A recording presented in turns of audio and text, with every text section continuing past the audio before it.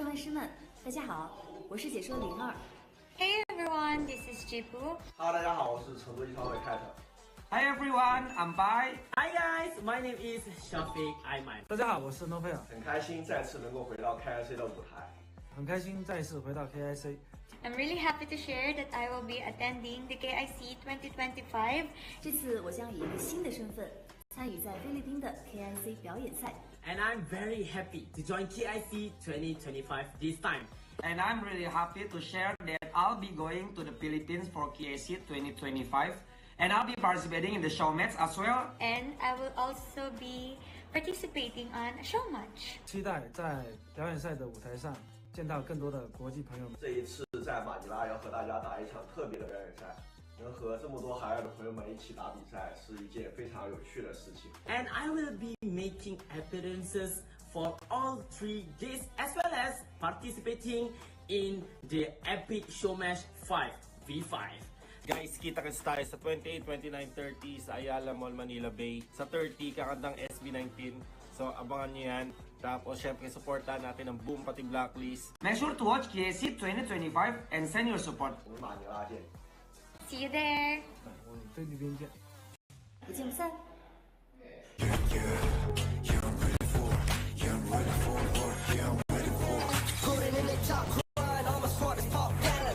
Needed for trust, we got the confidence. Let us step it up, you're ready all the time.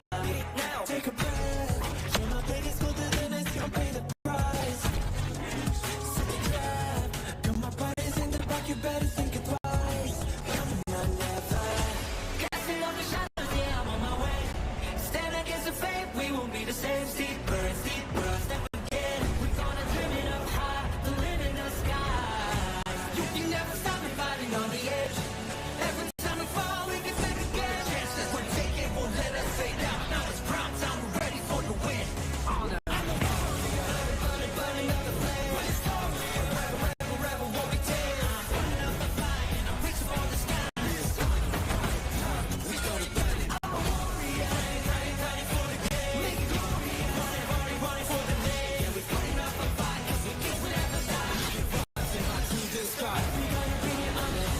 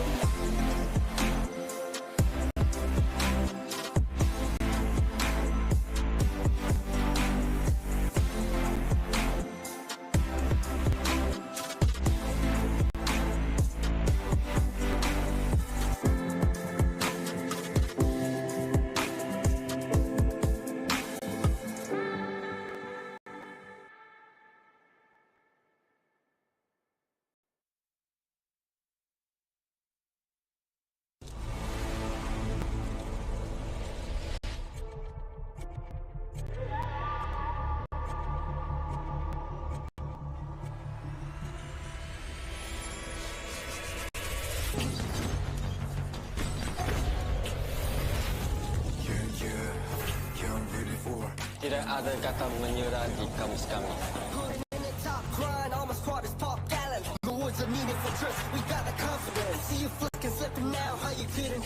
Kasama palagi, kami ang PPL.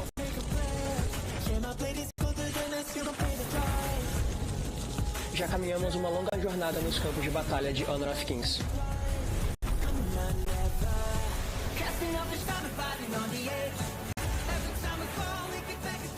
Semalam telah berlalu, hari ini kami buru kejuaraan.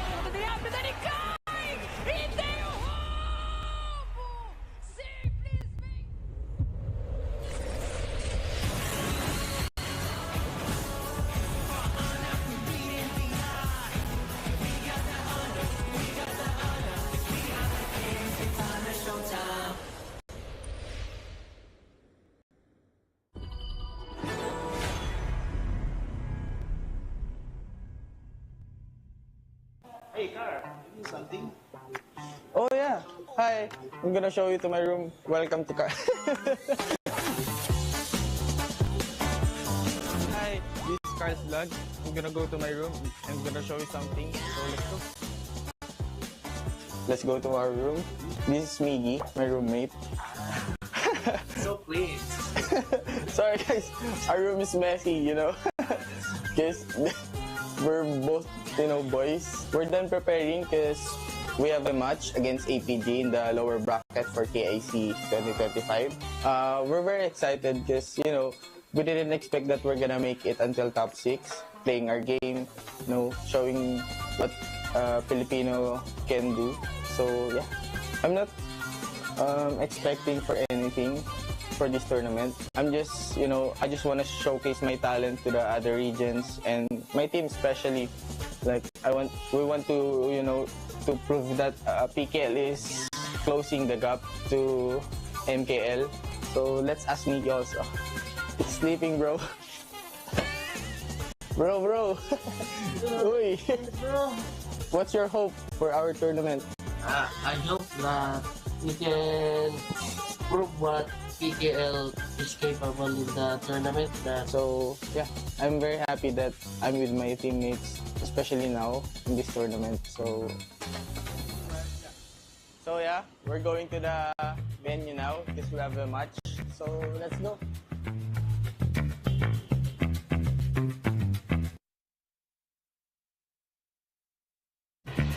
So now we're arrived at the venue. We're gonna go to the waiting area, player room, while waiting our game.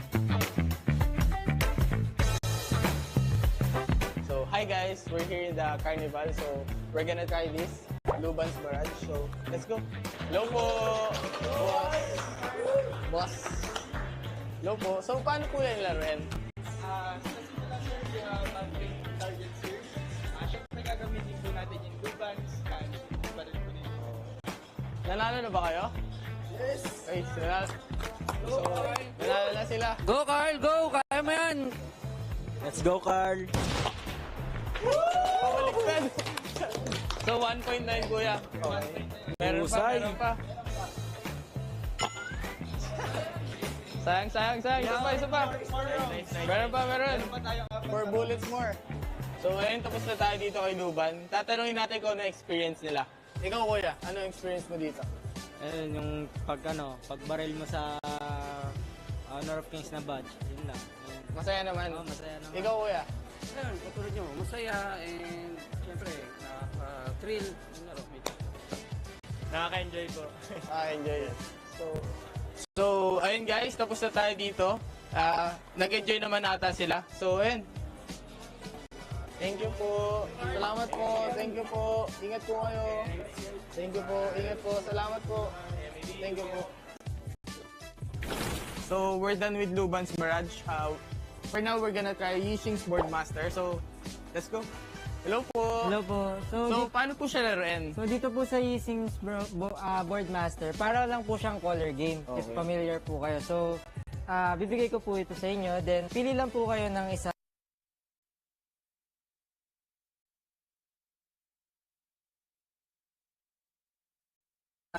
Then, if yung pinili nyo pong color is aakma po sa color na lalabas po dito, meron po kayong sticker. Sticker na. Then, if hindi man, meron tayong 3 tries. Oh, 3 tries. 3 tries. So, pero isa lang yung ganito ko. Isa lang. Okay. So, yun. Try natin, kuya. Ikaw. Uy, tatayarin nata sila, kuya. Tatayarin kayo. Dito kay, Agudo. Ang cute eh. Yeah. Uy! Panalo. Panalo ko. I won, guys. I chose Agudo, then 3 greens. So, yun guys, pwede kayong pumunta dito sa HOK Carnival. Marami kayong makukuha. So, nakaka-enjoy. So guys, we're done with the carnival. We're just waiting for our game. So, let's go. We're gonna start.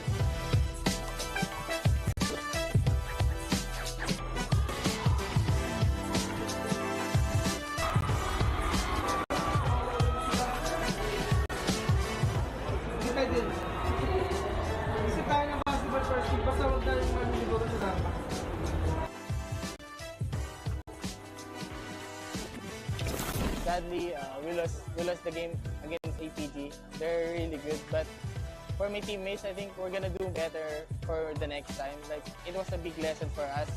The experience that we can get here it's amazing. So I'm excited for more. So hope to see you guys soon in the next tournament. Bye. Thank you.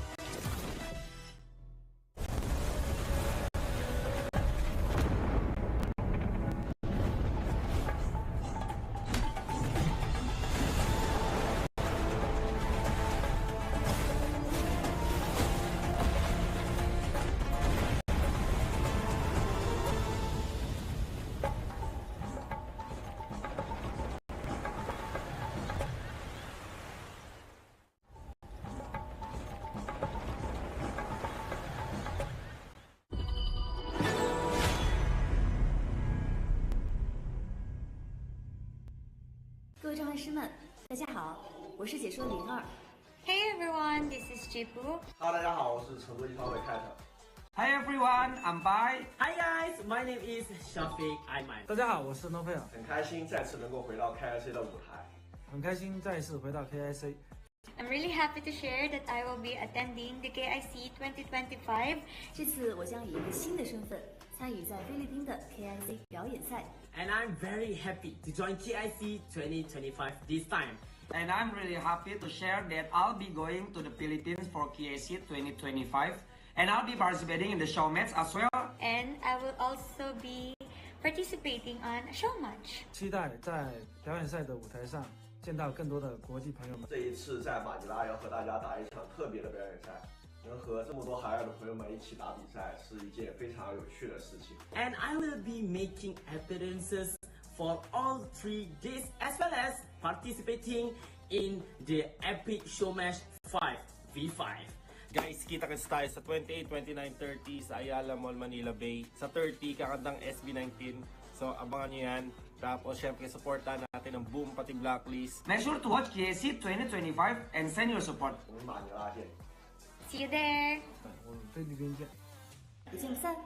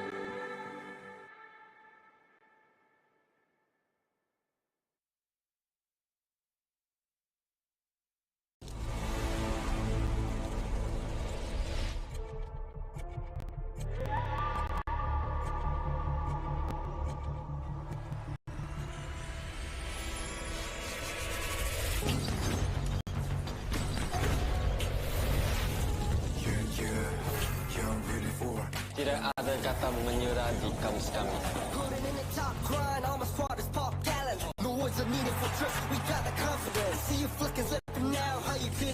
Magkakasama palagi.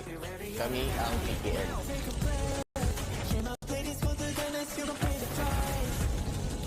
Já caminhamos uma longa jornada nos campos de batalha de Honor of Kings.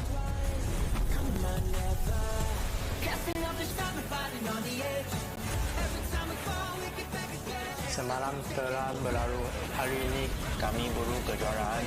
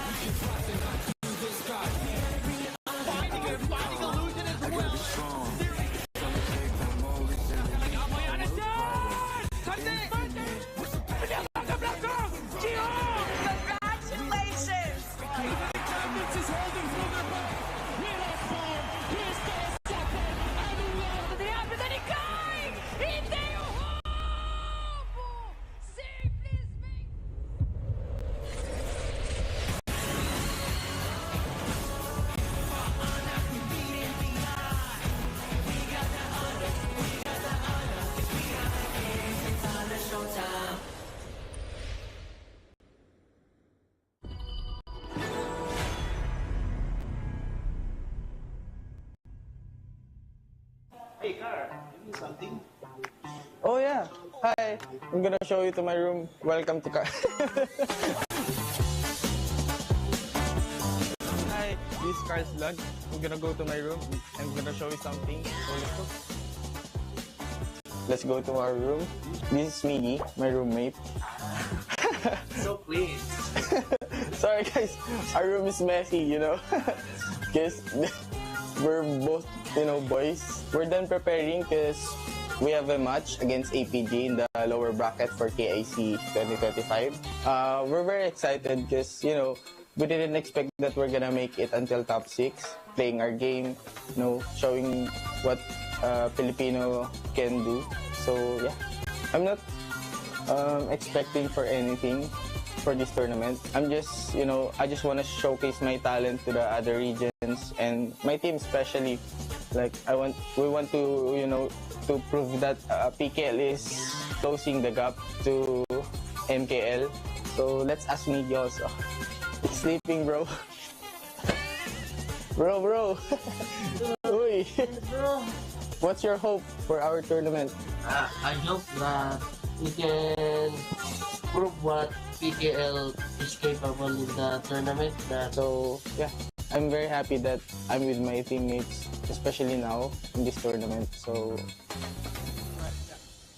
yeah, we're going to the venue now.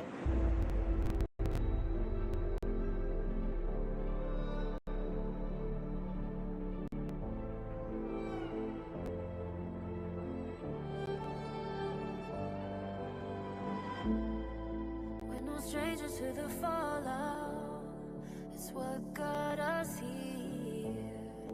Never changing, some chameleon, blood, sweat and tears. We'll never make it if we fall to everything that brings us down.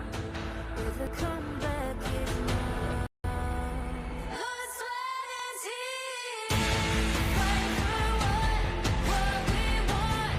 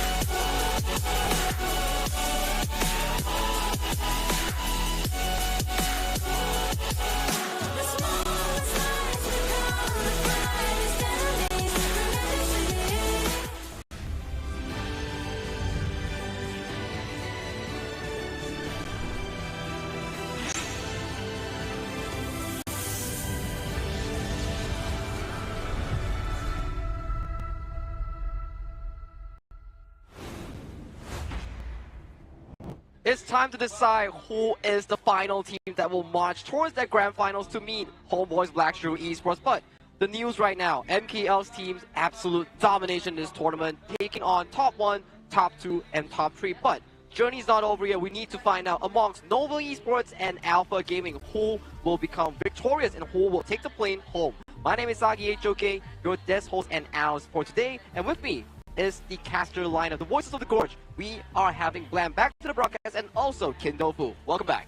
All right, it is going to be an interesting time because now it is a MKL versus MKL. This is the MKL finals rematch, everything. I mean, at this point, it's the Kingmakers reckoning, the last stride to the throne, right? And we want only the best team. So once again, we're going for another best of 7. Exactly. Potentially another full best of 7 here. I mean, we've been literally starved of them in this knockout stage. We haven't had a single one given us to us just yet since that 4-day break, and it is going to be the MKL mashup between APG and Nova Esports. Both teams almost playing 5 games, could go for another 7 games here. But you have to really observe the tempo that's going on behind these players' minds. With Alpha Gaming getting a decisive and dominant 4-1 victory over Blacklist National, the same cannot be said for the side of Nova Esports. They suffered a 1-4 defeat against HBSC, and that also opened up the flaws of the Nova squad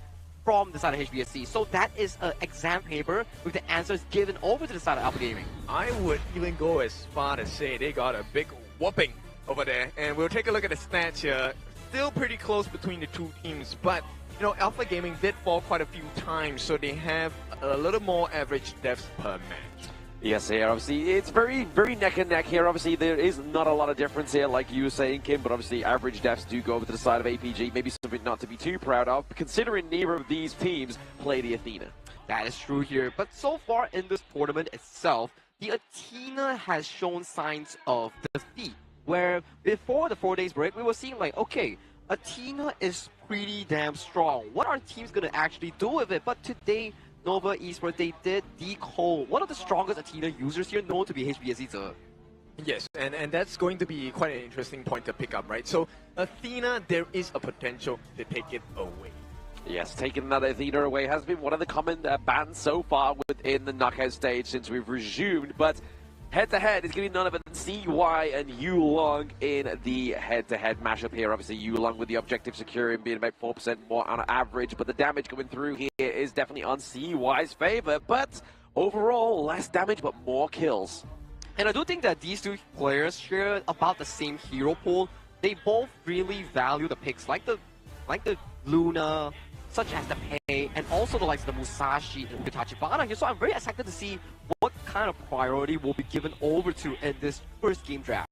I think this is more about how effective are you, right? The picks would naturally come because you can't ban everything. Obviously, as the game goes longer, there will be more heroes you won't be allowed to play. Number one, because of global ban pick, and secondly, of course, because of the picks and bans as well individually. So it really is, when you get the heroes that you want, can you make it count towards the scoreline? But the best thing is obviously it is a new series, so these teams can play those heroes that they played in the previous series. Obviously, they are not still at the behest of the global ban pick, but first team coming to the stage very soon is going to be Nova Esports. Already taking an L, but looking to get a dub. Let's go and look at the boys in purple.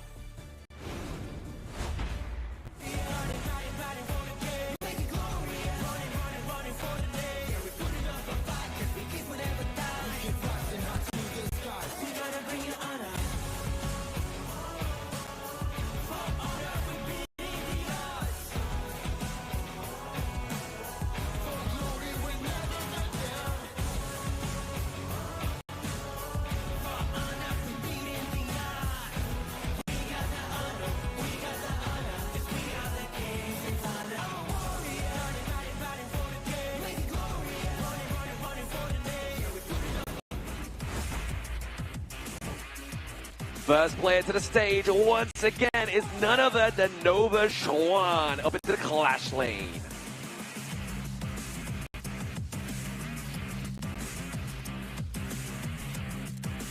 He may have 2 letters to his name, but he's looking for those 5 kills onto the gorge. It's CY.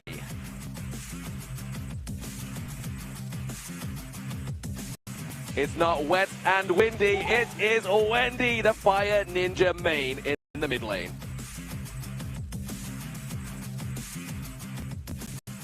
And coming into the farm lane, it's the firepower himself, Muchi!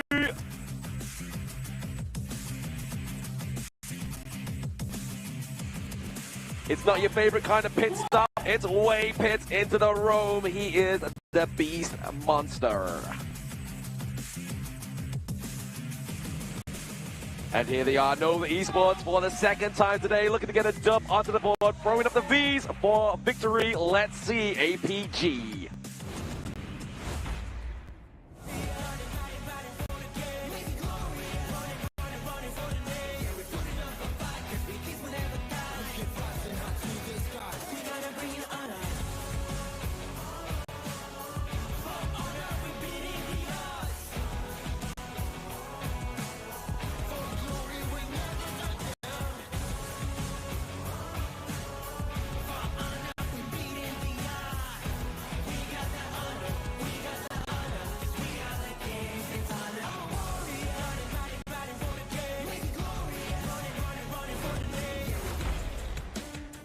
One more series. Let's take a look at APG in the clash lane. Siang!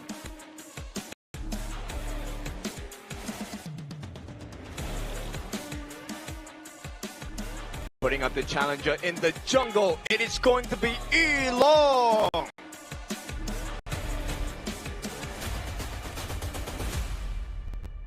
Let's go right down the middle. Welcome APG Susan!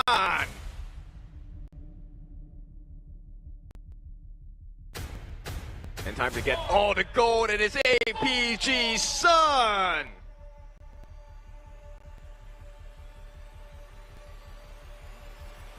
And the one that will cut you really deep, it is APG Saber.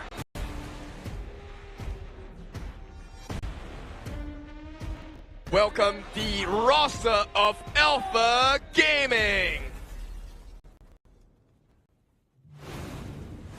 This will be an interesting matchup between these two teams here, but do bring me over the challengers here, Nova Esports. Yeah, I mean, they were once looking defeated on stage, right? But hopefully they have a bit of a brighter face with their potential tournament life on the line. This time it's CY into the jungle, Muchi into the farm lane, Chuan up into the clash lane, Wei Pit into the roam, and Wendy into the mid lane. And this roster so far has been phenomenal throughout the entire 2025 year, but the remaining end of it has seen slimes of slumps because they have been consistently losing against HomeBois Blackshore Esports in the upper bracket finals and in the MKL Grand Finals itself. So how do they redeem themselves? Because the upcoming challengers, their opponents, will be from the same region itself, Alpha Gaming.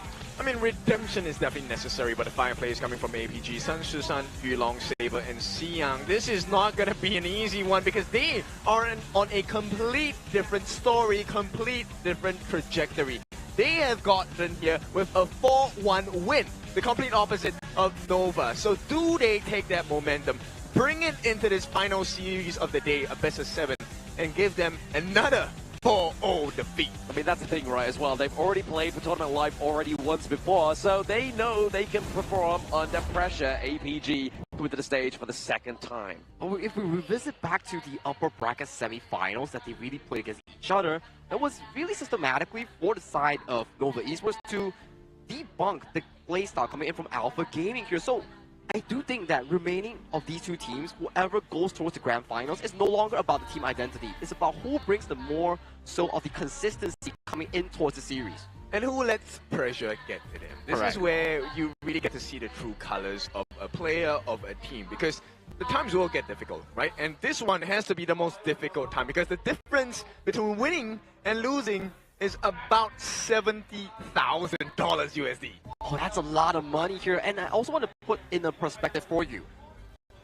If we were to look back into the team history of Nova Esports, at the very least for this year, they have never been into a lower bracket before. So I don't think this is a familiar ground for them. However, for Alpha Gaming, in MKL Spring, in MKL Fall, in this tournament itself, they are consistently in the lower brackets. So this is their playground.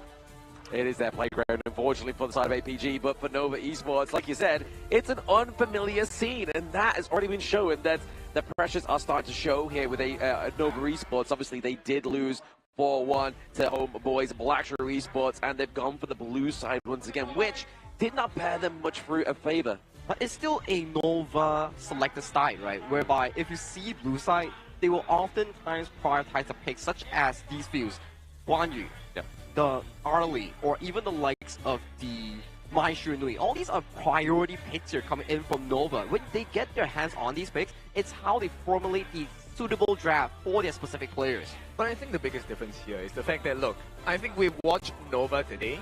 That synergy is not coming through so far, right? They have landed the stuns unbridled outburst by Way Pit many a times. That game was fantastic. But where is the follow-up?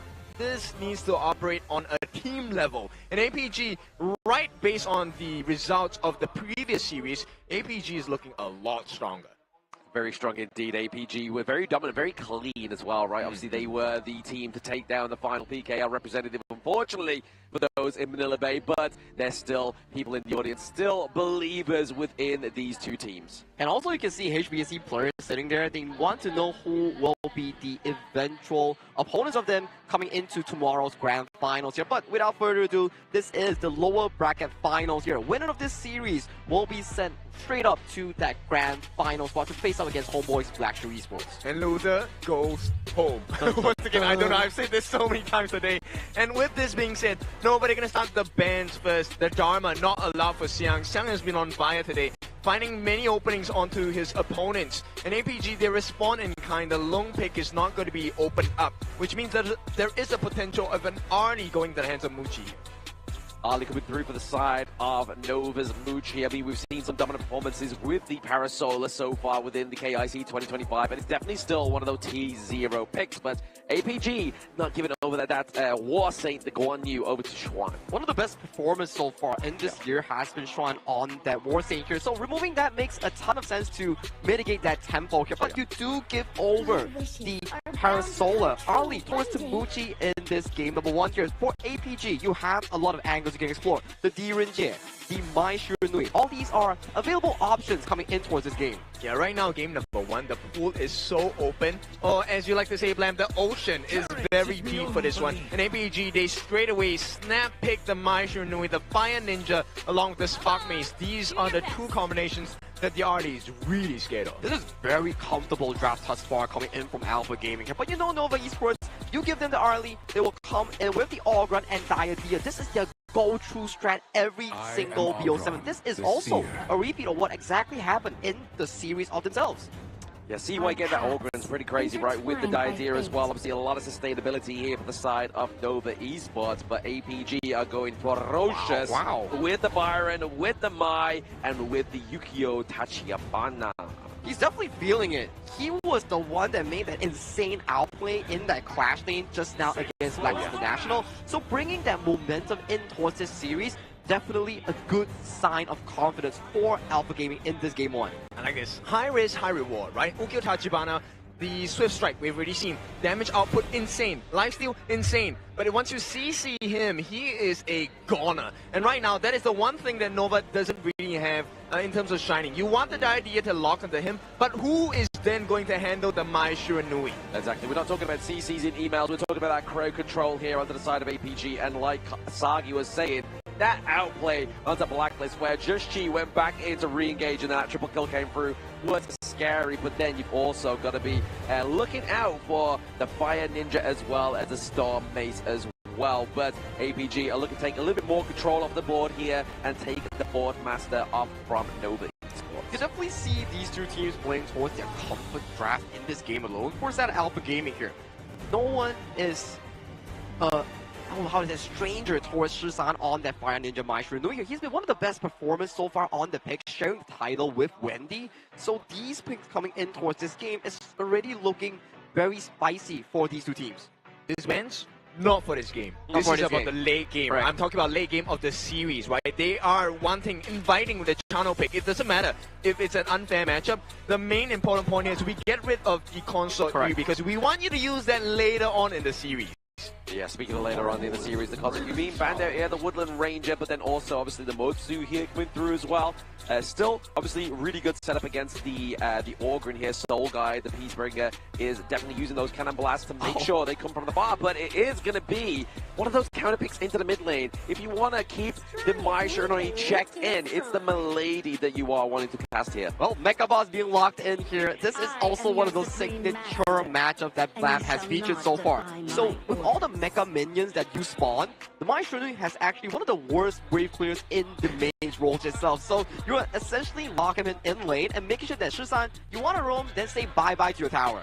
Now, this is a very important part, right? The macro game is so important for both teams. We've really seen how much you can do, especially when you don't have towers to defend against, right? And this is going to be a situation where if they find and make the right moves, Nova, this game number 1, could end really quickly. It could indeed, but obviously the pack leader coming through here as well. We're going to have the minions going up against the Spirit Wolves, so there is going to be some additional adds onto the Gorge in this game number 1 between Nova and APG, but looking at this draft here, obviously CY we know is a maestro on his Orgrin and the Mayin. We're looking at obviously getting that takedown onto the potential Chano here. I think Alpha Gaming's draft, it's like what Kin mentioned here. Yeah. Very high risk, but the reward comes in plenty. If they can get the game going, utilizing the Fire Ninja, utilizing the Peacekeeper, facilitating the tempo coming in from the side of Yulong, the game will go really smoothly for them. But on towards the other end of the spectrum, if they fail the early game, it's going to be a landslide, obviously going over to the side of Nova Esports. I mean, this then places priority in the mid lane, right? You want to make sure that this Milady or Mecha Boss does not get the kind of growth they're looking for. Because if they go greedy on Nova and they just go for the initial Scepter of Reverberation pick, then you get a free burst. That is 1 ulti, 1 death. But at the same time, though, obviously, if you use that ulti onto one of these heroes onto the side of Nova Esports, that CC is a crucial lockdown potential here, potentially on the Yukio Tachibana. That could be the case here. And one interesting thing that I actually thought of as well, after seeing the mods that's being picked up by Saber, you kind of think like, oh, the mech minions are actually going to potentially block all those pesky cannon blasters coming in from the Peacekeeper here. So all these are theories that we can bring up in the drafting alone. But with both sides locking in 10 heroes here, we will be going into the lower bracket finals, game number 1 between Nova Esports and Alpha Gaming. Yes, the MKL representatives fighting for tournament life on the line in this best of 7. It's going to be Nova going up against APG. Nova onto the blue side, APG on the reactive red here. APG just coming back off a fresh victory against Blacklist International. All right, and we're going straight to a pause. That's going to be the most exciting part of this day, because this is going to help you build the anxiety, build the suspense for the match, because now we get to explore a little deeper into the details of the draft here, right? So let's explore this Swamp Seer skinned Milady pick against the Mai, and we obviously with the Mortar as well. There's one thing that straight away in the mid lane they did for this Milady, which is they waited for the minions to show up before they dropped those robots. I think that's a very important. A lot of people might overlook it, but saving your minions and bots to be able to form the Mega Bot is one very crucial part of Milady's gameplay. And also, the composition, I really want to dive deep into the side of Nova Esports.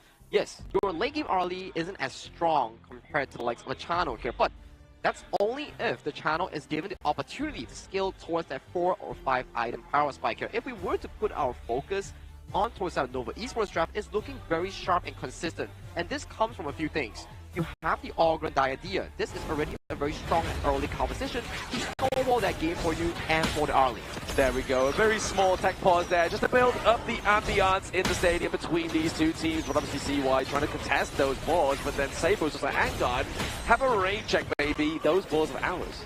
That actually is a very important part of the game, right? So actually making sure that CY does not get the growth that he's looking for is very important. At the same time, he protects the camp. Yulong gets the growth that he's needed in this game so badly. Still and secure comes in for the side of Xuan here, which means APG, yes, they made the correct calls, but they don't get the rewards. They're not reaping the rewards of these reactions and their rotations right now, but they were able to get that space sprite, obviously very much not contested here by the side of Nova Esports, so definitely making the rotation back down to the bot side or even to the mid here, as you see now the Fire Ninja Wendy rotating background.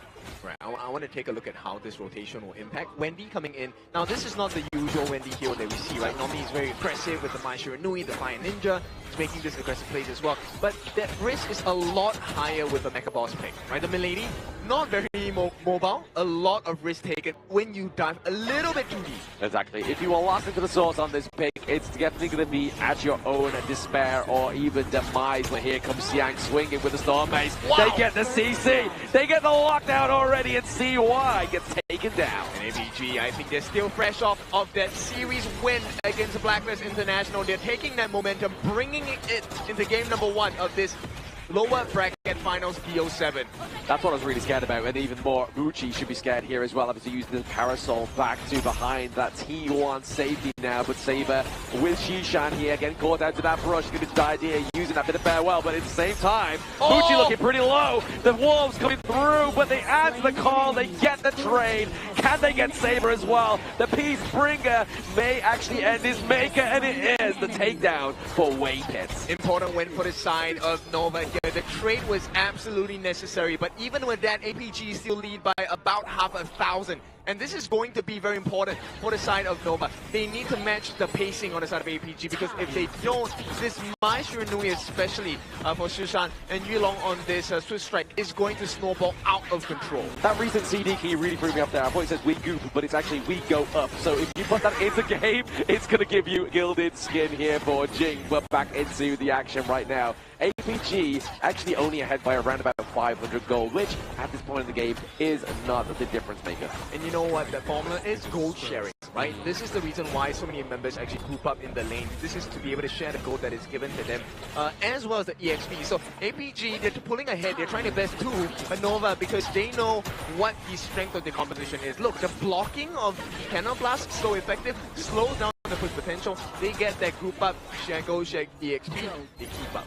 Exactly. It's going to be hard to get those kind of blast hits when you have the extra minions kind of blocking off the airwaves of the enemy team, which would have been needed in that mid lane when CY got took down, but it was just so much CC at his feet that it just meant that he was going to be pretty much dead to rights here. But we're looking at Muchi into the bot side of the map. He does build that spark for Dagger. He's looking for that attack speed. He's looking for that lightning. Yeah, right. The question here for me is APG has a lot of control, right? You have the knockup from Shushan, who's like the stun from Yulong as well. A lot of potential for the kills, but let's take a look at this one. 4 minutes in. This is the resto. It looks like Nova actually might not be too keen on this one. Yeah, absolutely not. You see CY trying to rotate to the mid lane there, but a takedown onto Wendy is almost at a crucial point there, but it's going to be the hard link for Wendy that keeps him alive. And at this point, Xiang's just doing Xiang thing. Right? He's making sure he's soaking all the damage so that APG can come in for the counter strike. And for now, it's looking like it's the winning formula for now. They've extended the goal lead. Still less than 1,000, but closing in. Yeah, Xiang's literally swinging that mace like he's in a dark room and there's a ghosty trying to like exercise with it or some kind of thing. But it's definitely doing the job right. It's keeping the way the members of Nova Esports. They do not want to face the Storm Mace himself. Right, I'm very curious about his item. It looks like Wendy's actually going for the Master of Agony. No, but it's the half build for the Venomous Staff as well. Exactly. I mean, it would make sense as well, right? Obviously, the healing from Xiang, and Yulong would definitely be at the detriment here now, but obviously Destiny counter. Saber flashing into that one as well. He has to use the flash to keep himself alive. Yeah, and that's the risk, right? Or rather, that's the strength of Wendy's pick on this Milady, also known as Mega Boss. We'll see if the rotations will make sense for the side of Nova here. They're starting to trail by close to 1,000 already. And you can see, even though they have the robot minions coming down, Wendy unable to find that because there is a lot of burst potential from the side of APG line. Exactly. I mean, it's not like it's kind of like a 1v1 into the mid lane, right? We're seeing like always like a 2v2, 3v3. So really, locking down Shishan is not going to be a problem because it's like, hey, we've cleared out the minion wave, let's rotate somewhere else. And that T1 down to the bottom side of the map is really going to put pressure onto the side of Nova Esports. Looking much better for APG, right? They don't even get a response on the top T1 for the side of Nova. And right now, APG already looking to put damage on the T2. The response is coming, but APG are waiting in the shadows here. Yes, obviously missing out that skill shot there is Yulong. He tries to parkour over the wall, tries to get the CC, but they get the T2 infinitely here. So now, again, Muji has not a single lane, so you're going to be really seeing him very vacant from that bottom side of the map. But he is trying to place that pressure, trying to get that terrain that T1 topside now. Immediately saved by the side of Xiang as well. Quite a bit of healthy damage, respectable damage put down by Muji. Half the health of the T1 on the top has been taken, but less could be said for the side of Nova. The T1, T2 in the farm lane already gotten rid of. APG playing the map so well. Yeah, the problem is when they have pressure down to that bot side of the map, you know for a fact that Crimson Golden is going to be taken for the side of APG and more than likely funneled over to Sun on Chano. And look, they've taken a T1 at the top as well. Mirroring every move that Nova is making. Not only that, here comes the disaster. Eternity Blade in the hands of Sun as well. This guy has been on form for that today. I mean, for every single series he's been on, he has been performing. And Sun seems to be the winning formula here. Exactly. Don't stop him when he's on a good roll here, but that CC comes onto Yulong here from the Milady Ultimate Mecha Boss, just dropping that big nuke of damage, but it's not going to stop him. I would like to say that he negated the damage, but when you take a look at it, it's still quite healthy, right? Yeah. The fact that Yulong had to expend his ultimate just to stay alive, that shows you the burst potential of Wendy. And see why, going for the ominous premonition very quickly. Using the Radiance here, we're trying to catch out for Waypit, trying to get that intel, but it's going to be a very reactive Saber there. He's like, you know what, I know they're going to use it, let's try and get it out of the way here, so that slow coming to this next team fight is definitely not going to favor, or at least be at the utility of Nova Esports. Yeah, I have a question for you. So Wendy, this pick on the Milady, right? Yeah. The fact that Shishan is at the exact same level, has this pick worked out in favor for Nova? No. Because you want to keep them, you know, leashed. Exactly, yeah. It's looking to try and like make sure that it kind of like keeps him down, but at the same time, if you're able to kind of maintain that pace, then you see it here. Yes, Wendy has a couple of like 200 gold ahead, but the Fire Ninja has not been placed down or even been stopped just yet. If anything, it's a crucial Rujin here coming in from the mid lane here now. They've been trying to come and save the side of Nova, but now ZY gets taken down using the Conductor Soul to think inside the box with the Yu-Gi-Oh! Ultimate. Is going to be a lot of lockdown here onto the side of Nova. Have to use the Heartlink to stay alive, keep ZY as this Tyrant is alive. And they stay alive, that's the biggest part, right? Xiang actually had to take a fall. He was hoping the backup will come. It did come, but still, APG could not get the punish, and that is the value of Waypit on this Dianthea as well. We'll see how this is going to turn out, because right now APG finally, if they've extended this goal, it's going to be close to 2,000. It's going to be a small poke coming in from the side of the Yilong Swift Strike. Not too much to cause any big usage of the flash or the ultimate just yet, but APG, this is a healthy approach so far. Very healthy approach. Obviously, like you were saying, Waypit onto the Dianthea is definitely going to play a dividend here for the side of Nova, but at the same time, they cannot catch a break at these neutral objectives. The other third Tyrant going up to the side of APG as they look for another ball into this mid lane, but we are starting to see that mid lane start to falter, right? Obviously, that T1 there looking not so healthy for the side of APG. In fact, I would also add on, like, both the side lanes as well, not too healthy, right? Yeah. So, if they manage to clear the T1s across the map, they balance out this deficit they're having now. And the mid portion of the gorge is going to be really dark for both teams, of which both teams have huge burst potential. Exactly. I mean, if you can take down 3 T1s in certain ones, that's a fail swoop here on the side of APG. And they've taken 2 out of 3, and that ain't bad. Yeah, take a look at what kind of difference can they make. They've broken the T1 in the mid. Great start, but the stuns are coming in. This will be control the law for the side of APG. One more slide.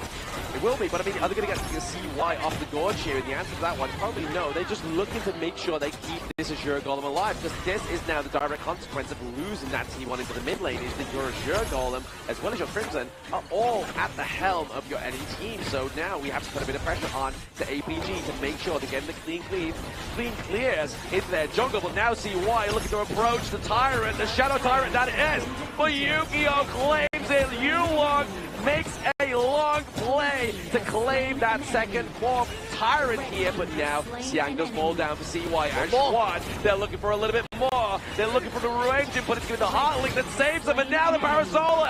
Muji into the back line, but he gets taken down. Now it's left to Wendy to keep this mid alive. I mean, this is perfect gameplay from the side of APG. The way they took that fight, sure, it was looking a bit dicey at moments, but they got the Tyrant buff, they got the win in the fight. 4 kills for the price of 2. This is absolute value for the side of APG. One more, let's take a look at the instant replay here. The big setup, the most important part was the fact that Saber set up the thing inside the box to stop the smite from happening on the side of CY as well, and that's why Yulong got that Tyrant buff. And with the addition of the fighting prowess, they cleaned house with this one. Absolutely cleaned house with all that. But I mean, at the same time, like he was quoting that kid, if they didn't get that Tyrant, APG, I don't think would have came out of that one as good as they did. So 4-2 trade overall, weren't able to get the lockdown onto Wendy, and it still keeps a rolling that gold lead into the favor of APG. You know what, at this point, if you're unfamiliar with what Premier HOK looks like, this is exactly what it looks like. One small mistake, a second of a difference, might cost you the game here. Absolutely, as you can see, that T2 into the top side of the map looking pretty damaged now, so you're going to see that that's going to be one of the main focal points for the side of APG in this next 5 minutes. They're looking to open that T1 into the mid lane and do get it now. But Nova are doing well, right? They're keeping alive and taking those Crimson Golems. But now Yulong finds himself in a sticky situation in the L crush. Speaking of L's, there could be more here onto the side of APG, but maybe the turnaround could be it, but it's not. It's going to be Wendes She-Shot into the backline, overextended there. Now Mooch gets taken down as well, so 2-1 trade overall. Make that a third. CY looking to clean up shop. Now, with Sun in a rock and a hard place, he gets taken down. Yep. Overzealous effort. Saber might be the next victim as well. Commits the flash, but still getting chased down. CY, he might just escort him to the graveyard. Is it worth the chase though? Really? Going in again? I mean, you may as well, because you got Wendy pushing that mid lane, right? So just keep him pushed away. He can't use the cannon blast to stop this powerhouse that is Wendy. Yeah, and take a look at the damage. This T2 is gone. And with that quick response from the side of Nova, exactly what you want to see from the number 2 MKLC. Because right now, it's number 2 versus number 3. Exactly, 3 is definitely lesser than 2 when it comes into rankings. You want to be second place, not third, but APG have definitely shown themselves in this one. Yeah, they have, but right now, that advantage has gone all the way into the hands of Nova as well. Nova now, with one fell swoop, can actually take down the T3s in the mid and, you know, open up access into the crystal. They could do, right? Obviously, they are literally laying waste. That mid lane was hoping that that was going to be what APG was looking to go for when they got that 4-bang onto their side for that 2 trade. But now, Nova's just like, you know what? We'll show you how to play this strat. We'll take a 4-man, we'll take a T2s, and now we're looking to open up that base. But now it is going to be Siak jumping in, but it's going to be the kill going up to Sun now. So Wendy, the cruise control when it comes to taking those turrets has been taken out of Nova. Yeah, that's the blood potential that they're looking for. But right now, it's really the tank, right? CY also has the blood rage, a very important marker for him to survive. And right now, APG, they're making a beeline. They're trying to distract Nova from the actual objective, which is the Tyrant. But at the same time, they steal this away. This will be great for APG. Yeah, to get this double Tyrant, it's going to be huge here. We obviously see that CY, he claims the smite and claims Siang as well. Sun, Shishan looking pretty low. Obviously, scaring off to the backside of that team fight, but Sun now maybe at the falter here. He does use the leader stance. He uses the ultimate of Chano, but just to drive away Nova. Right, the Souls of the Wolves have come to the aid of the side of APG, but Nova, they have a saving grace. They have the Shadow Overlord at this point, so this is going to help clear one full wave and one full lane of minions away from the side of APG. Now, can that be the turnaround condition for the side of Nova? I mean, you can imagine Nova's looking for a few pickoffs here onto the side of APG, dropping down into the mid lane, and then just look to open up that base a little bit further here. Because you can already see it, Bucci as well as Wavepit, they're trying to escort that Vanguard down to the bot side of the map just to try and get an extra bit of T2 goodness from the side of APG. I mean, if they can balance this map pressure, it's going to be huge. Bucci does get it for the side of Nova, which means they can now make a decision. Do they want to go back or do they want to bait APG into another unfair fight? Or they might just take away their Azure Golem and they try and do it, but Yulong gets a smite there. I mean, we talked about the smite successes on both junglers, and of course Yulong has been pretty much up there against the other junglers across KIC 2025. Absolutely, and Maestro in his own role, but it's going to be the Vanguard being placed top side of the map here, so looking just to recreate that pressure. Now, in the opposite lane, obviously as the Vanguard charges through down to that high ground turret into the bot side now, we see all eyes are on the side of the last standing T2 here for the side of APG. Wendy at all. Wendy is already at level 50. Gonna hit that final marker of EXP. Nice block by the side of the Maple down from Muji. This could be the defining moment of the game. They very much could so. Obviously, the half the passage just going to use that to try and like bait them into a bit of a team fight. Once again, he's just trying to make way, trying to get that zapping damage onto the side of APG, but Yulong having to use that ultimate to try and keep away that Vanguard of the T3 territory that's forcing their way in. Yulong gets the HP heal back, but maybe with the Conductor Souls, it's going to be enough to drive him out of that T3 territory. Xiang looking like he's in a hard place here. Going up against Trois in that mid lane, but the Ruenjin catching 3. But can they get any kills from it? No! Xishan falls, Xiang falls, Saber falls, Yulong falls, Surge falls! It's a team ace for Nova, and they take game 1. Beautiful game from the side of Nova. Looking shaky at the start, but that's the risk you take with a composition such as this. I think the overall gameplay thus far from both teams has been magnificent. The early play coming in from the Maestro Nui Mods and also the likes of the Ukutachibana has put a lot of pressure against the side of Nova Esports, but that's the cruelty of a high-risk, high-reward composition.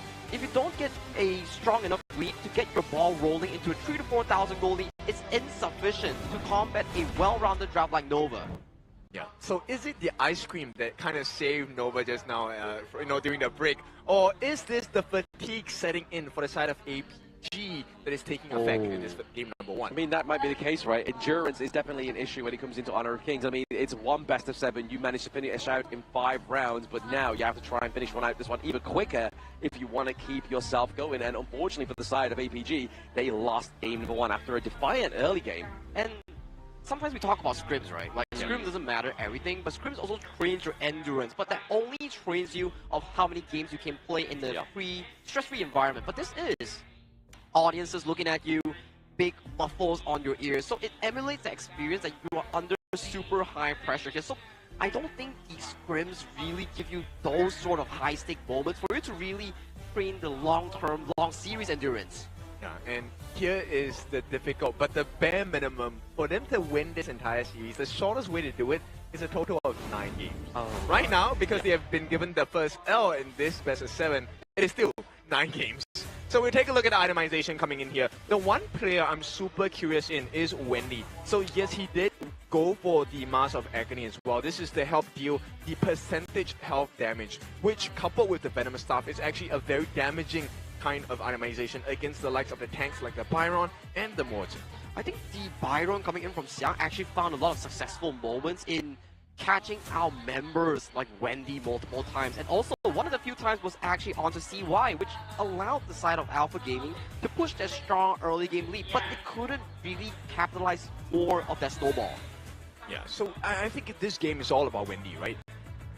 When Wendy finds success, it is rare that Nova don't win a game. And especially, take a look at the damage dealt. 133,000 worth of hero damage dealt over to the side of APG. Yeah. They came back in such a strong force. I mean, the fact that obviously Nova only took 1 Shadow Overlord compared to all the domination in the early game of the 2 Tyrant, Shadow Tyrant, and even an Overlord here for the side of APG just shows that if you stick to your guns, if you get that prime opportunity like they did in that mid lane, you can just make sure you're getting and banking that victory in game number 1. It's all about the late game decision making and all those big team fights, right? As we see towards the side of Shisan, we prize him for his fight Nui. The early game was looking fantastic for this young player here, but the key engages towards the backside, especially late games, wasn't as consistent to find those multiple few members. Especially, I remember a crystal clear moment where he used the Ruenjin flash and it caught no one in the bottom lane. Yes, actually that was the same exact moment I was going to point to. So not only did he use his Ruenjin, he used his ultimate as well, but it went in the entirely wrong direction, did not hit a single Kachosen. And this is not because Shusan is bad, but this is because there's so many targets you have to choose. That's the difficult part here. But let's award the first game MVP here to Muji here. His early was literally Maple dancing on the battlefield here, piloting that Parasola to a full extent. Absolutely, the damage coming through here. 24% of that damage dealt and 20% of it taken, but you can imagine a lot of that was mitigated by that Maple dance, but the 537 KDA also puts him in the blitz, especially with his macro play. 13,000 gold, 6 slotted. This guy was a monster for sure. And Muji continually proving that they are still one of the strongest teams in MKL. That number 2 stands for a reason. Now APG, now this is just game number 1. So let's take a look at how they're going to be able to change this insight and maybe shift their fates to get that fated rematch against HomeBois Blackshore Esports. I mean, that would be the dream case, right? Obviously, getting back up into that upper bracket, getting into that grand finals for tomorrow, and getting that revenge, because obviously it is a revenge served, this best served cold if you are Nova Esports. And these are the moments that the Mozi actually puts in so much value for you. And Son going in for a Hail Mary dive onto Son, making it a 1-for-1 exchange, giving back some of the lead into the hands of Nova from the early end. And this is something that I think you have to notice across all the Nova games down here, right? The Nova games, sometimes you realize that, hey, they don't like to dive too much. Why is that so? And this is exactly the reason why. I think this is a moment that Shishan missed absolutely everything, got bursted down in an instant. And then the game just started to swing from there to the side of Nova. That could have been a game changer if he actually found the correct angle on towards the backline members here. But due to the fact that he missed out that engager, the landslide of the lead that Alpha Gaming has generated really came out to these moments. Because you see, even if Shisan got a beautiful engage, there was no one to really follow up with that big play. They couldn't find a finishing flow, and I mean Nova, when you give them a room such space, and you know, with the advantage they had, not just in gold but EXP as well, you know the result is not going to be easy to look at. Not being easy to look at is obviously the updated bracket right now for APG. They obviously just taken a 4-1 over Blacklist, but now Nova is showing that they are looking to stamp their second place within the Grand Finals, but also the MKL once again. And this was the exact same way in the match number 7. Nova Esports started off the game with the Arlie Diadia and also Soul Guy combination. And in the same fashion, they got the game 1 win. It's a bit of a deja vu to revisit into this lower bracket finals. So the number 4 goes to which team? Well, only time will tell, right? Like Black usually says. But with this performance in mind, and as we know, Nova is a very, how would I say it? The word to say engine starting team. Like if you place your foot on the correct footing in towards the BO7, they come in fast and strong. Yeah, they've got good clutch control, whereas APG, sometimes they do have a good smooth start within the car ride, but then they're like, you know what, let's floor it and let's see if we get the win, and then that's where you start to stall the car and stop on a hill and you start rolling backwards. I mean, the silver lining for this is I feel like Yulong is not playing his number one picks in the jungle, right? The Ukyo Tachibana, they were kind of experimenting, okay, is this worth the counter matchup against the Ogren? You want to get the stun, get the big burst, and hopefully before he even gets his Conductor of Souls off, you have to knock out from Susan on that Maishiranui, right? The Fire Ninja. But now, with this being said, this leaves the entire pool of mega early game hero-centric for the jungle available to Yulong. I mean, in that game, potentially they could revisit into the heroes such as the Musashi. Because why? Ogren has healing, and the likes of the Diadia has healing, and with the Musashi ultimate, you could also man-mark the Arlie in these attempts here, and you will be a pseudo-engage along with the Shisan to go towards that backline here, but maybe it's an experimental draft in game 1 itself. Right, let's see. APG, they pick up the blue side, so there's something they definitely want to wrestle for.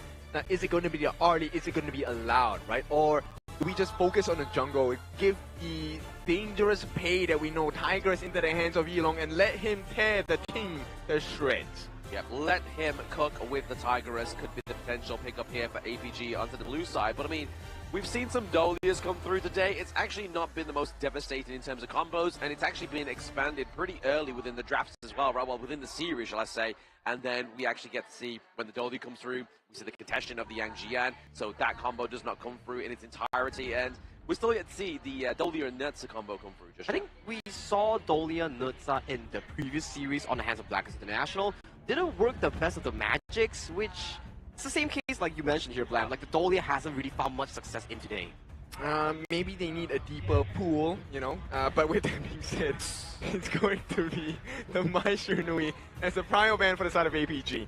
Now, this is going to open up the potential of the pay pick, but does Nova give it over, right? Do you have the confidence to deal with the Yulong pay here if you're Nova? I think there's a lot of options to really visit into. Like, we were introduced the fact that pay, yes, it's very strong, but there are available counters in the form of a Musashi, in the form of Ogren is expanded, yes, Musashi, and also the likes of a Swift Strike in the form of Ukyo Tachibana.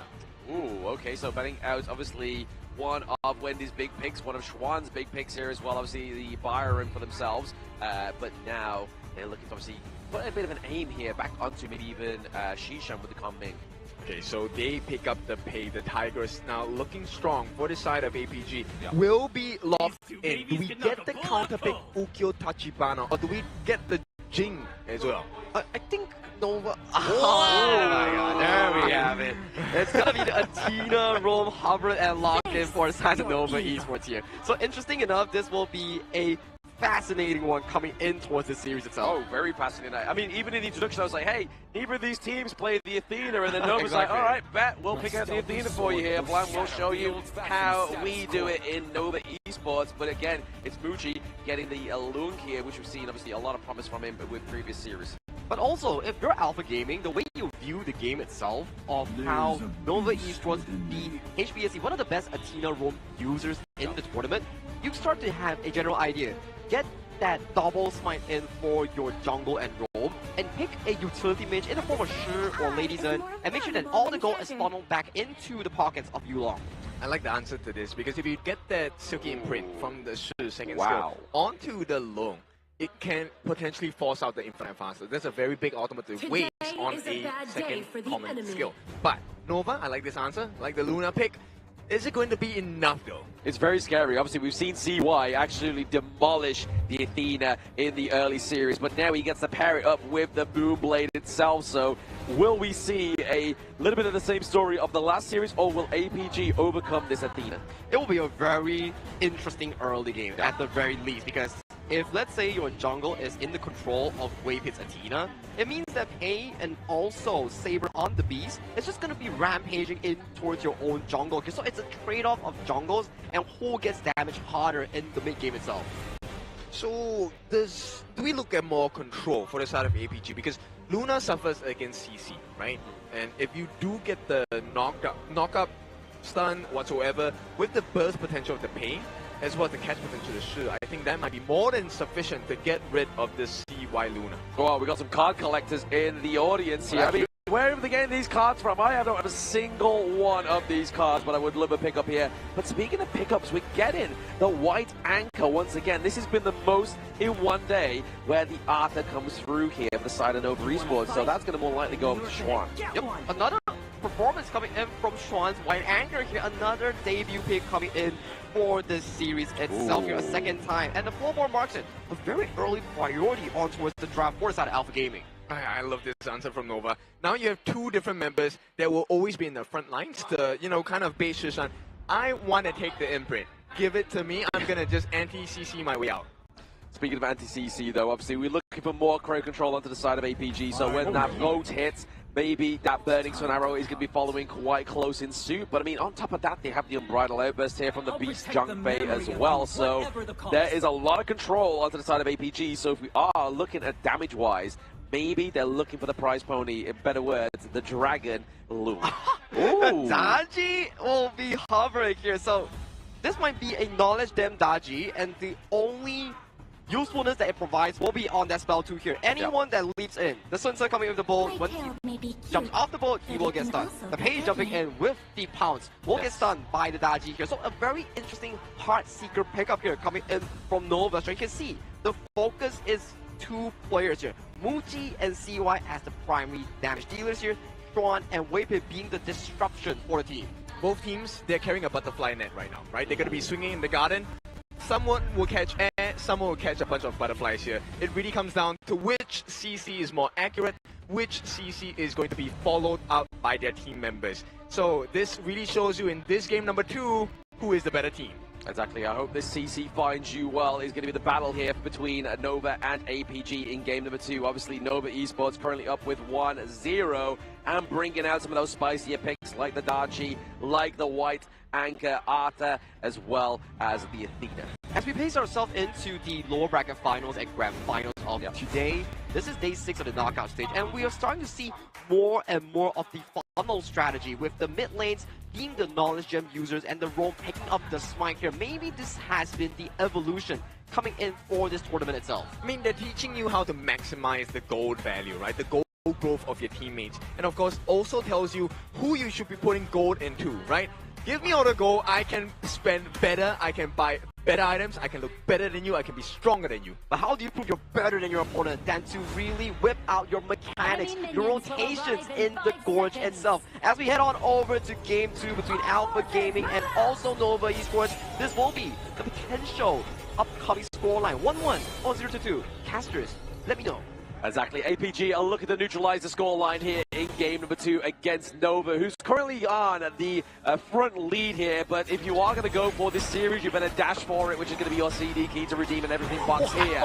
But a big level 1 commitment here onto the blue side of the enemy jungle. Now CY is going to get taken down. That's one way you commit a lot of your teammates to take down CY. Still not quite entered the jungle, but it is going to be Yulong, actually Wave Pit, securing that Azure Golem. Yo, that's the definition of team play right there. With the Leaping Savior as well, Saber makes sure that everyone stays alive. Yulong gets the Azure Golem. Okay, you give it away from the side by Nova, but now, hang on. Shishan, Wave Pit comes out of nowhere with the dive of the Athena. So this is what we expected here from this pick, right? You are looking to rotate heavily around into your enemy jungle, looking to get those single pickups, get the Crimson Golem as well. If he gets out of this one, he is a bank robber. Oh, yep, it's I mean, it's nighttime, so it's a nighttime robbery at this point. And for now, Nova, they're trying to make the plays, have been successful. Wave Pit is doing so well, saving the game right now. Done very well there. I think Sun actually was able to get the Phoenix there for the side of APG as a little bit of a Brucey bonus potentially there. But to be honest, Wave Pit playing this Athena very, very well. I mean, now MPL teams are showing you, okay, you know, Athena's strat, they're not really shown up too many times in MPL. We're going to perfect it for you. We're going to show you on broadcast. And right away, Wave Pit, the value of this pick is not the fact that he is able to steal away camps only. There is the potential for catch as well, but here we go. Getting the push back there, obviously using the ultimate to try and get cancel that CC as well. It does very well here for the side of Nova. But like you were saying there, kid, we see Wave Pit. He's like, you know what? You can pick the Athena and actually not die 27 times. Exactly. And they force APG to use every single available ultimate. Did not find any value with that. And once again, Wave Pit is here in the jungle waiting for that steal again. Looking for the steal again, uses that ultimate, and it was not able to quite get that steal this time. Actually goes up to Shishan, so now it still means if you kill Wave Pit, it's still not going to go over to Yulong. Yeah, look, this game is the hardest for both junglers. Once again, they go try. They are going to try here, obviously trying to stampede him into the wall there. It's going to be Schwan, it's going to be the tanky one into this one. CY trying to get the dive onto the backline here, still has the mark onto Shishan, but it's going to be the Silk Imprint just pushing him away. Yeah, and that would have been a perfect situation to get the catch because Saber is still not level 4. There is no Unbridled Arbors, but straight away, here we go. The secure by the side of Saber means a Wave Pit will not be able to steal another camp away. Still, this slows down Yulong by a bit. Oh, absolutely. And he's looking just to put the damage on for Yulong as well as Shishan, but now he's taking that 2-3 and that 3v1 fight now, and obviously that's going to be enough to take him down. He heard you. He was like, no, we're going to get 26 steps. With that being said, Nova, they're still hanging on closely. And with all the steals happening, this is not what you want to see on the side of APG, right? You're supposed to have a goal lead, a massive EXP lead. It's not happening. Nice setup though. Oh, nice setup there by Saber with the Stampede. Follow through as well. Wendy gets taken down under the Darchi. Not looking too hot now, but CY maybe get hit by that boat. And here it is. He gets claimed by the Sunset. Nice play by Siang. Yeah, and APG respond. Great response. Now, can they make the gold better on their side? They need to get more gold value across the map. But Wave Pit, that is the whole reason he exists as in this game is the Athena. Just buying time, being a nuisance. Buying time, being a nuisance, and also maybe try and potentially feed up one of the sides of APG so that becomes a little bit more of a prize pony when you get that shutdown, but he's still looking to go and commit here to get the takedown onto the Azure Golem. He's able to do it, but will he leave the jungle? Answer is no, for now gets hit by the turret. Alright, they do feed it over to the side of Yulong. He will secure back that Azure Golem now. He has both buffs. CY on the other hand only has the Azure Golem to work with, but if it's a Luna, that's exactly the buff you want. Exactly. Out of the options, you would just go for the Azure Golem here, but maybe trying to get the dunk here onto Shishan. He has got to be careful into that mid lane, but now he's going to take down that Tyrant, and the jungle was nowhere near it. It was all thanks to Saber and Sun. Yeah, we'll see what this engage is going to be like. Once again, the Tiger is... Oh, the Burning Sun Arrow with the boat as well. Gets claimed the life of Muji and the T1 as well into the bottom side of the map, but Shishan does meet his maker, and that is CY. CY looks to go and claim another kill onto Yulong. but close, but no cigar here. Yeah, almost never does it in esports, and there we go. This is a potential turnaround here. CY waiting in the brushes. Yeah, a bit of brawl into the jungle here, but what a baited out the Unbridled Outburst, gets hit by the stun though by the side of Sun, but still not going to be as devastating as that Unbridled Outburst. Crazy, right? CY, that bait was masterful. And of course, with that being said, Nova now trying to regain control of the Gorge, and they're able to do it because the goal lead is negligible at this point. Oh, very negligible. Like literally, what, 600 gold at this point? Obviously, yes, they have the T1 down to the bot side. They do have the pressure here for the side of APG, but really now we're going to be seeing a bit of a performance here from Muji, maybe trying to get a bit of a macro play with a bit of a trade into that T1 top side of the map, whilst Waypit is just distracting the side of APG. But now that Burning Tornado is really going to claim and slow down the pace of Nova with this fall. Speed ahead, but Yulong falls as well as Shishan. They're looking for Saber as well. That's going to be a 2-1 trade for the side of Nova. Yeah, but giving the life of Waypit in exchange for Yulong Shishan, that's a big trade. I would take it any day. And once again, they're still having access into the jungle of APG. So this is not good news for the side of Alpha Gaming. Nova, they love this. Yeah, they have no sign of stopping here on the side of Nova Esports. They're just looking to make sure and put pressure on, because that's the way you keep APG locked in that Pandora box. Oh yeah, I mean, keeping them leashed, that is the #1 objective on the side of Nova, because you want to give room for this Luna to shine. CY needs all the time he can get. And the one curious thing for me is, look, Wendy, he has only fallen to once, but the value of him just being in the lanes also makes sure that Muji has space to farm. He will be the saving grace. Yeah, saving grace here for the side of Nova Esports will be Wendy, but obviously Waypit just once again just making sure he's able to try and get and slow down Yulong. Yes, he's kind of like distracting a lot of the members of APG right now as they're trying to amass this pressure into the mid lane, even maybe to the bot side here. Waypit actually playing this Athena very well, but gets taken down by Saber. Yeah, it's all about information at this point, right? We talked about it. Arrow! Ooh. Oh, there we go. The anti-CC movement by the Wave Breaker here on the side of Xuan. Yes, obviously the white anchor, using that white anchor to be a CCMU target to take that Burning Tornado to the chest there, but now it's giving that T1 down to the bottom side of the map where they're creating the pressure of Nova Esports. Maybe they're looking to scout out this Crimson Golem. This has to be all the stunts in the world, right?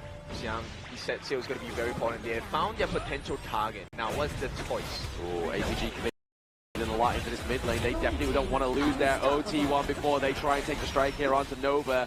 Taking down Waypit is not going to be the prize pony here. Nice. But the Burning Tornado onto Wendy, and then the Unbridled Outburst, but not getting the kill. They use a Stampede, they get Muji, they're looking for a little bit more, but it's going to be the burst damage come from Wendy getting the takedown onto Xiang. So currently a 2-1 trade overall, but Xuan is having a hard time getting out of this fight, but now CY with a re-engage, looking to pick off the low enemies of APG. He gets the double kill. Now Waypit's back into the mix, and now they're looking just to punish them in their own jungle. Yeah, just a little shy on timing there. Waypit, if he had come up a little bit earlier, I think that outcome would have been extremely different. But here comes the reward. You do have to lose the life of CY, but you get the life of Sun. That is your main carry potential in the late game for the side of Alpha Gaming. Oh, absolutely. Taking Sun off the Gorge here, I mean, giving a little bit of a reassurance to Muji. Muji did fall in that team fight, but very early, and now is back onto the Gorge. But definitely trading and taking down that carry is going to alleviate some of this pressure into the bot side of the map.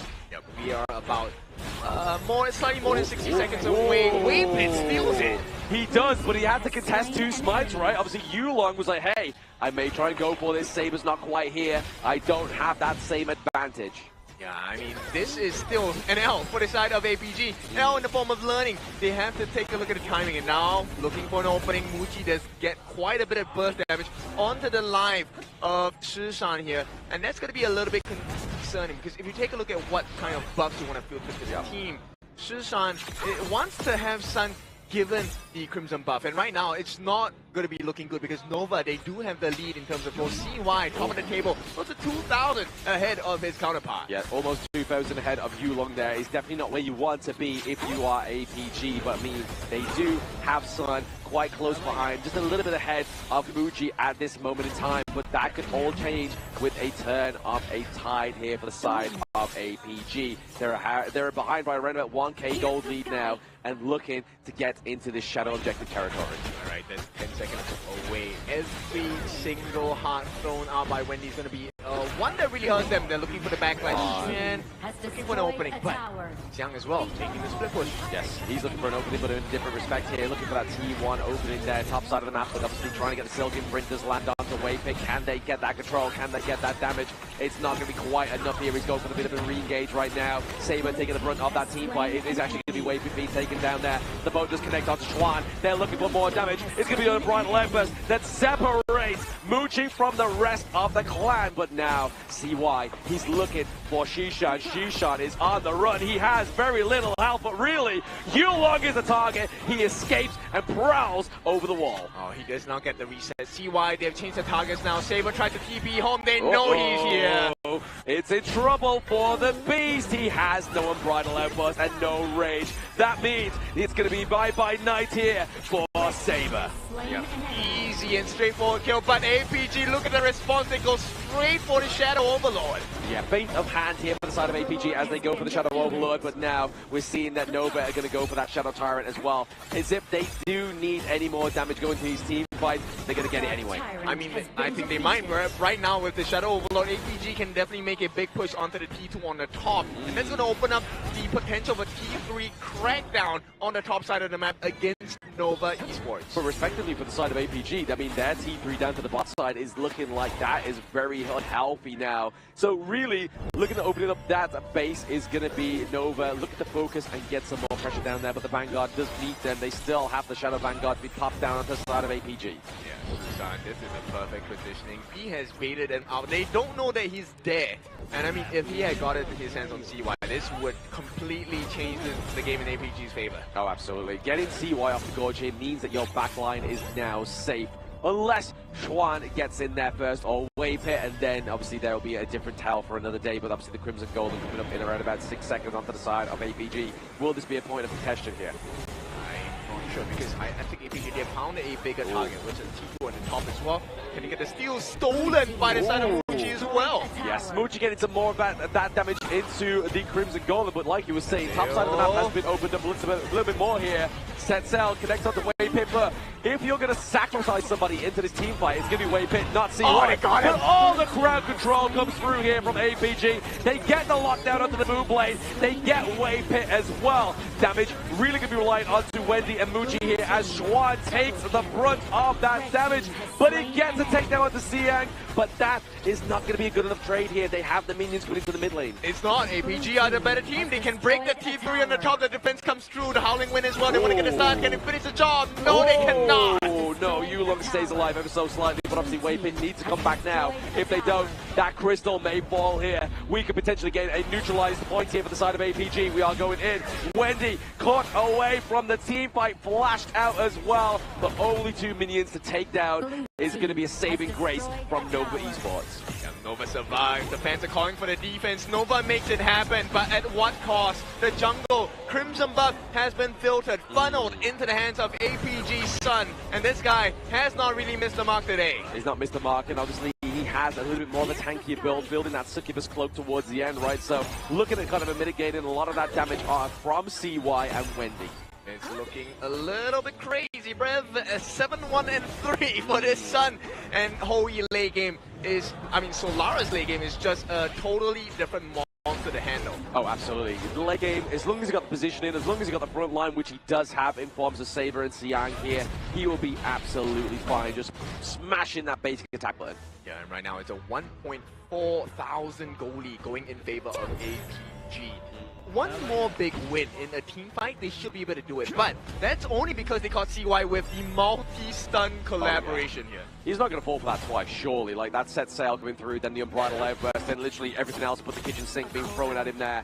He may not fall for that once more. So the fact that APG were able to finish that game with that win, or that play, means that they may be at the sacrifice here. No, I think Yulong was pretty fast. He went out to buy another sink and threw it down onto CY again. Now with that being said, we will see. This is the defining moment between Nova and APG. I mean, it'd be nice to get a Tempest Dragon game as well here between these two teams, but I mean, 15 minutes, we are 5 minutes away from that point, but here is the Shadow Overlord contestation here. The damage onto the side of Saber. The Unbridled Outburst catches under 3, and Trois takes a lot of that damage, but can see why Wendy and Muji replicate that damage. Can't do it. The white anchor is not going to be strong enough, not tough enough, but they do manage to funnel that Crimson buff into the hands of Muji. Right now, it's a race to the neutral objectives. Who gets it? APG already started. Top health, they should be able to secure this. Yeah, easy secure here for the side of APG. Now they have the Howling Wind there going full speed ahead, and no set sail coming through now as well, looking for the sunk down onto CY. He finesses, but the boat obviously connects into the back line there, stops the barrage from Muji and Wendy. Yep, CY, he had to take a fall there. This was a very uncomfortable situation, and it feels like APG have found their groove. Change and switch up in terms of objectives here. They're going to go for the T3 at the bottom. The defense is tougher for the side of Nova. Yes, obviously there is a minion wave crashing into the upside of the map, but that's going to be met naturally by those enhanced minions for the side of APG as well. So really, APG want to be focusing all their eggs into this basket. Yeah, this is late game Hoey, guys. Late game Solaris, he melts towers. And right now, just the crystal stands in a way to tie the series up. Looking to tie this series up to a 1-1 victory here, but that burning sun arrow is not going to quite connect here. But is it just going to be a little bit of a divide so they know where the teams are going to go? They're either going to go left or right, but they got nobody. No, it doesn't matter. APG, they have a lot of time on hand. With 25 seconds before the primal bond is taken off their bodies, they can go for the buffs first. Now Yulong's going to work on this with your Crimson is going to go into the hands of Subversion, but they got a catch. They tried to get the catch there onto Shishan, but it wasn't quite enough damage now. So once again, we have Wave Pit into the back line here, just soaking a lot of damage, using the ultimate from the Athena. Yeah, okay, Xiang did burn out the flash as well as the seal, so right now it's a prime position for Nova to turn this around if they can find the appropriate stun. CY does have the reset ultimate. Right now, Wave Pit, he is looking for the potential steal, but everyone is here. Will he live up to the hero title? Will he become the Sacred Warrior as he tries to soak a lot of that damage? He tries to get the steal, but it goes over to APG.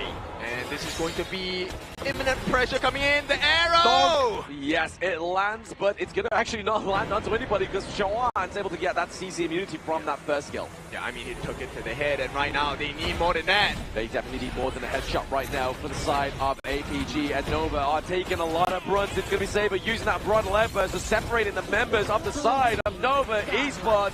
Looking to neutralize this game point is going to be the takedown of Wave Pit, and there it is. CY falls as well. Double kill going up to APG. Game 2 Crystal goes over to MKL 13. This is where the better team thrives. You want to have the control, you want to have the layering happening, and the controls stun by stun. APG climb their way back into the series 1-1.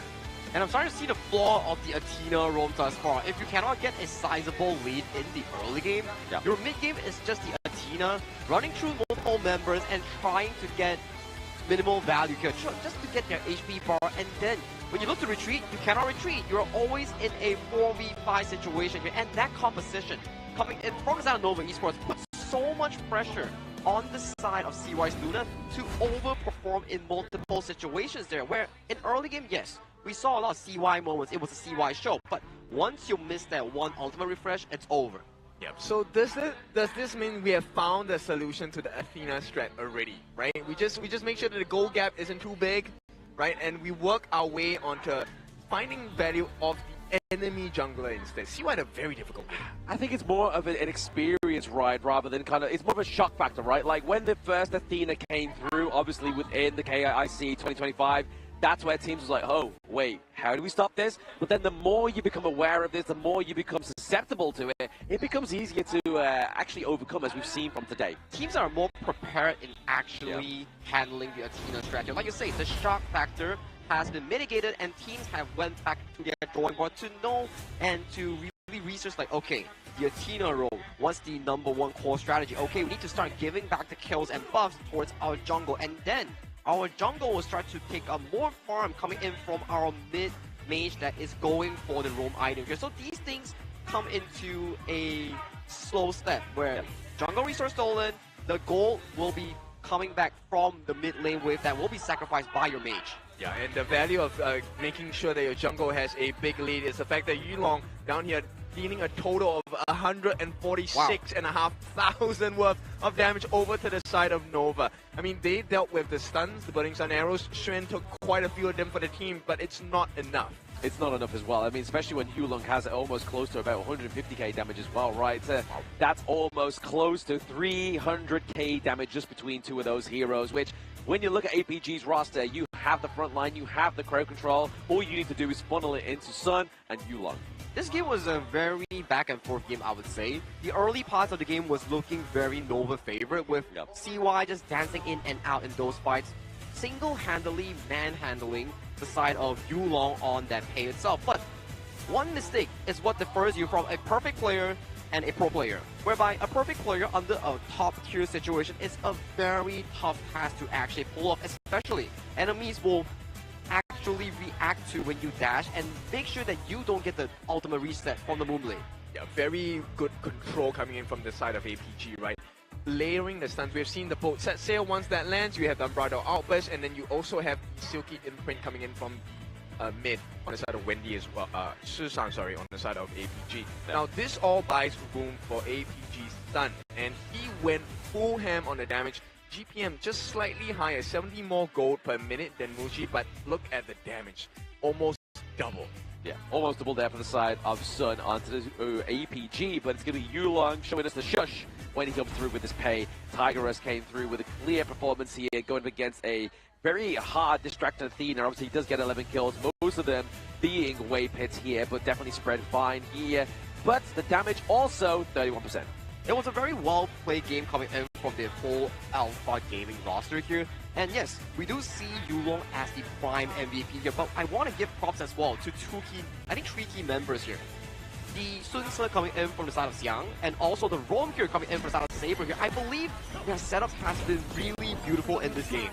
Unfortunate that Hall is not here because he doesn't like the Sun Ce pick as much as we do, but what a game to showcase the prowess of crowd control in this game of Visual Game. Oh, absolutely. The set cells really landed hard here for the side of APG, really setting up this one, especially this one here. Yeah, Unbridled Outburst and everything on top of it just to catch down the CY. The CC chain was beautiful, and the second round rotation here, the merry-go-round coming in from Xiang, really silenced CY, making sure that this Fed Luna doesn't join the fight at all. And as of this point, the Luna has already been outscaled by the likes of Son and Hulong on the double marksman here, with 3 towers going down from the high ground. It's just a slow burn game, and the game win goes over the side of Alpha Gaming, equalizing the series. And you start to see the difference, right? When Xuan takes a fall here on the R-Type, he's meant to be the main tank. He's also able to get himself CC immune when he uses his first skill. But once he's out of the fight, you can't tank the damage, you can't tank the stuns, and then APG, they're just on a tear across the Nova lineup.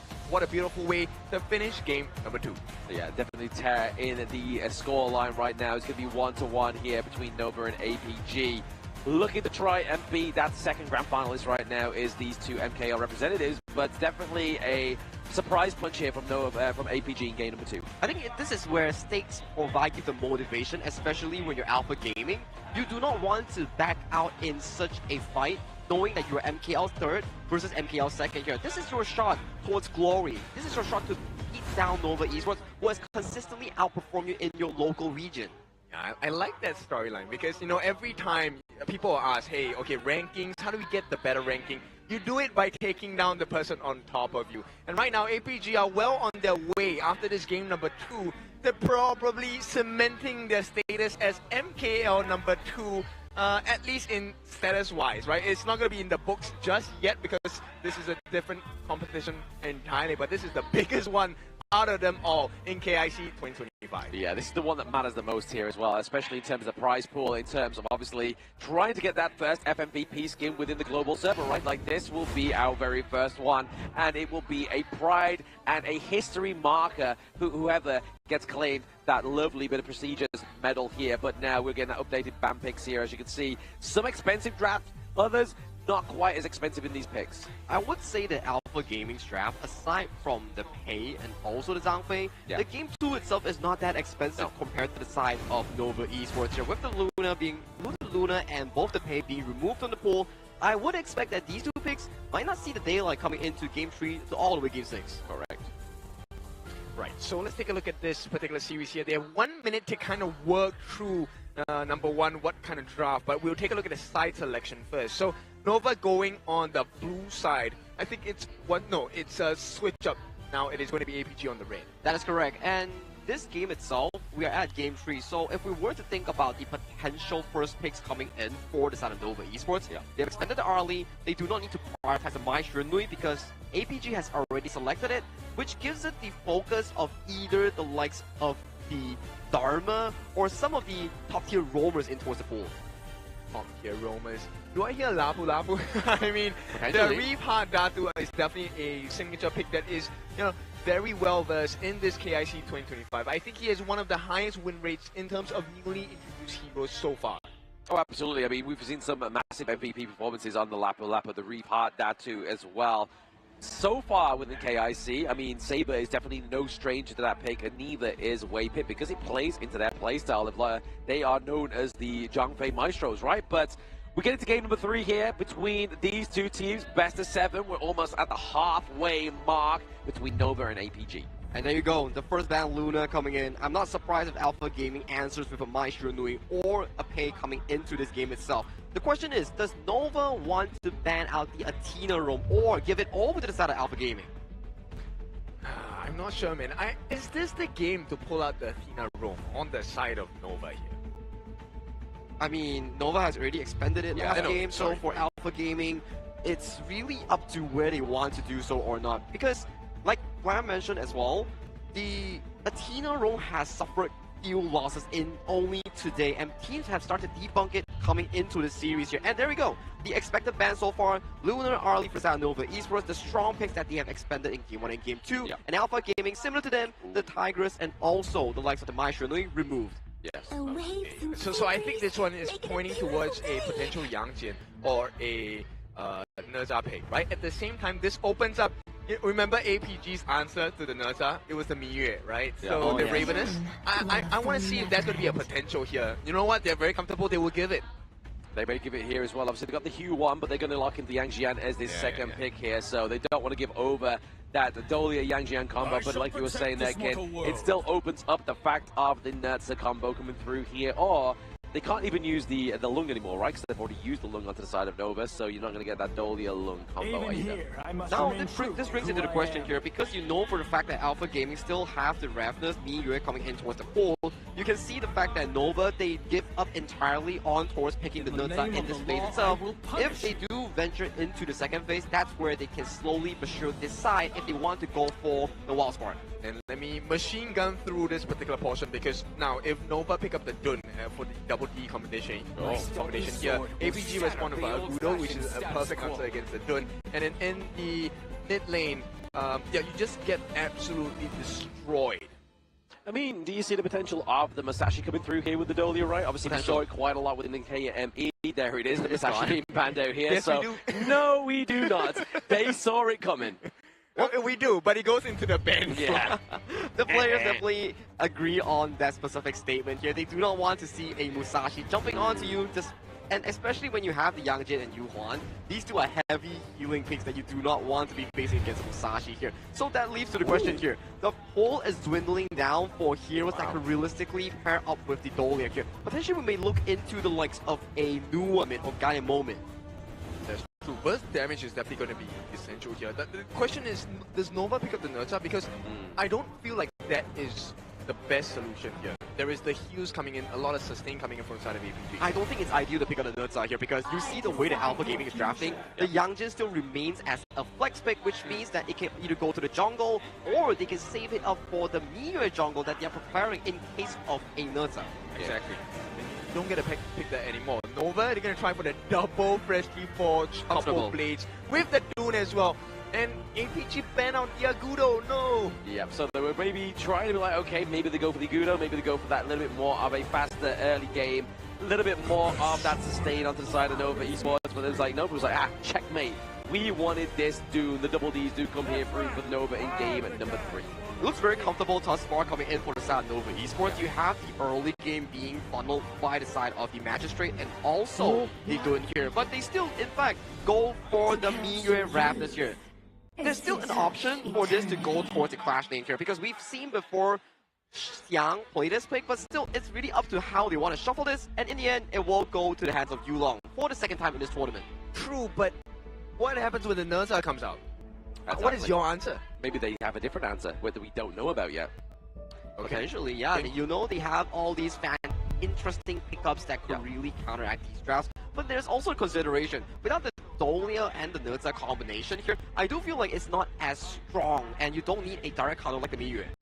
That's true, but you know, I will give an addition to that particular draft when it happens, but for now, I think, okay, Miyue into the Dun, I think that's still a viable answer. Yangjin can definitely jump on the backlines as well. 1v1 monster, as we know the Ravenous to be. Oh, absolutely. I mean, you can kind of use the Umbral Moon to get out of there, right? Obviously, just completely eradicate any kind of knockup from the Wind Slash or even the dive from the Unruly Blade. Well, Nova Esports versus Alpha Gaming here in the lower bracket finals. Whoever wins this before the break here will have a much comfortable lead, 2-1 in terms of scoreline in the final event here. But these are your final drafts here, gentlemen. Who do you give the edge to? I give the edge to whoever gets the better stun, right? Okay, so let me make this clear first. If you're on the side of Nova, you should not miss those couple blades. Oh, absolutely not. If you miss those couple blades, that's a lot of damage output for the side of Wendy that gets completely mitigated. But if you look over to the side of APG, they have the Nua, they have the Lung. That's a lot of damage that they can place on top of you. But getting into game number 3, this is going to be the decider as we go into the break after this one. Who comes out on top with a 2-1 victory is down to both these teams.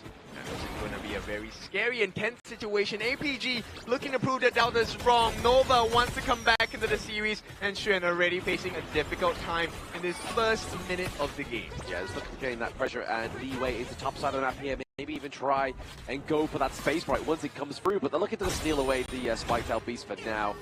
Just kind of put pressure onto the side of Nova's jungle as well as their Clash Lane. Well, because look, Muji has already secured that Firehawk at the bottom, right? So this is going to be valuable EXP, meaning there is going to be some growth. But Yulong here, he's not level 4 yet, he needs this. Oh, he's not level 4, he's able to get that takeaway of the Crimson Golem, but gets taken down as well. He did not get a smite on that, unfortunately, which is why he did not hit level 4. CY manages to circumvent that aggression, get the kill as well, which means Nova now, great start for them, but Xiang, he wants the opposite to be true. Yeah, he wanted to finish this wave, kind of freeze it up here at the top side of the map as we see that Saber is just looking to kind of just make sure that the minions are just naturally crashing in here as well, forcing Juan back to base. And he has to do the walk of shame. This one is a long walk, and an arduous one for the side of Nova fans here. As Xuan, first time, very rare that we see him get gapped like that. Oh, absolutely, yeah. Being the Clash Lane Maestro himself. We definitely put in respect to the name of Xiang as well. Like, he's definitely going for that crown for himself right now. But as we get into the second minute of this match, Nova still are able to keep that goal lead for themselves. Alright, let's see how this goes. Nice start. Gonna get the finish though. Yep, the wind slash just comes through, and there it is! Wendy with the couple blades, looking to keep throwing them at Yulong, but he's like, hey, we got Saber, that's all that matters. This is what I mean, it's so hard to miss the couple blades, especially when CY gives you the wind slash. That is like the longest knockup ever. You're gonna be in the air for hours. Exactly, you're gonna get some airtime, they're gonna call you Tony Hawk of the Gorge. But it's unfortunate for the side of APG, but Nova definitely want to try and be a little bit more defiant in this game number 3 because they want to be leading this series before the break starts. They have to be, right? If you compare the mid lane matchup, Wendy against Susan, Susan comes online a little bit later. Wendy does have sufficient waves here at this point in the game, also has the ability to burst singular targets down, or maybe multiple targets when they're grouped up together on the side of APG. Yeah, that Annihilation is definitely going to put a lot of pressure onto the side of Nova Esports as we get into the latter part of this game, but right now we are counting down to those the neutral objectives now, and obviously we've seen a bit of a tip-for-tat in top side of the map here. Schwan trying to contest that space fight for the second time here, but Xiang's like, nope, this one's mine. Yep, not ideal for the side of Nova. They're winning across the map at some points, but then we need to look at the individual goal differences here. And look, majority of the lead has been given to the mid lane, which is good news for Nova. Good news for Nova, because Wendy is going to be loving life, especially with his passive, right? If he keeps getting those kills, keeps getting those assists, he's going to keep gaining that AP damage. Yeah, max 20 stacks, and 20 is too much to handle for the side of APG, especially when he heads on into the late game here. You can really see the wave clear is already being very noticeable between the difference for Wendy and Shushan. Yeah, exactly. Right now, between these two mid-lane maestros, they're looking to kind of just make sure they have that pressure created before this neutral objective comes online, which right now, we started to see Nova start it right there, but they're like, you know what? Let's see if we can create a bit of a fight. Let's see if we can get some kills come through.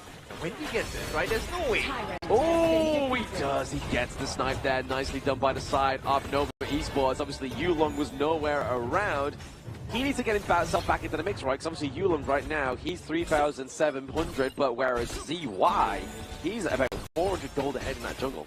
I mean, what he was expecting on the side of APG Yulong was the fact that maybe he could scout out a couple of the buffs as well, but it looks like the prize is going to be the T1. The two-man rotation on top is going to enable this T1K, but the defense on their own jungle, that's where they need to be really putting attention to. Exactly. Saber's able to kind of mitigate that win slash there with the unending sorrow, but then the Flaming Palms are going on to the wrong target, right? CY at this moment in time, he should be able to tank those Flaming Palms. Yeah, for sure. He's already at level 8, going on to level 9 soon. Yulong, he runs for a T1. That's I think a decent exchange. You get a T1 that will not come back versus a Zhou Golem that eventually will come back into your hand. Yeah, and also you put in the pressure on Schwan as well, right? Like that's somebody you don't want to let have a good time in a game or in a lane. It's Schwan on this Dharma because then he knows he can leave his lane, get those crucial pickups with the Truth Mantra flash combo, and then that's pretty much everything she wrote. I think one of the things they need to close the gap on is also this mid lane. Wendy does have a 600 gold lead. Not the biggest difference, but you can start to see, right? Shushan doesn't have the ability to wave clear too much. At the same time, Wendy not only gets the wave clear, he also has the kill potential as well. So APG not looking too great in shape right now, but with timers going on, they can definitely change the situation. Exactly. I mean, Nova may have the kills, but what are they really directly translated for these two kills, right? Whereas APG, yes, they have not a single kill onto the Gorge, but they're opening up their enemy's base, which at the same time is a lot more fruitful if you're looking to play the short game. Yeah, look, they've taken 2 turrets already, and this is something that is very important. It's a silence, which means they get to get the flanks on the side of Nova. And when you have Xiang, you have Yulong on this Miyue, the Twilight Ravenous as well. There is literally almost any angle you can come in from. Literally, you could fly in from anywhere, right? Obviously, using that Umbral move is definitely going to keep you under the gaze of the enemy team's damage, and you're also going to be able to just kind of like dive into the backline there, also feint them with the Ravens. But at the same time, speaking of feint, they feint out the ambassadors onto the side of APG. They just completely ignore the fact that Nova is constantly taking their Zhou Golem, which to me is super interesting, right? And right now, I want to see how does this gameplay come into, because there is no steal coming in from Nova jungle. No steal at all, because both of those camps have gone down, but they're looking to kind of rotate around this Crimson Golem. But I think that's the one thing maybe Nova forgot, is the fact that the Ravenous is very good at split push potential. Yeah, very quick, right? P2 already secured by the side of APG. And Alpha Gaming, this is quite the convincing turnaround at this point, because they have shifted the goalie back into their favor. And look, CY, he's trying to open up the map for the side of Nova, but he's not finding anything. He's not finding any joy, right? Like, even if he dives down into the back line, like, you've got the emergence, you've got the creation blocks on the Shishan, you've got the ride the wind, you've got the infinite vastness, so even if you're successfully in there, how do you get back out? You're having to use that Celestial Melody to get the second one and actually not getting anything for it. Yeah, I mean, for Nova fans right now, this does not bring me joy. Throw it away. Oh, absolutely. It's definitely their game to lose this time around, right? Obviously, losing their T2 so early within this one. We're at about, what, 8 minutes going into? Very soon here for APG, as they are still only behind by around about 200 gold, which again is just negligible. We take a look. Tren now being pressured as well. They're trying to get their hands on Sun, but I don't think he's going to be in danger. He's not going to be in danger. He has the infinite fastness, right? This is what they can keep doing. Maybe just keep baiting out for these team fights where around these neutral objectives, but at the same time, you just see the pressure being created top side of the map. The split push potential here on the side of APG, creating pressure elsewhere as Saber just takes all these chunky blows. The Flaming Palms are actually starting to hurt. Exactly. At the same time, they're also protecting their Zhou Golem. Yulong, he is feeling strong with the Umbral Moon moves and repositions under the T1. Beautiful play there, using the Ravens, using himself to reconfigure, but now he may get a hit onto Schwan. Schwan's like, you delete my lane, I'm going to delete you. Yep. Questionable decision there to try and make his way under the noses of Nova, and thankfully with the side of APG, they don't exactly lose the Azure Golem. This one goes into the hands of Susan, maximum value extracted. Yes, exactly. Giving it over to you mid lane and not losing it is definitely a better giveaway here from the side of APG. Nova, on the other hand, they're looking to pressure this mid lane, looking to get some more of the turrets for themselves. Okay, but the clock is ticking. Now, Nova have secured that 1.2 thousand goalie into their hands, but Susan, over time, late game, this guy's gonna hit like a truck. Oh, absolutely. He's gonna be crazy. Obviously, if he gets the combo and obviously uses all those creation blocks to get that big old block that kind of just lands, but also CCs onto the enemy, that's gonna be a huge damage input. Yeah, right now it's just what, 500 gold that sets them apart. Yep. Susan is well on his way to come back. At the same time, Saber is really providing so much value. Sun has been kept alive for this entire game. Oh, speaking of which though, they're obviously trying to get the dunk onto Yulong here, gets obviously untargetable thanks to the Umbral Moon, but nothing again, just very much tip-for-tap between these two teams. I mean, you can understand why as well, right? The 10-minute mark is coming soon. That initial annihilation to try and soften the minion wave so they can make it that fast clear as well to make that next rotation into the neutral objective. APG wants to rush this. They do want to rush this with 8 seconds onto the clock here with that Tyrant, but at the same time the pressure being placed onto the top side of the map here from Yulong means that Schwan is not going to have the privilege to escape his lane if he really wants to come and help his team with this one. They're making him choose Nova now. You really want to leave Xuan alone? If you know, Yulong gets that 1v1 win, then you have a T3 under threat. But at the same time, they're looking to go and take this down. Obviously, maybe get Wendy to claim this Tyrant, but it's going to be CY just putting in a chunk of damage, but at the same time, he's able to claim that Tyrant. I thought Sun was going to use the threat here. They actually get the catch on the Saber. Saber's got to be careful here. He does have the flash if he needs to use it, but he's rather like, you know what, guys? I want to store this one for later. Okay, they actually stopped the attempt by APG. Alpha Gaming looking for some opening, unable to find the gap here in the defenses of Nova. And with that, Nova stopped the attempt on that Shadow Overlord, so they've bought some time. But the T2 at the bottom doesn't share the same fate. It doesn't, exactly. I mean, just APG doing the same thing as they've been doing since minute 1, right? Just getting the push into the bot side and side of the map here, just to put that pressure on the Nova Esports. Yes, they have around about the 1.3k gold speed, but what's gold if you're not taking team fights, if you are losing turrets? But now we could be losing Saber here. He still has the flash, but he's using the ending sorrow to keep himself alive. Exactly, and then take a look at the way that APG are playing this game. So what if you get the Tyrant buff? We're just not going to fight you. And you know, you want to come and reset the Shadow Overlord? That's fine. We can play that game as well. We're taking turrets for free, guys. Turrets are being taken for free here. At the same time, Yulong's just maybe trying to keep alive that Crimson Golem, was able to do so as well. So nicely done by the side of APG, not trying to give away any extra little bit of damage, especially with Nova with that Shadow Tyrant. Right, this is going to be a long-drawn battle. They get that catch onto the side of Sun, but Sun is already back to safety. They might have sacrificed the T1 in the mid though. Yes, using the Sprite lane, they're going to be able to open that T1 into the mid lane. Yulong here is able to feint at the switch.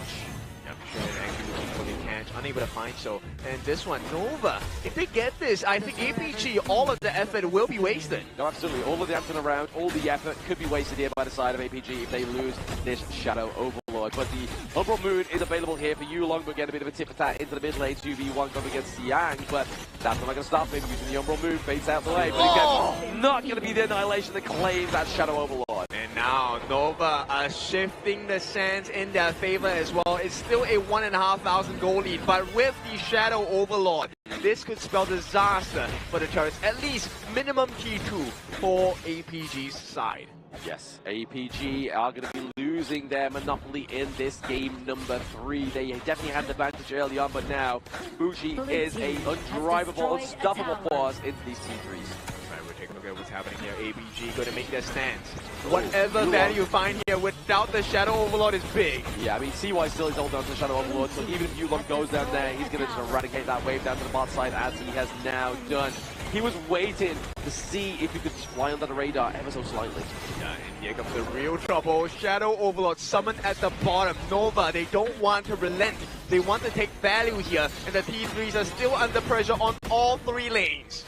Yep, look at the pressure. All three lanes is going to be Nova Esports. Mucci building the Daybreaker here as well. Means a lot more damage. But oh my goodness, Siang doesn't want to take too many of those couple blades to the face now, as well as those flaming palms. They are not in range and not being able to use a driving wedge onto the side of Nova Esports. Right now, the middle door is open. Shadow Overlord is going to be flying down onto the bottom. 5 members strong. Nova looking for an opening. All about Wendy landing those blades. Yes, looking to create some space here, but he's going to be dive into the back line. It's going to be Siang as well as Yulong soaking a lot of that damage, but takedown onto the Vanguard into the bottom side of the map is going to be a huge saving grace here for the side of APG, but they lost that team 3 to the mid. They're looking to lose this one into the top side of the map as well. And I mean, they are both damaged in these side lanes. But Schwad here looking for the catch. The emergence coming through to save Yulong. Yep, the save comes in, but oh, hang on, CY? CY is saying bye-bye. The tank of the side of Nova gets strucken down here. Could this be the turnaround into the mid lane? Oh, nice catch! We're used to see, but Schwan picks up the catch here onto Yulong. Looking for the emergence, trying to put more pressure onto the back line here. Waypit looking pretty low on this Dolia.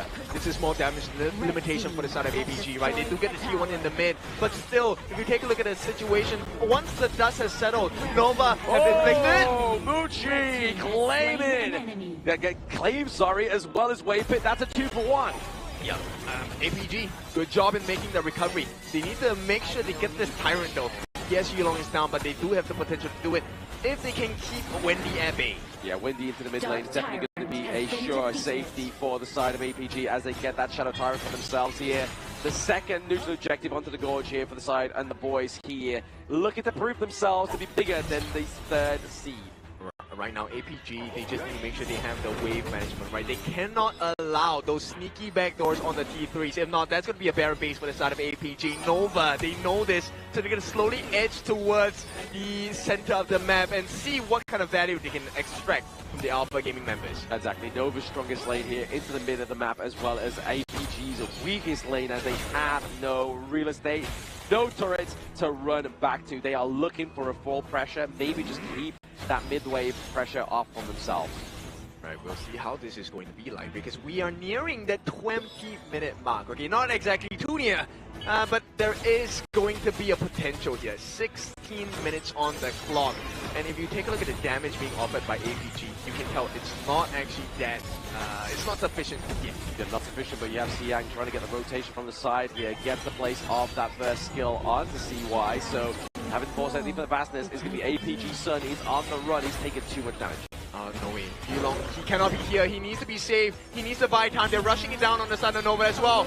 Yes, they're able to get the Shadow Overlord here onto the side of Nova Esports. They claim Xuan, but lose the objective. Yep, and this is not ideal. Nova, they don't mind losing one member. As long as they don't take a fight now, I think it should be okay for the side of Nova. Oh, using your target all there. Yulong completely mitigates all that damage from the side of Nova Esports, but can APG try to pay them back within kind? You are seeing the top side of the map, the minion waves being drove through as well as that bot side. Can APG really open and claim one of these T3s for themselves? I would think it's a very hard task, but they will try nonetheless. APG, they find an opening on the bottom side, but the stun does come in for the side of Yulong. Meanwhile, they have not been able to touch a T2 in the mid. So once this aggression is over, it is Nova's turn. They can summon the Shadow Overlord and make it difficult. Exactly. Summoning that is going to really put a bit of a blunder here on the side of APG as they're trying all their efforts to get a minion wave into those T3 territories. Obviously, the Ballisti was able to get there. They've done a bit of damage onto the bot side of the map, but still, ultimately here, the base is secure for Nova. There's no way. APG, now you're caught in a tight spot. Shadow Overlord is going to be flying down on the bottom side. Do they want to delegate Yulong to try and fix this, or do they want to try and take a team fight here? I mean, a team fight probably would be pretty scary here for the side of APG, right? Especially if you've always got Yulong away from it as well. I mean, yes, the damage is there from Jishan and Sun, but Saber is the only one protecting them right now. Yeah, Yulong, let's see what kind of saving grace he can deal against. He's already full, almost full stacks, 13,000, but the main problem is the T3s don't stand for long. As long as Nova makes the wave pressure come in, APG eventually will have an empty base. Yeah, I mean, if they just got Mucci into both of these lanes, right, just threw that third token, you know for a fact those bases, those T3s would definitely fall down here. we'll see how that is going to impact the rest of the game. Now we're about less than 2 minutes away from a Tempest game. I think the first one we've had in a while. Oh, absolutely. The Tempest Dragon seems to be not on the cards here for these teams. They don't want to play to the ultimate battle. They don't want to play to the Tempest Dragon. I think for APG they do want, right? Because with that they will be able to equalize the kind of damage that they have been dealt with structurally. And right now with Wendy just looking for those stabs in the hearts, Nasai Yulong facing a little low. Oh, Saber looking low, has to use Uniting Sorrow there to mitigate that death on the side of APG, but Xian falls as well as Wendy, so trade for their mid lane here, so that's a lot of damage for the side of Nova Esports to be taken off the watch here.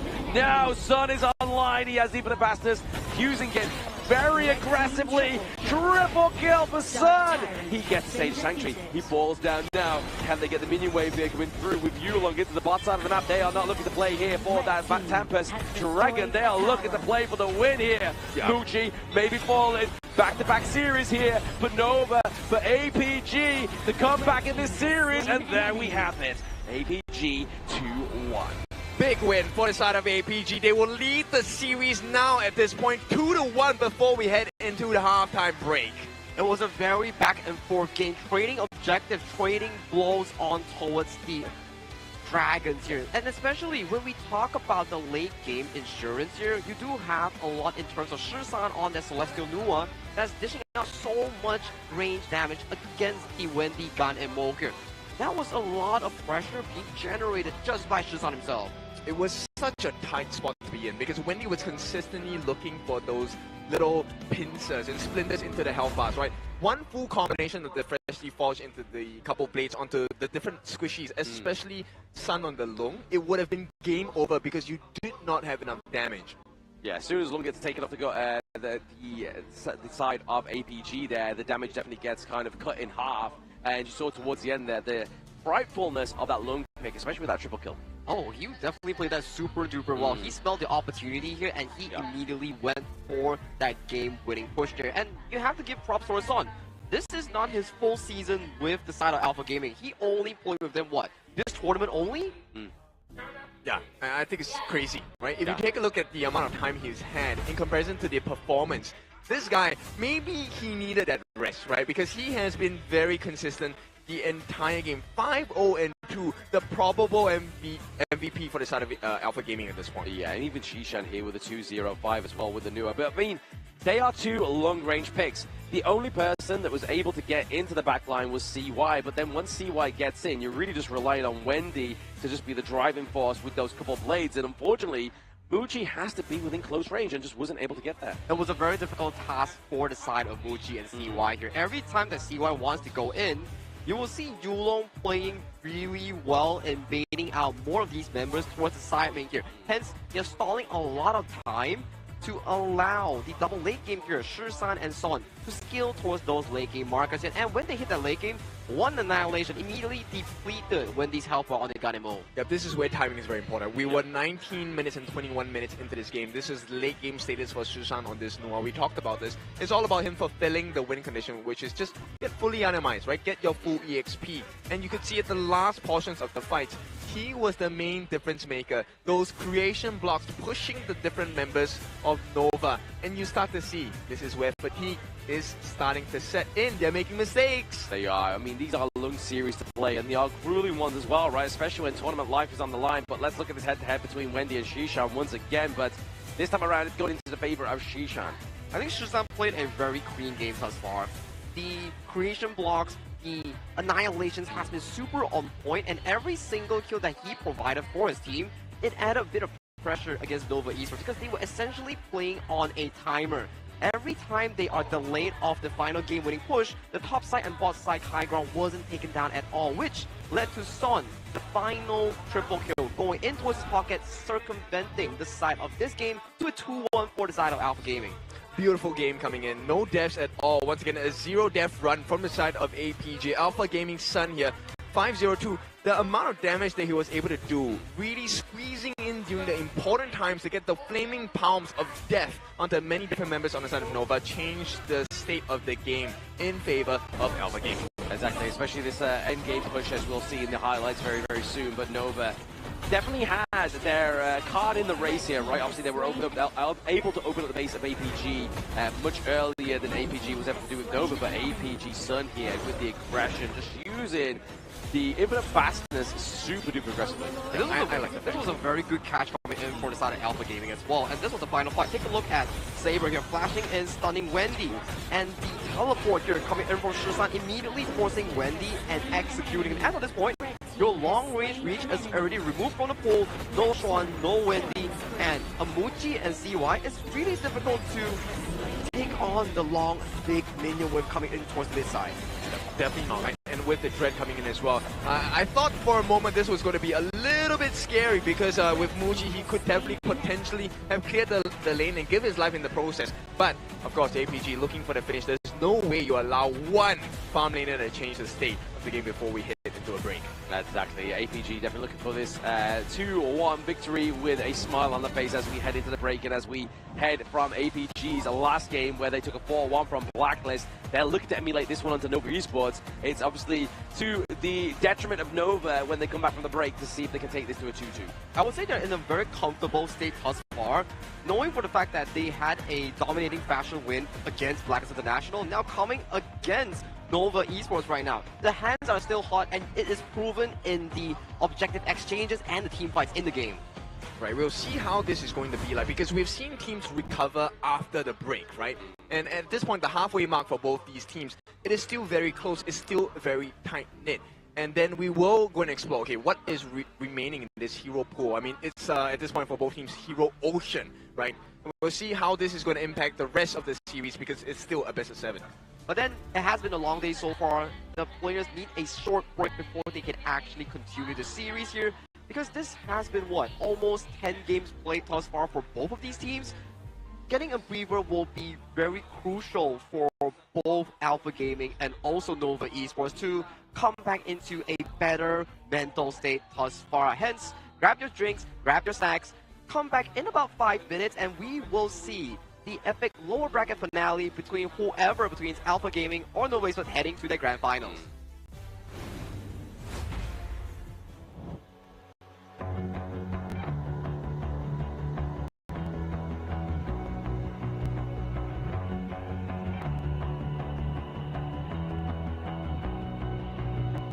You've walked through the darkest nights. You've heard the crowd, felt the blinding light. You were standing there when your heart comes alive. It's a dream of a hat, and it never dies. Right here, right now, give it all, get it out. Never surrender, I fight and never fail. I am a contender, a challenge I can feel. The smallest lies become the brightest enemies relentlessly. And even if you fall, you gave it everything to be a king.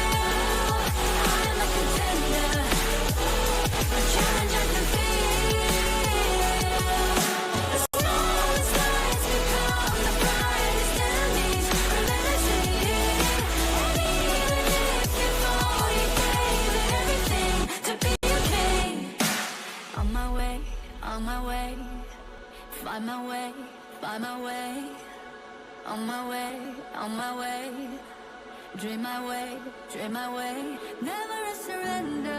I find it never fail. I'm a contender, and trying I can feel the smallest lights become the brightest enemies. Remember shady, and even if you fall, you gave it everything to be a king.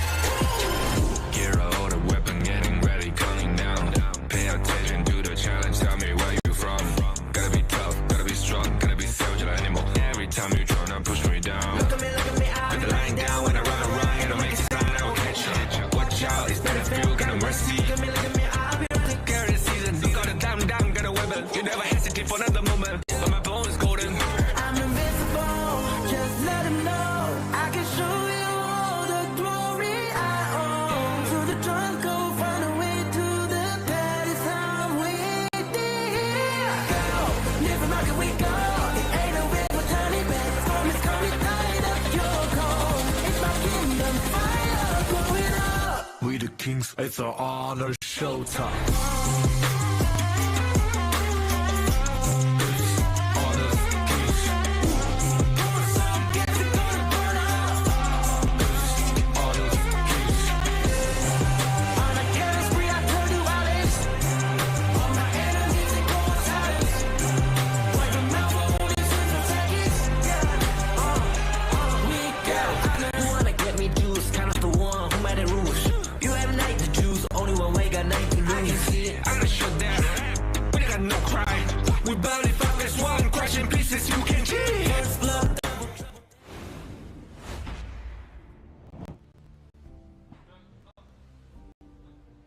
Hello and welcome back to the Honor of Kings International Championship 2025 day number 6 of the knockout stage. And so far we are halfway through the Nova Esports versus Alpha Gaming series here, with Alpha Gaming currently 2-1 in the lead. Right, we'll see what the difference is going to be here, because if you take a look at the expenses by Nova in terms of the jungle, quite a bit has been expended, right? You have the Augur and you have the Luna. These are two big picks coming in from the side of Nova. While their hero pool is deep, I think the cost of the jungle heroes being put out by the side of Alpha Gaming hasn't been as expensive. No, not quite as expensive on the side of Alpha Gaming. Obviously, we saw in game number 1, obviously, the telling tales of the potential of Consort U coming through, obviously, a little bit later on into the series. So maybe that's what Nova is either expecting from APG or Nova want to pick up for themselves, but it's going to be Nova on the reactive red side here. The red side will be interesting here because the first 3 games really allowed you to venture into those high priority blue side picks here. When you go over to the red side, you're starting to think, how do I counteract the first pick that's going to be coming out from the side of Alpha Gaming? So if you're on the side of Alpha Gaming now, on blue side, do you want to try the Nerza pick? I know that they might not have the Dolia. Do they still have the Dolia? Alpha Gaming, let me recall, and I will give you an answer in... I think still have the Dolia. Yeah, so Nova don't have the Dolia, but Alpha Gaming correct. Yeah. So why not go for the Dolia Nerza combination? You really use the Yangjian, right? Xiang has played that to perfection in the previous game, making the dives on the Wendy as well, making his life very uncomfortable. Now, with the Nerza, what are you left with to deal, right? The potential Menki. Does Nova have a Miyue in their arsenal as well? That is actually a very good point here. If, for the side of Alpha Gaming, they remove the likes of the Pei and also another strong jungler, we might just see a Dolia Nerza coming to fruition like what you mentioned. Potentially here? Yeah, we can definitely double dive there, right? I mean, okay, it's not the most prio pick now, but if you go with a double dive, imagine a lane, Dolia, and Nerza combination. Dive for free. Maybe play they don't have the long. I mean, okay, whatever farming you want. Exactly, whatever formula you want to go for there within the Dolly, but it's going to be the Guan Yu here for Siang for game number 4 here. So take it away from Xuan. This is also under the consideration that Nova Esports no longer have access into the likes of the Mayin already as expanded in game number 1. So counters are quite limited only to the selection of potentially the likes of the Charlotte. No more Mayin? No Mayin. Game 1 it was played by Xuan. Yes. Okay, now this is going to be an interesting one, right? What kind of answers do you want from the side of Nova? It has to be stuns, it has to be disruptions. Now they pick up the channel, this is in the expectation that there is going to be a potential Ali coming up from side. Potential Ali could be here for Sun. Obviously, it has been banned. It hasn't been banned here for them, but it's going to be the Jing for Yulong. One of his big picks coming through here with the Mirror Domain. I haven't seen this in so long in the playoffs, especially. And when you know Yulong picks the Jing, he wants to punch it to a 3-1 because we always say, any edition of the Alpha Gaming roster, be it S3, be it until now, your jungler must know how to play Jing, not on a normal level, but on a top tier level. Oh, exactly. And we see the exact counter here. So the Zhangfei being picked up so far in the later stages of this KIC 2025, whenever the Zhangfei shows up, the Lapu Lapu is the answer, right? As long as the Lapu Lapu is not caught out in the Unbridled Outburst, he can turn that whole situation around. I feel like it's really because of the fact that Lapu Lapu, his engaged timers are faster compared to the Zhangfei here. If you miss the engage of Lapu Lapu, it's okay. You don't need to wait for the rage bar to stack. You can still use the skill 1 and skill 2 to find those decent engages here. But the difference for Zhangfei is that once you miss the Unbridled Outburst, is to go back and do the Walk of Shame and start farming those rage stacks here. But I like the counter-active play here coming in from Nova. The Musashi being logged in, it's a good direct matchup into Yulong's Jing. Right, it feels like Nova has hit a wall here in terms of like the things that looking to explore. We have seen the potential counters in the same situation, right? The Charlotte coming in for the side of Nova. Miggy did show us with Boom that he can counter that play with the Charlotte. Can Xuan do the same? With all potential here for obviously the side of AP, obviously Nova here. Can they do it here onto Xuan? But right now, obviously getting the ban out of the Ambrosia, the Shadow Bloom going through for them. Obviously great split push potential here once again, but they do still have the potential of the Q1 having that great setup using the Mournful Tempo, trying to get the lockdown onto those more initiated heroes here, but then obviously leaving up to Muji to get the takedown. And they're also saving the final counter pick for the side of Xuan on this clash lane here. With the pull being diminished, I only see an angle of Xuan going for the potential Charlotte here. Okay, now talk to me about this consort you pick. This is one of your favorites, right? So with the protecting winds, how much is it going to save him? Sure, against the Musashi duo to the death, but then you have the channel here, the Zhangfei, consistently stunning you as well. I don't know if that's going to be the prime target of obviously the Musashi, right? Like obviously, yes, if you go in with the duel to the death, you have still the extreme speeds, then you can use the bolting shot from Consort U to leap away, but the delivery here for Musashi and Lu Bang is going to be scary. I like the answer here coming in from Nova Esports here. It's like, okay, you picked the Consort U, you want to mitigate any form of physical damage against me, bet I'll go for the Liu Bang here, go for the full magical build, and I will ride on towards the side of this Musashi on the hand of CY, and we will dive deep and try to find the assassination on towards these backline units. And there's more to come as well, right? So besides the delivery system of the Battlefield Command, you also have the potential that, number one, you have the heals from the Liu Bang Battlefield Command. You also have the heals from the Wendy ultimate on this G1 here. With the Unending Sorrow, this feels like if Nova group up, this is a death ball. They don't die. They don't die, they have the sustainability, they have the lack of the Perilled State here from the Musashi as well, and then obviously also that big damage burst with the magic damage from Lu Bang as well as the taunt coming through also. So yes, team fight wise, obviously it could be a long outdrawn team fight here for the side of Nova, but is the engage from the Lapu Lapu really going to be able to kind of like upset this whole thing? I feel like it really boils down to execution here for both of these two rosters, Alpha Gaming and Nova Esports. Their draft is very consistent and very similar in the case where you have the key players here for Alpha Gaming. The engaged forefront will lie onto the Clash, mid, and roam, setting up the perfect situation for Yulong to enter here. On the flip side, Nova Esports will look for these big engages coming in from the Zhangfei and also CY to do the delivery system here, finding the perfect initiation for the team. It's really about who finds the perfect engage, who pulls the trigger first in this game number 4. Yeah, I fully agree. This one really is who pulls the trigger first, right? Because the first initiation, if you layer it, time it right, essentially a lockdown for the entire duration. Yeah, huge lockdown for the entire duration here. Could be spelling the end of a good team fight here. But now, obviously, Wendy going up head-to-head with Shishan into the mid lane here. Just going for that 2v2 with the support here. But Yulong trying to just make sure that he's not going to get invaded, right? Well, it's a better laning phase in the mid side for Nova, right? You have the heals and the shields from Waypit and Wendy, but you can see Yulong already understands that, hey, doesn't matter, maybe a potential first blood here. Do they want to force the flash? Unable to find that value here. I mean, they found the value. They got the Crimson Golem, right? They took that away from the side of Nova Esports, and they're now looking to obviously just make sure that they keep hold of his own Crimson Golem. You'll see now that CY's like, oh, lads, my Crimson Golem's gone.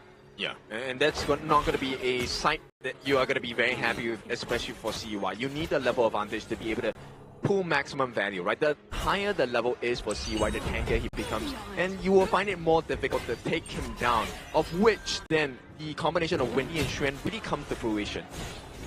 Yeah, Wendy and Xuan is going to be a huge sustained part of these team fights that can come through and happen on the side of Nova Esports. But Nova just trying to get that space right, looking to get that upbeat tempo for themselves here in the early game. I mean, it's more essential for CY to get that space right because he has lost that Crimson Golem to the side of Yulong. So the EXP value will be slightly ahead for the side of Yulong. You can see he's already at level 5.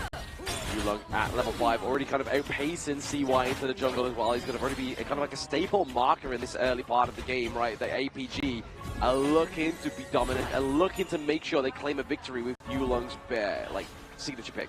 Yeah, right now I think the other comparison I would like to take a look at is Waypit as well as Saber, right? These are two corresponding outs, both set up in a long-range fashion, and you can catch multiple kills at the same time. Yulong here looking for an opening onto the side of Nova here. They're not going to find much. It's really more about the wave there.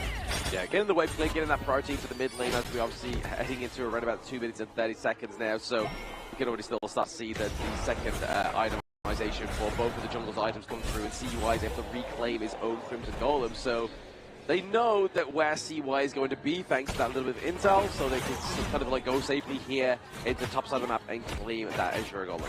Yeah, it's all about the timing here. So based on how they've structured the map, Nova does have a slight goal lead, right? Because of the goal sharing, they found more value in the mid lane. Right now, approaching.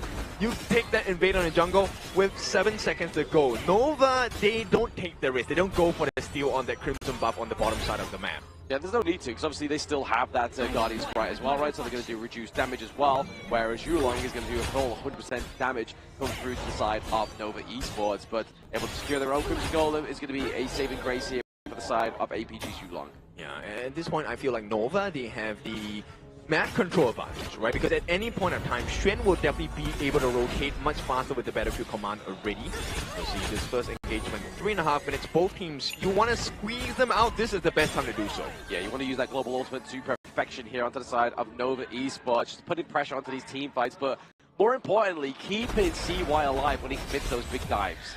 Yeah, and they can also double down on the damage as well, right? Xuan can come in with the blitz, and with that they will be able to get a stun, the burst from the Dominator shield as well. That is extra value in terms of life-taking abilities from the side of Nova Esports. Nova Esports just trying to set up these lanes as the Tyrant gets online here, as we see a bit of a brawl go for it right now, starting very quickly and evidently here by Nova, the ball being placed down. Yep, set up by Saber. Here comes the steal potential, but CY secures it. The fight is looking great for the side of Nova, though they have taken a lot of lives, but Xiang comes back, takes the life of CY. Right now it's a roam for a support, and Waypit will fall next as well. Nova lose 2, and APG looks successful. They do look very successful, even regarding the fact that they didn't get that Tyrant and the increased damage buff here, and the fact that Nova has the gold lead as well. They had everything going for them in this team fight, but Xiang completely upset it for them. I mean, they still have it. That's the craziest part, right? So Nova with the goal lead and with the Tyrant buff as well, unable to find the value of the team fight. And with this, they will be able to recover. The buffs will be left untouched on the side of Nova. So APG, they couldn't maximize it.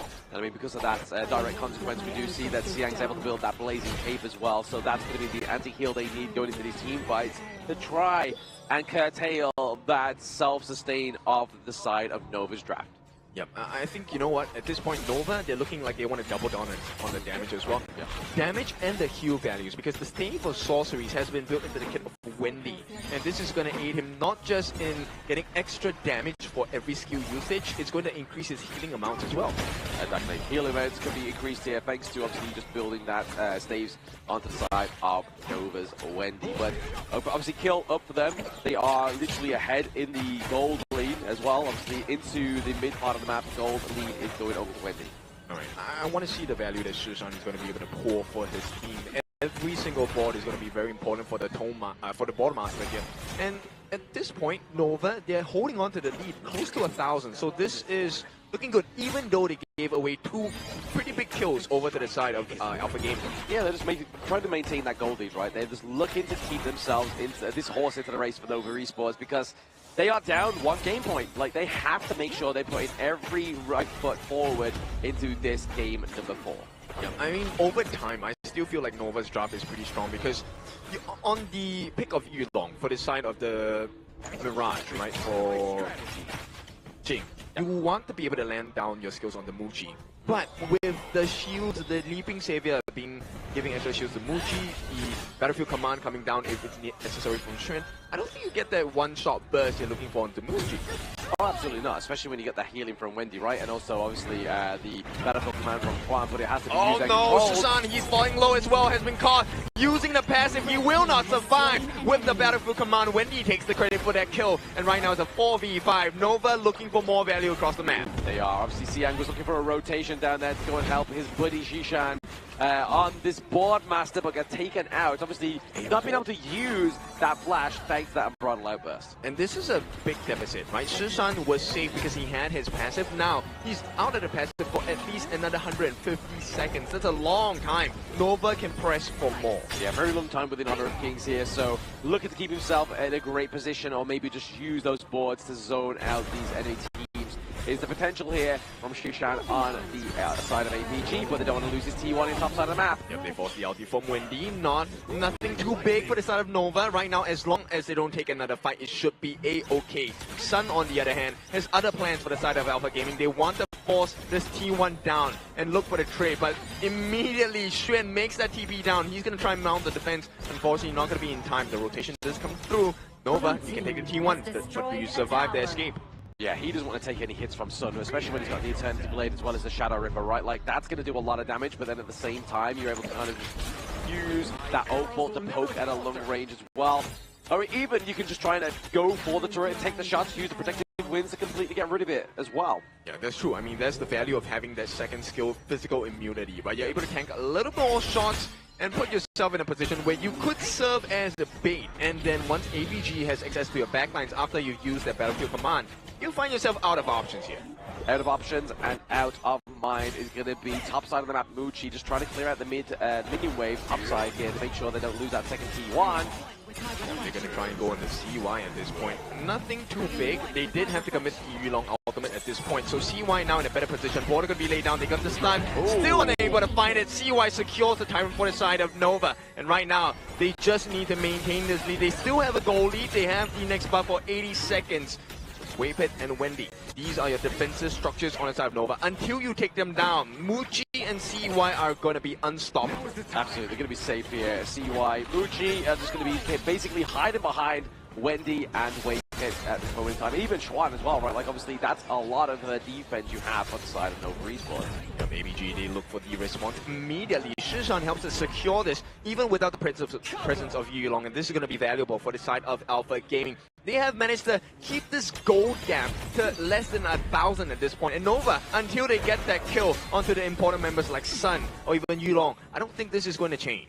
No, it's not going to change at all. Obviously, they need to get the right pickoffs here for the side of Nova Esports. And just take the team fights and dismantle the part of APG which they haven't quite yet found that right momentum or even weight in the team fight.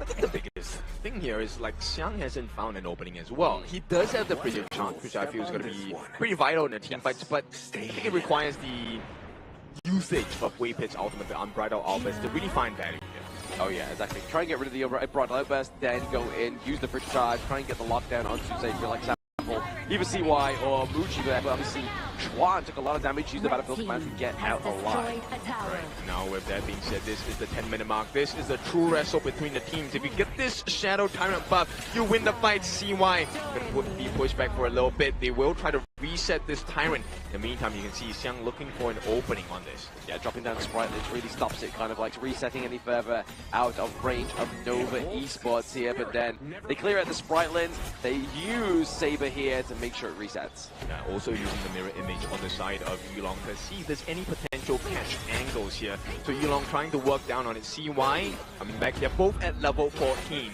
Shields coming in from Wave Pit.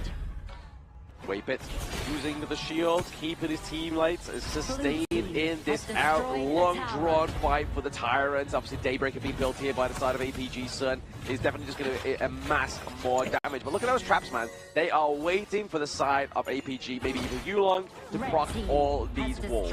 Oh, they actually have one. No, Nova take the T1 in the mid. Right now they can open up the map as well. Saber uses his dash to get out.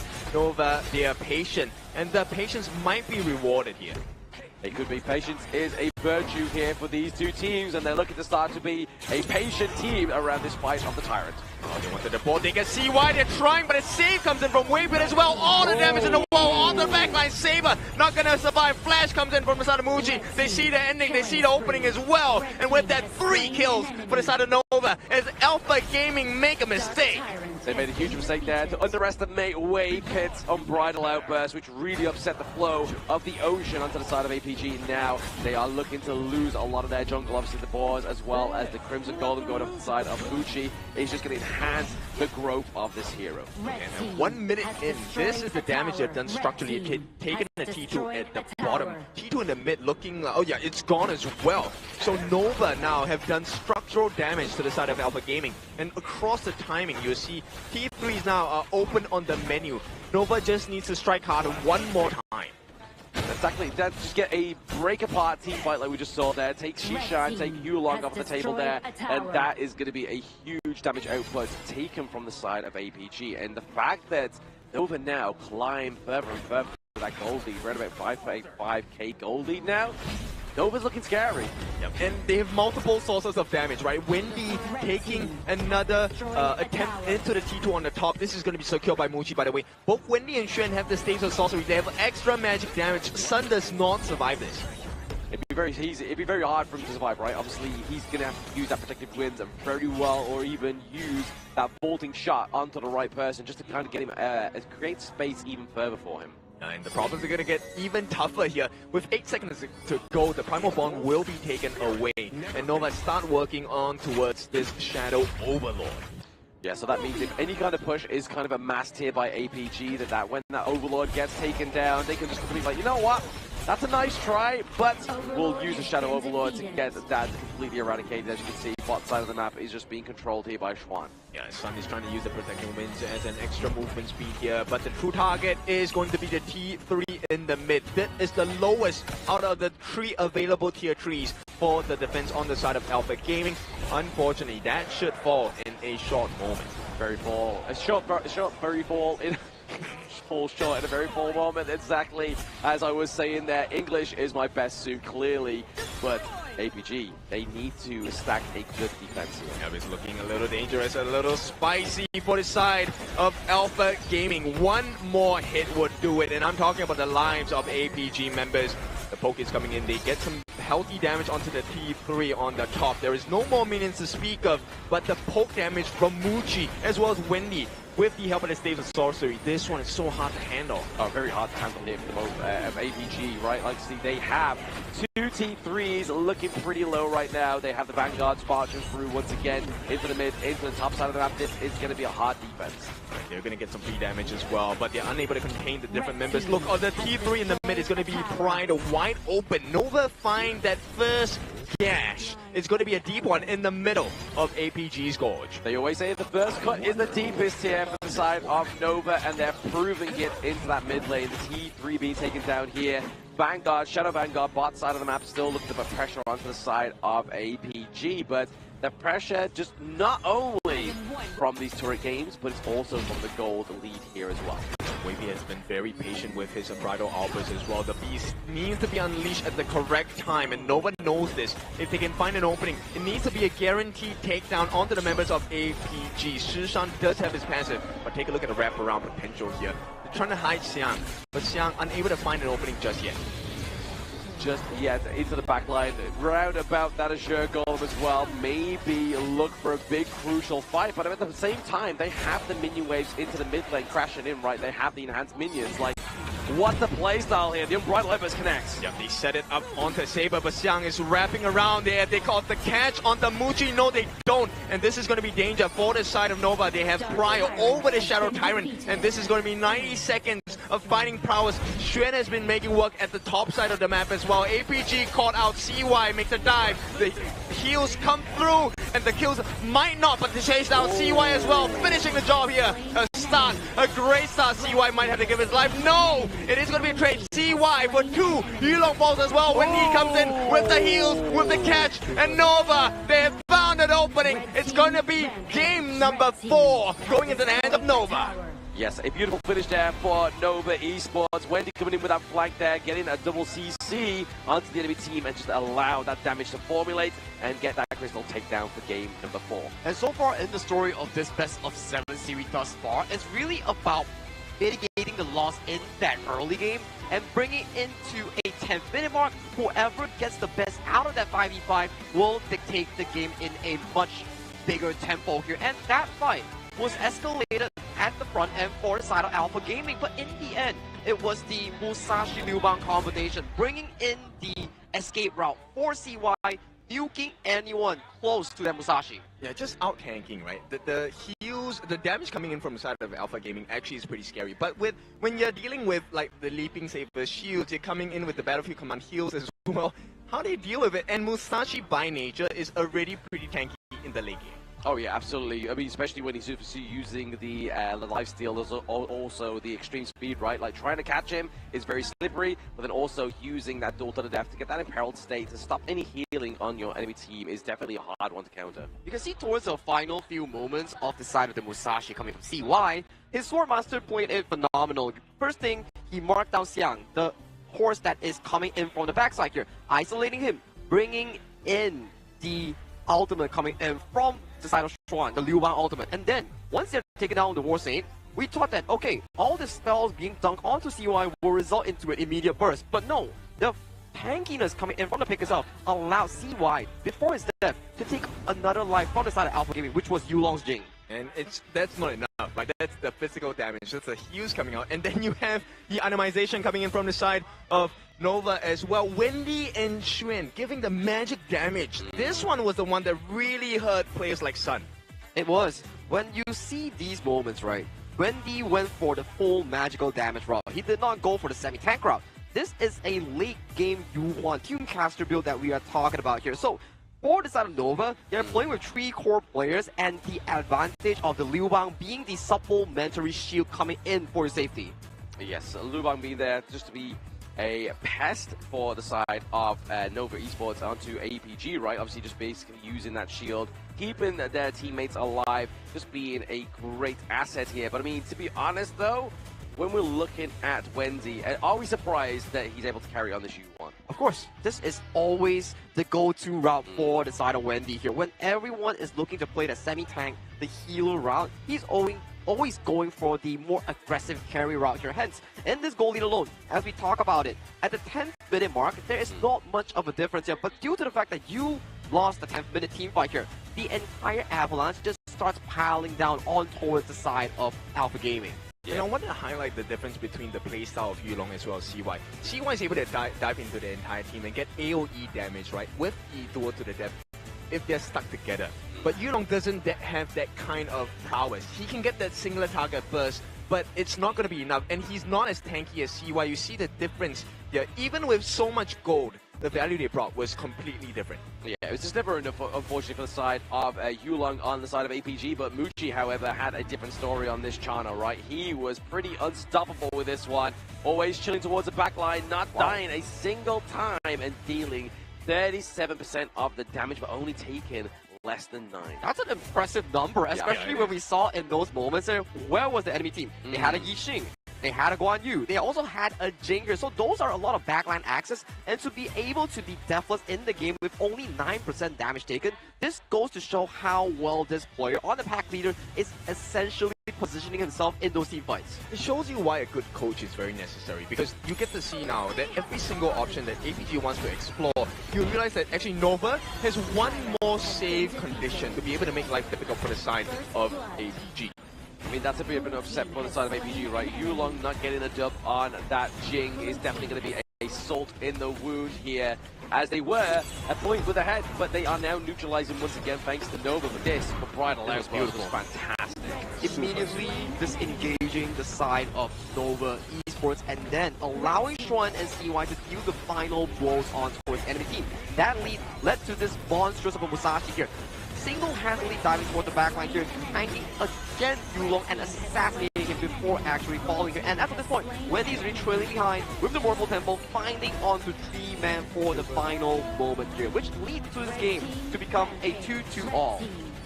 It's really all the shields and the heals that are surviving. CY doesn't mind giving his life because he had already done the deepest gash possible to the side of APG, right? Taking the 3 most important members straight away in the fight. And this one, a well-deserved win. I feel like, you know, Nova, maybe they have found their strides here. Maybe they have found their strides, or maybe they are literally just dueling to the death with that Masashi ultimate. But now we get a neutralized lead here into the bracket. Nova and now 2-2 against APG. Do they take another 2 victories, or do we go 3-2, 3-3 ultimate battle? Oh, minimum 6 games on our hands here, gentlemen. So we will have a large potential of going into that ultimate battle that we talk about, game 7, everything removed, going back to that classic blind draft here. That will be very interesting, especially we haven't got one in the recent days. Oh, that's true. But you know what? We will wait until we get to that. Correct. Right now, I think the thing we have to explore is, okay, you have not found the value you wanted with the Jing pick. Does this hurt your confidence as a jungler? Because this was supposed to be prime Yulong, right? We were supposed to see him come out as a monster, destroy the likes of Nova, especially Muchi. Confidence now on the side of Nova should be at an all-time high. Well, for the very least, if we were to look into the mindset of these players here, I do think that confidence has always been there. The only thing that is not there potentially is the stamina, because it's been a long day for both of these teams. Nova is the first to arrive in the venue, and they've stayed here for all 3 best of 7 so far. And if you're APG, you're playing back-to-back BO7s. Exactly, it's scary, right? APG definitely starting to show a little bit of a blunder here within their performance, because they're having to play back-to-back games. But so far, they've done well, right? Obviously, they're keeping it to a 2-2 scoreline, but they need to do more if they want to be the second grand finalist within KIC 2025. It will be stakes at hand right now. I think the biggest difference here is the fact that Lapu Lapu was picked up, did not get the win. Oh, that's I think this one really hurts Alpha Gaming. And it really boils down to Game 5 and Game 6, where we talk about it. We saw the global ban picks.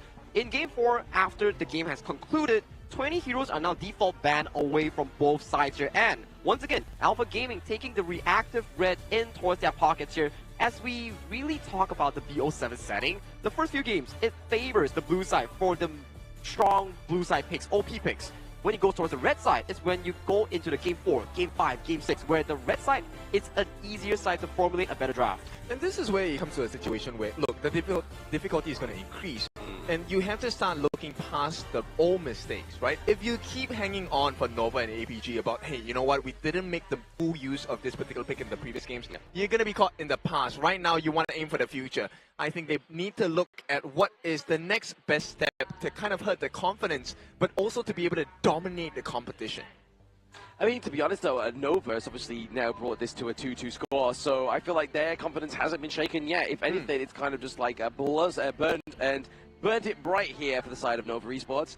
And now, obviously, getting into this game number 5, are we going to be seeing a little bit more back to basics? Are we going to be seeing a potential Orgrim pickup come through here as well? Because it is getting to that part of the series. I think Alpha Gaming definitely has what it takes to pick up the Orgrim here, because Nova Esports, they have expanded that back in game number 1, and now both sides will go back to the bread and butter bands here. For the side of Nova Esports, potentially think of removing the Luna and also the Arlie here. These two picks can never go over to the hands of APG, because those two players, Son and Yulong, they are experts on that pick. Now, for the side of Alpha Gaming, same thing. Mai Shenui doesn't come out at all. Straight away, as you spoke of it, the Fire Ninja is not going to be allowed into the Gorge for this game for the side of Nova. And APG, we will see what kind of difficulty they'll put across being on the red side, the counter pick side. Nova, like you said, will not allow the Arlie. This is one of the specialties of Sun. We've seen him perform on this hero even from 2024. Now my question is, do you let go of the Guan Yu or do you let go of the Pei here? This is an interesting factor, because if you let go of the Pei, there is still the counter matchup of the Orgrim here, but they do decide to let go of Xuan's Guan Yu in this game 5. I think you don't let go of the Guan Yu, but straight away they want to put a little bit more steady hands with the steady will for this flowborn marksman into the hands of Muji. Yeah, definitely putting a lot of focus on Muji here in terms of the draft. Right, obviously the first so many games, he's just basically making sure locked in has that marksman, but over to the side of APG, they're going for more crowd control here. They're going for Siang, Antradama, the D-Ranger as well. This is a very comfortable 1-2 coming in from Alpha Gaming. You have strong laning coming in for the side of DRJ, and you have a consistent setup coming in from Siang's Dharma here. It goes back to the same thing. Whichever clash lane gets the better flank, whichever clash lane gets the better opening, wins the game for the team. And you know, if that situation does not present itself, then it becomes more of the clash lane. It's okay, I'm going to stop you from reaching the point where you need to be. And that is going to be sufficient enough, because the rest of my team, we're going to win the 4v4.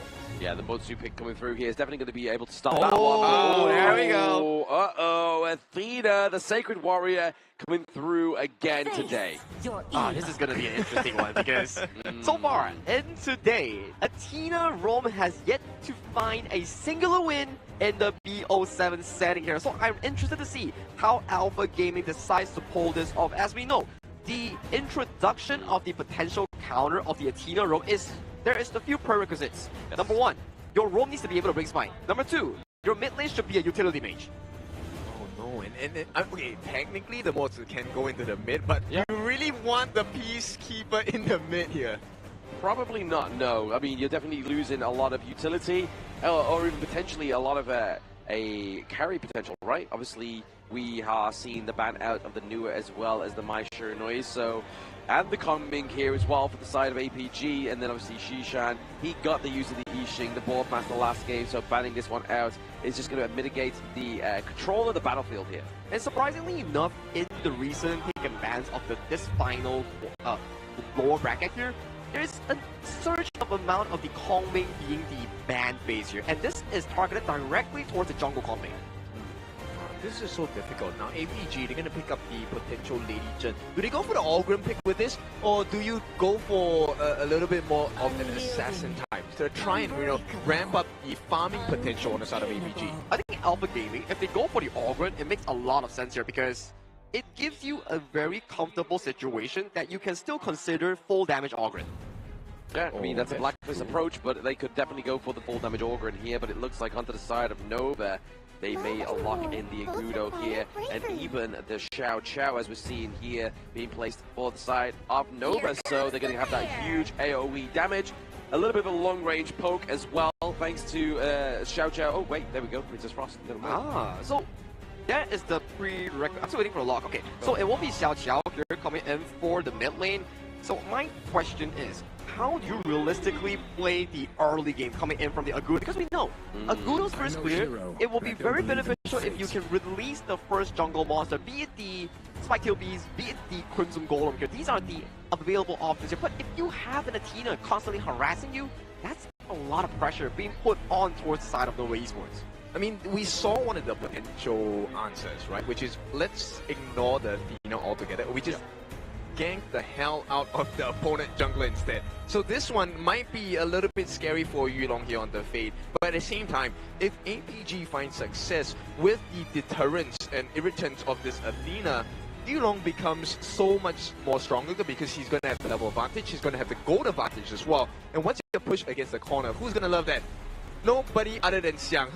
He's gonna slam you against the walls, and that's gonna be the truth that, hey, this game is a disaster for you. Exactly. So pause you, place you in your, put you in your place, and then obviously we have the Hardened Jade Steel that's gonna come through to try and like just completely claim those kills and claim those objectives. Now, main question is, how does Nova Esports play this early game here? Yes, we talk about the potential setup coming in from the side of Alpha Gaming. That's only if they can successfully convert the Athena lead generated by the hands of Saber into these monstrous gold leads that lead to landsliding team fights here. So that is the game plan for Alpha Gaming. So for Nova Esports, how do you realistically formulate a defense to make sure that the Agudo on the hands of CY gets a comfortable game moving on? I think you bring Xuan over, right? You bring Xuan, you try and get Saber using the push, heroic charge, push him away from the buffs, just buy as much time as possible. Once you get the smite, just leave and try to use that gold sharing mechanism on the top side of the map in the clash lane and try to recover farm from there. Now this is a very important game between these two teams. One mistake will allow your opponent to get the better of you, and also the series point is one of the most important BO7s in the lower bracket. Oh, absolutely. Tournament life on the line here for Nova against APG for the fifth time now as we go into the fifth game of this best of 7. There we have it. This is what I'm talking about. Just keep pushing away. And Saber now might have to give his life without even finding value. He can't steal anything right now. And this is what you want, Nova. This is a great answer. Very good answer to the Athena is just bully them and move them out of position so they cannot steal anything. And to be honest, it's not really going to disrupt the flow of Nova's CY either. Yeah, exactly. Now, this is then a question of timing, right? Does Yulong try his best? Can he actually find value? Can he speed up his jungle rotation? Because right now, Saber is not technically doing his job. He's supposed to irritate the members on the side of Nova as well. Yeah, I think the good thing here is the fact that obviously the Flowborn marksman down to the bot side, and after going to the D-Ranger is a decent matchup anyway, so it's not like he needs Waypit down there holding his hand. Waypit's like, you know what? I will handle Saber for you.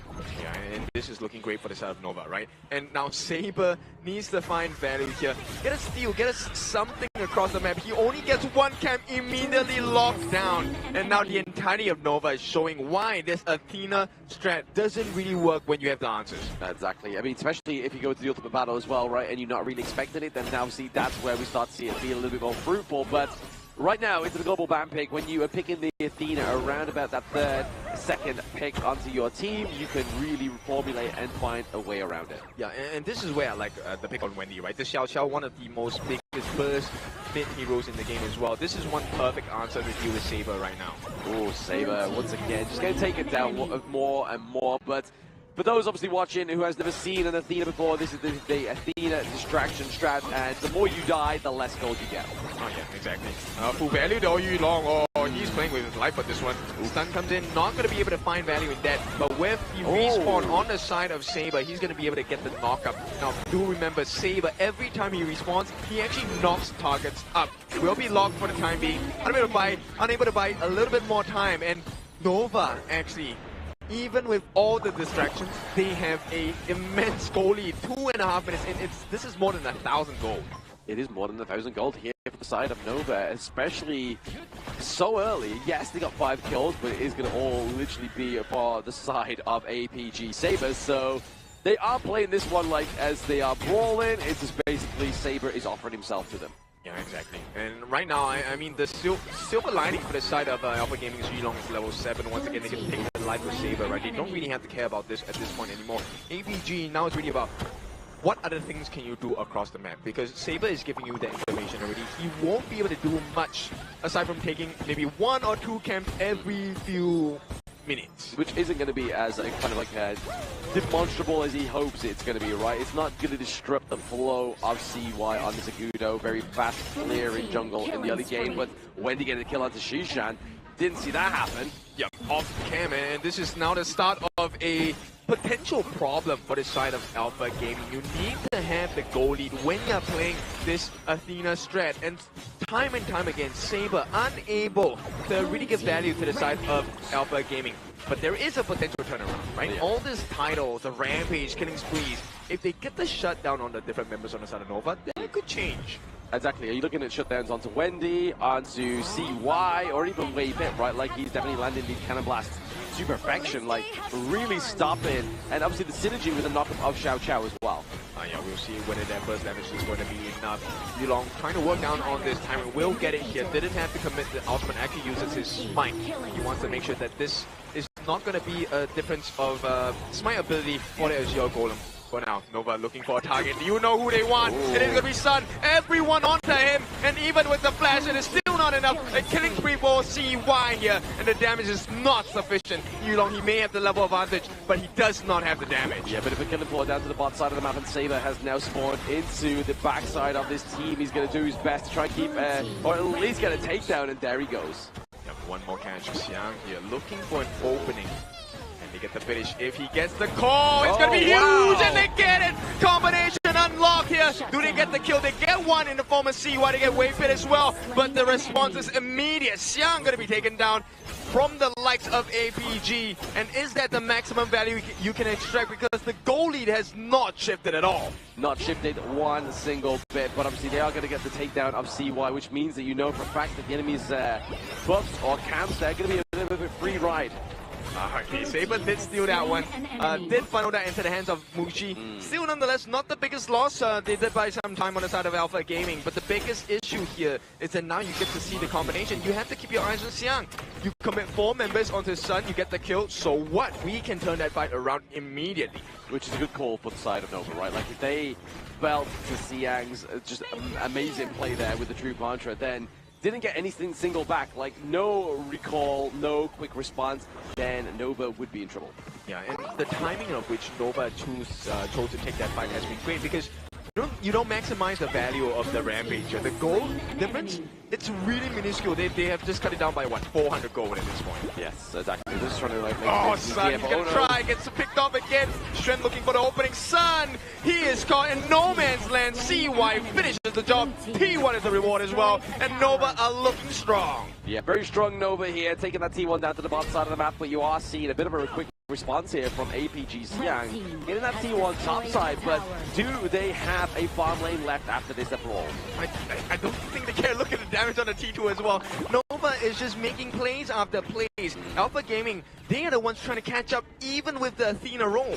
They are trying to catch up. I mean, they should be the ones that's kind of like, hey, Nova, let's slow you down. Let us be ahead in terms of that gold. And right now, Nova's like, yeah, all right then, let's see what you can do. And unfortunately, it's just not coming into fruition. Yeah, I mean, they are looking for the wheel clamp here, right? But it's them who have their legs clamped on the side of Alpha Gaming. This is not ideal for them. CY, he has not been troubled at all. So far, the only time, I mean, it's been, what, a singular buff stolen by the side of Saber, and even then, it was funneled back into the hands of Muji. Exactly, putting it into the marksman, probably not something you should be proud of here, especially when it's going to be the flow-bomb marksman.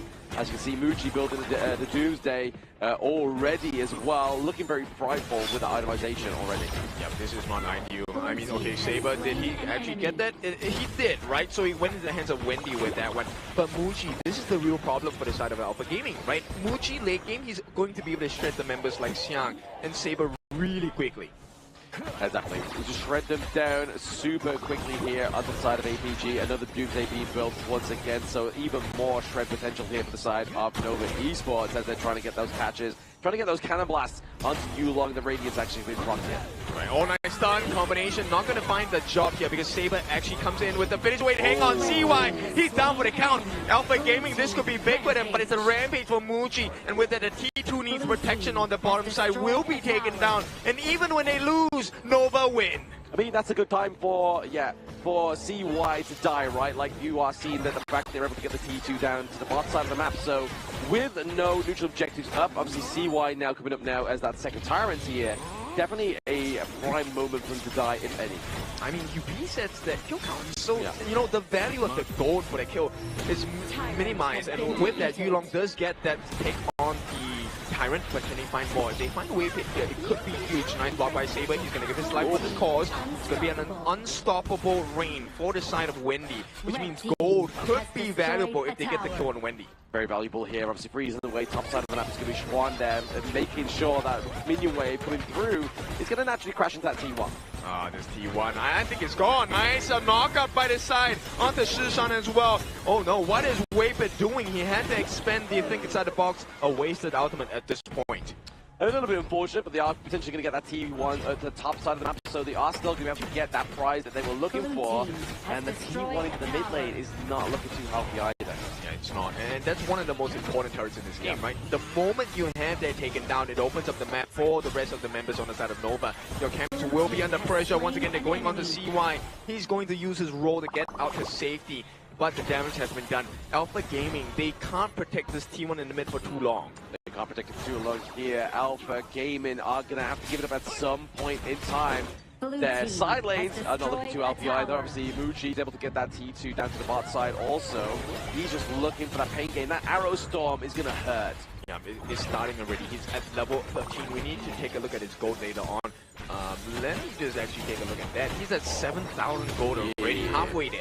He's halfway there. He has the Shadow Ripper and looking to build into the Daybreaker as well, so that's going to be a lot of damage coming online very soon for the side of Nova Esports, but now they're looking to contest the Shadow Tyrant.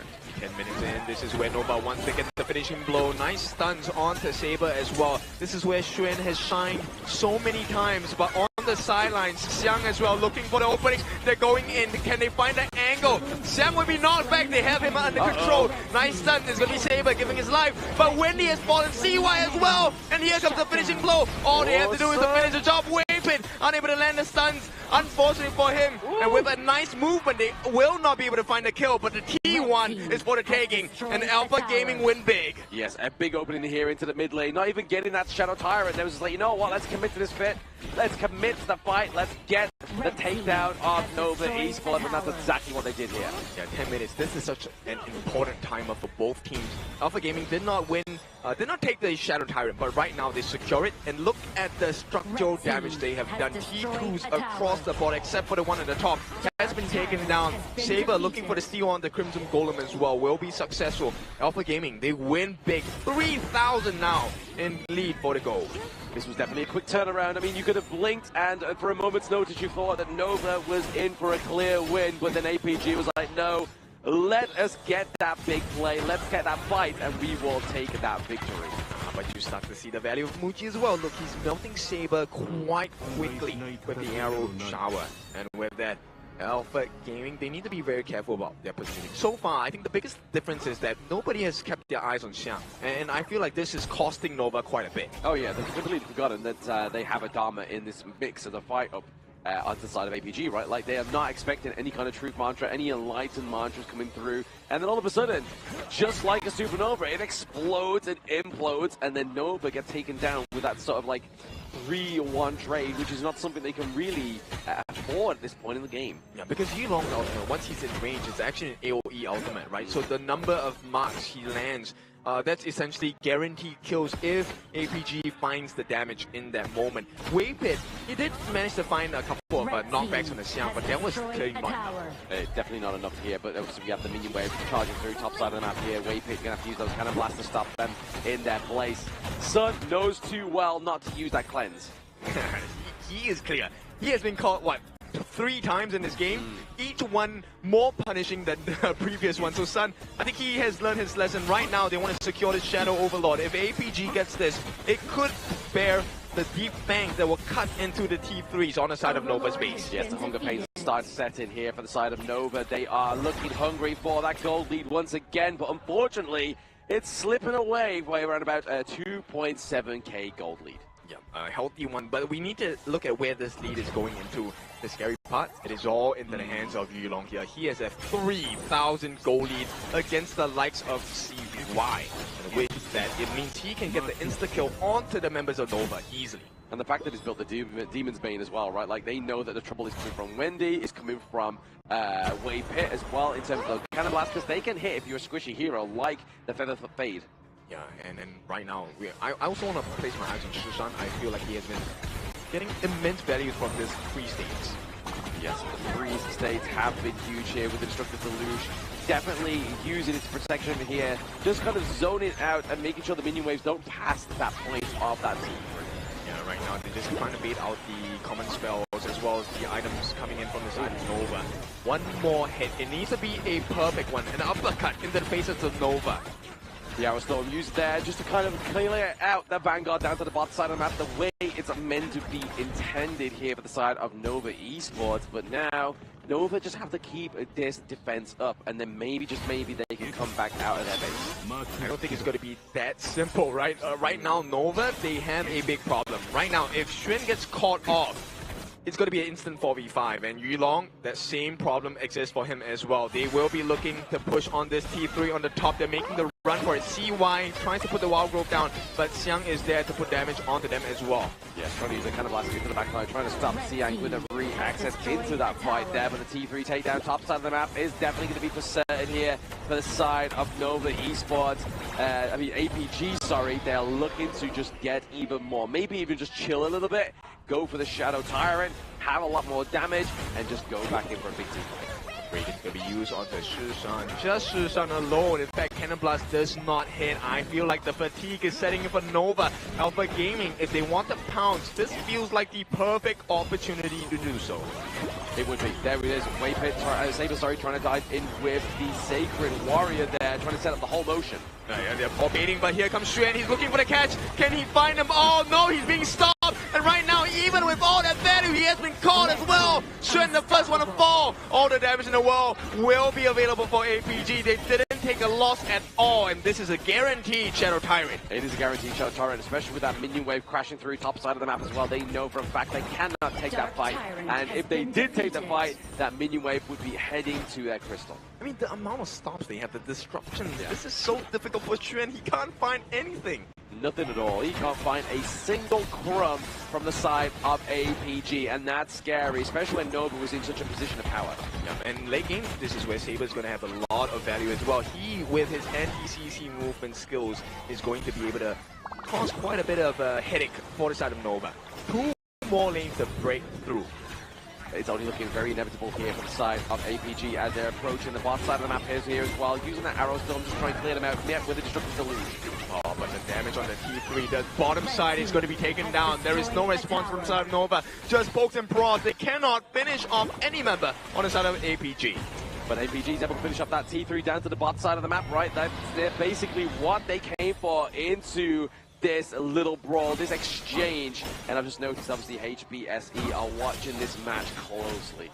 Very close, and this is very important because this is going to be a preview for the grand finals of tomorrow. Another best of 7 between one of these two hopefuls here. Now, with the Primal Bond, they're still doing a lot of work on the Shadow Overlord. APG should secure this. And now, with the final calls across the gorge, does APG finish the job? They should do. I mean, they don't want it to go any longer, right? I mean, we have already seen almost close to Tempest Dragon so far between these two teams. And I mean, that just then means that if you get a steal onto the side of Nova, yes, you only have one T3 alive, but you get the Tempest, you get the Vanguards, you get that enhanced power. And this is a team lineup composition on the side of Nova Esports that actually does quite a bit of turret damage as well when allowed to. So you see this defense holds right now. Challenge is going to be issued by Alpha Gaming. Shadow Overlord flying down in the mid lane. Flying down into the mid lane, looking to take that fight there as well, obviously with the singular last standing T3 here for the side of Nova Esports. APG with around 4.8k gold lead is going to be negligible at this point. Everybody is pretty much near 6 slotted. Storm is going to be able to stop them for the time being. Xiang looking for an opening. Jump in by Saber. He wants to set the team fight up, pushing them back. He gives his life. That's great. Now it's going to be an empty base for the side of Nova. They have dealt with the Shadow Vanguards to the best of their abilities. And with that, APG say, no more risk. We will give you your time and space. We'll back off first. Yeah, the fact is that they got that team right. Saber went in, he died, but he knew his teammates, they had the objective in mind, and the best thing was to get that team through. Yeah, now Saber, he's just giving information. At this point, he has died too much that, you know, the gold that's given over to Nova is minuscule. APG don't care. They don't care at all. APG is like, you know what?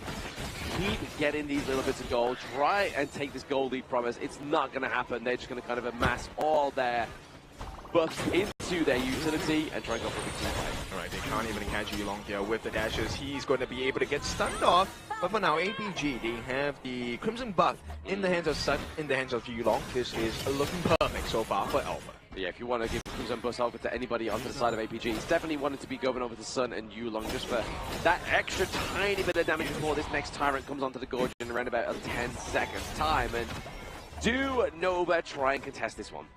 They have to, right? At this point, look, they're already priming the position. Saber finds out the positions of the different members on the side of Nova. But here comes the lockdown wave pit. Hang on, Yulong, he's gonna try, but the save comes in. Alright, they get the first life of Yulong. Can they finish the job here? Wendy's taken down. The catch by Shen, trying to save the game for the side of Nova. It is gonna be available. Xiang does take a fall, but right now it's a 2-for-1 trade. APG, they play their cards right, they back off, they don't take any more losses. Yes, very nice trade here from Nova. They could even like to try and even go for this Shadow Tyrant, but now it's been taken off.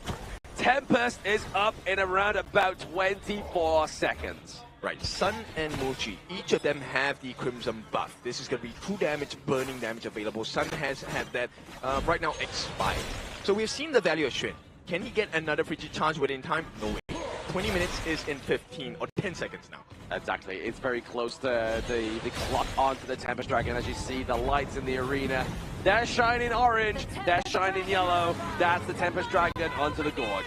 No flash for Wendy, no flash for Muchi. One mistake will cost them their lives here. Exactly, we've seen a big push or start onto this from Nova Esports. CY just trying to keep it locked into that rage, but there's the Arrow Storm just driving them away.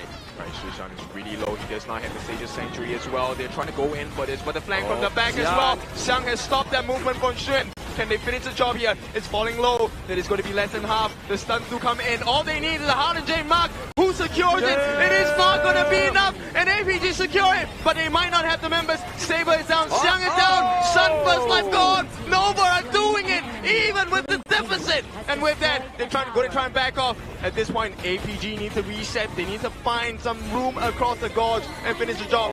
Wendy caught in the middle of 3. All he needs to do is burn Yulong down. Not going to be possible, but the base is under the attack on the side of Nova. And right now, they're making a sprint.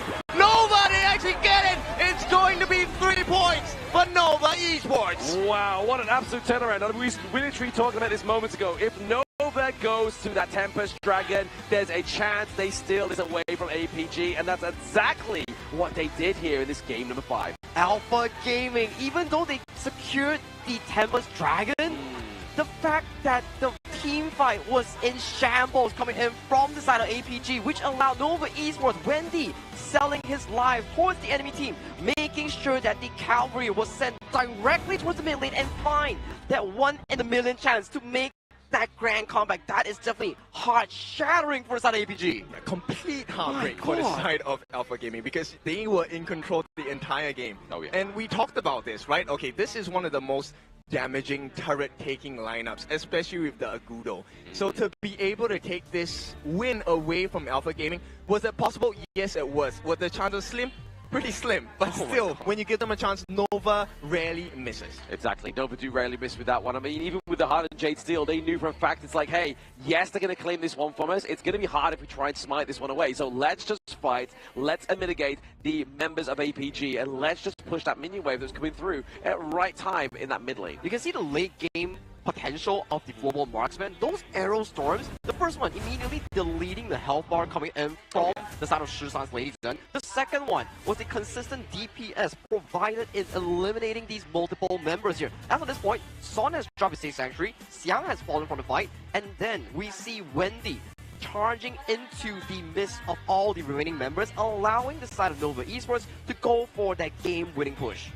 We were joking about the Athena Rome getting like 26 deaths. Sable's pretty close with 20 deaths on this game. But I think the biggest difference maker that was so hard, that I find that this is a miracle game for Nova, was the fact that Xuan was stopped so many times as the Guan Yu, the wall saint.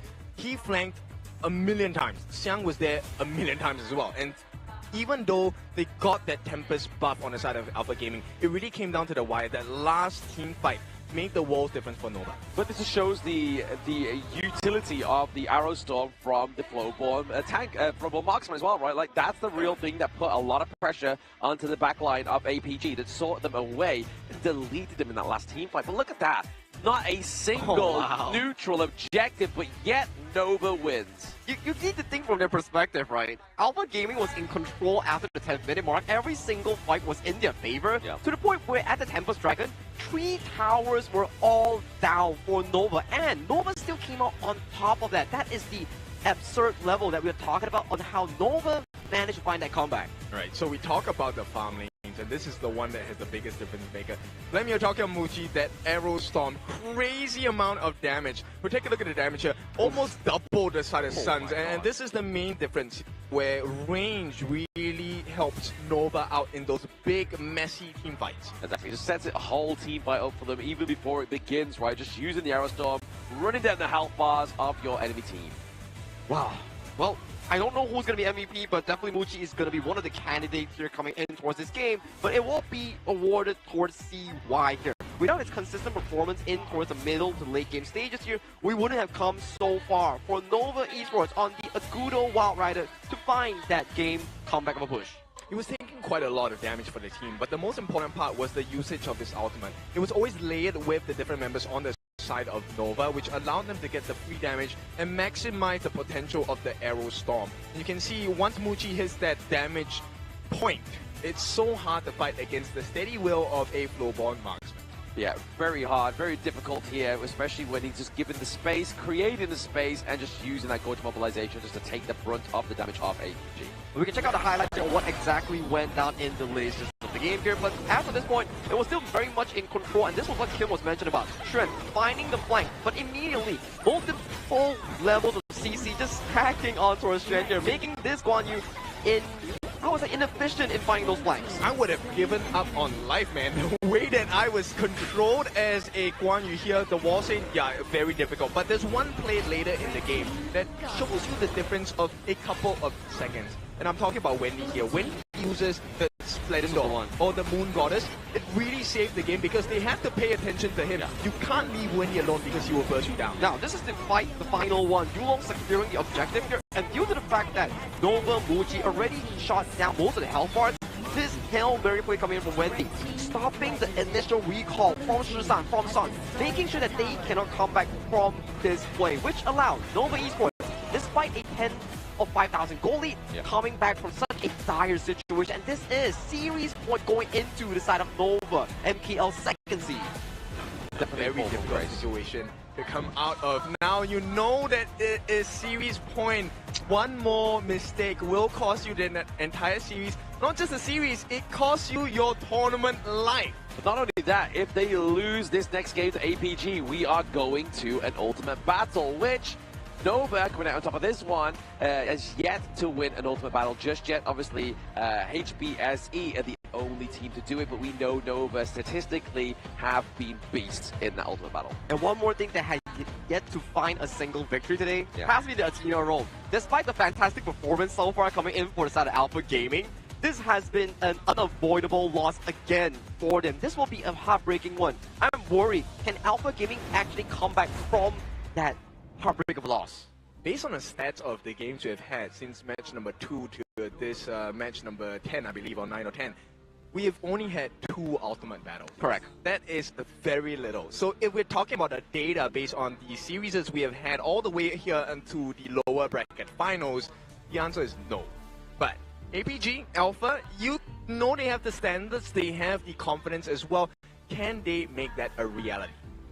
They have to try, right? Definitely have to make this a bit of a rise of the phoenix, for lack of better words. Obviously, they did take this fall from grace. It's now up to them to rise like a phoenix and try and crush Nova Esports once again. But then they have to do it back-to-back, whereas Nova get one win, they are in the grand finals.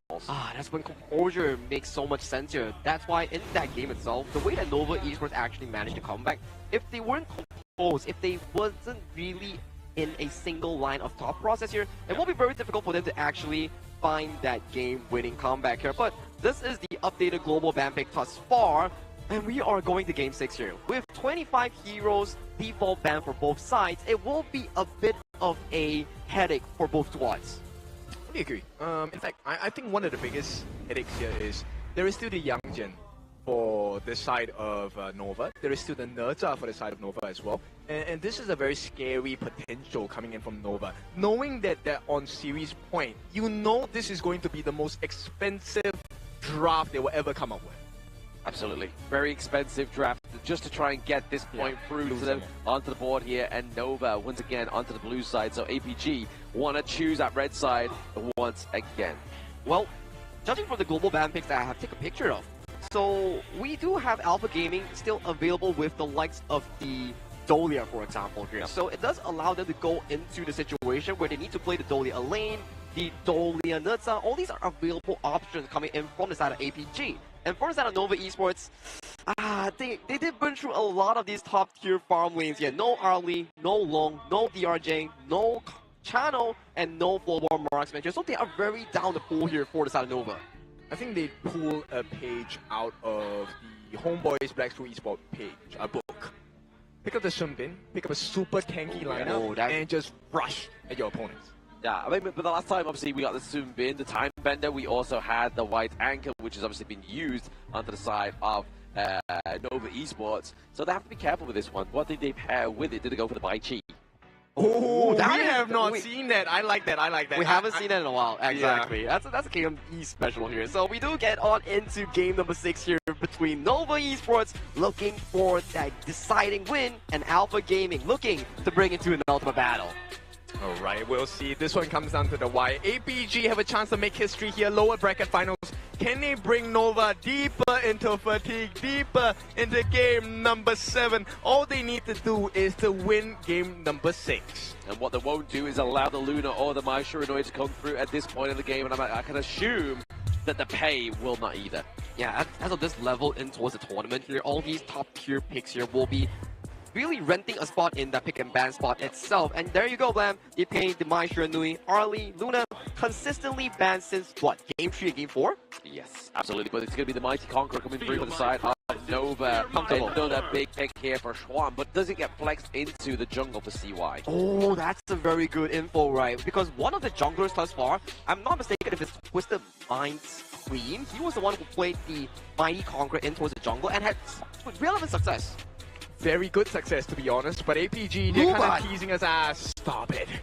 If they really had picked up the Luban number 7 there, I would have gone crazy. But at this point, it is going to be the Marco Polo, so damage over time. Long extended fights will be the answer for Alpha Game. I am Algron. Yes, exactly that. Obviously, the Marco Polo may be here to kind of try and maybe bait out. If they are saying like, hey, this party is going to go for the top side of the map, maybe they try to go for the monkey here. Oh, the monkey here does do pretty well against the side of the Ogren here. Sufficiently tanky, a very decent front line that can allow the Lady Sun on towards Muchi and Strand on the party to go for those big team fights. It's looking like a Mankey for me, right? And now you have the board, you have the rolling raid, frag grenade, and the Fatih just chops you and slices you from afar. But APG, I like this answer. The Charlotte is definitely something that is going to be worthwhile, right? Not only can he mitigate those stuns, he can kind of have huge damage reductions, allowing for that insane dive potential. I think the thing that I always find very exciting here is when Siang picks up the Charlotte, do we get the KC2024 5-man knockup from the ultimate like we saw last year? Is that going to be a case here? Is that going to be a potential for APG? Every little thing down the line here as of this point, especially game number 6, you need those miracle plays to push yourself into the tie series here, or to potentially push yourself into the grand finals. Every single play, it counts into the books itself. So what would you like to pick up in the mid, right? Like one of the things that Yixing suffers from, right, the ball master, is long range. That is something that he is going to suffer with. And Shishan did use Ganemo, no? He used the new one, but Ganemo is still available for the side of APG here. But always, the Yixing versus the Ganemo matchup is like a cat and mouse game. Do I snipe you first or do I lock you in the board first?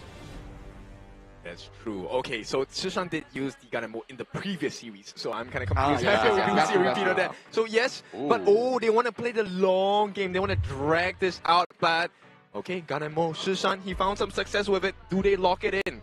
I feel like this is one of those big options here that he has to go for, because this was one of the few picks that he had relevant success in towards this day itself. Ooh, okay, CY Fade. Is it going to be successful? This is something that could really hurt them, right?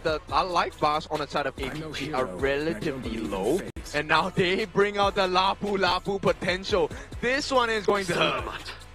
Deadly here for the side of Nova Esports. Waypip finally getting another tank pick come through as well, and obviously crucial team fight engage also here. So it does mean that the Mighty Conqueror is going to go top side of the map, and then obviously the Fade Pantherfoot come through here. But oh, a late Dolia pickup here with the Ganemo. They're putting a lot of confidence and a lot of trust into Shishan in this final potential game here. If they lose this, there's a lot of pressure being thrown onto it, but this is what we call pressure forging heroes and diamonds here. But going to the towards the side of Nova Esports here, we have the Fade and Yixing combination. And I'm looking into the Lapu.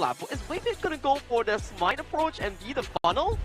Oh, that's true. That's a consideration. But I think at this point, I think the Flash works better, right? Because you want to be able to deal with the Marco Polo, or maybe even catch up the Ganemo, Smith and Blade for Shishan unawares. We all know that Shishan is one of the most adrenaline-based players, and when he is on form, he is literally unstoppable. So right now, that is a win condition for the side of Alpha Gaming. Can you funnel all of the resources and make sure Shishan survives, gets the pressure off of him so he can land those blades? That's what Tom could tell, right? Obviously, if those blades are going to land, if they are going to be as feisty as we need them to, because APG, obviously, Lord only knows that they need this point to keep themselves into not only the tournament, but a potential bracket promotion into the grand finals tomorrow. So much stakes on the hands. On the side of Alpha Gaming here. Nova Esports currently holding the lead in this best of 7 series here. One win separates them from exiting the tournament or advancing to that grand final. This is game number 6, the final game before we head into the ultimate battle. Yes, this is it for Nova Esports, but this could be the beginning of a new start for APG if they take this game number 6 away from Nova. Yeah, this could be a whole new world for the side of Nova and APG. All they have to do is to see what options they can explore, and straight away Yulong makes that first steal onto the Dust boards. And this is looking great for the side of Alpha Gaming. Now the next thing they're doing, they also know about the rotations. They know that CY has started on that Crimson buff first, and this is where the next decisions by the side of Yulong are going to be very important. Exactly, already started to go for a bit of an invade here. It's going to be CY looking to try and contest that Azure Golem onto the side of APG, but CY's got to be careful here. Yulong was able to get that one. And here comes the attempt by Shishan to get that finishing blow onto the jungler on the side of Nova. CY will be able to make it out. This buys him a little bit more space, but then this costs the rotational speed. Yulong is going to be just slightly faster. Yeah, exactly. With the path capacity, it's definitely going to be faster here as well. Obviously, just having that increased movement speed, but also creating space to find your way into the enemy jungle or a new way into your own jungle. But there, completely blundering and taking away a few of these camps is going to be Saber onto this Dolia. Yeah, this one is. It may seem like one camp, but this is really important. This is EXP. CY will not hit level 4 just yet, and Yulong is already at level 4. No pressure coming in from the side of Nova. That's a scary thing, right? Like CY not getting to level 4, he doesn't have the hardened Jade Steel. Doesn't mean he's going to be able to steal away any of those kind of like contested smaller camps before level 4. And this is going to put additional pressure onto Shren on this top side, which means this is a guaranteed space by going to the hands of Alpha Gaming. And with all the rotational speed in the world, this is great for the side of Alpha Gaming. TP is going to be coming down as well. He's going to join his farm laner Sun to take care, because Yulong needs that farm. can only see what's happening here, right? Obviously, Nova is just trying to chip away so much of that T1 into the bottom side of the map here. Then when the 4-minute mark comes up, do they go for the Tyrant? No, they look for pressure onto that T1, get that run down, and then obviously Sun is forced to go elsewhere. Yeah, we'll see if that's going to be the case, because right now, until the bigger steals happen, I think Nova still can catch up. But at this point, I mean, the goal difference, I think it's just neck and neck, right? It's about, what, less than 500 gold at this point. Yeah, basically just like 376 it says there on top of the board there, so not even 500. It's literally negligible at 2 minutes and 45 seconds, but no real first blood come through just yet. Which makes the first blood even more valuable, right? Imagine it goes in the hands of Yulong or goes in the hands of CY. The junglers will make the difference. But the biggest one, Disney. If Wendy gets it, he gets to amplify his farming speed. If Shishan gets it, that amplifies his life-taking ability. Exactly. It's going to be potential battle off of the mid lane heroes here inside of Nova and APG, but right now, still, we see the Sun is like, you know what, Fuji's quite out of the lane at this moment in time. Let's see if we can get some pressure onto those T1s, get a little bit of damage come through, but Yulong just securing more of it. Right, so 40 seconds to see who lasts the test. Both teams, I think, will play very safe. They'll play very steady as well. You don't want to take a risk because the cost of losing this game will be too much for either side. Nova wants to clean this up. APG wants another shot at the grand finals here. And that other shot would be an ultimate battle here against Nova Esports. And forgive me if I'm wrong here, but I don't feel like APG's ever taken Nova to an ultimate battle. I also don't think so. Now, we will fact check ourselves later on, but for now, it's all about Shishan. Can he get those couple plays down? Can they really batter them and soften them before the actual fight happens at the 4-minute mark? We can only hope so, but there it is. In 1 second, it is now time to go for these neutral objectives. Yulong already starting the pace here, using those double blades from Shishan just to start it off.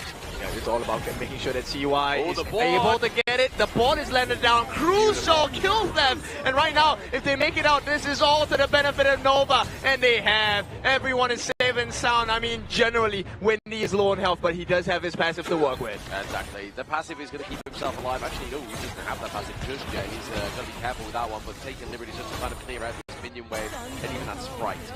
Yeah, I mean, this is what you want to see and have out of the Fade pick, right? Featherfoot is very important because his ultimate allows you to secure resources once it's down to less than 1/8 of its health, and you can't smite it away.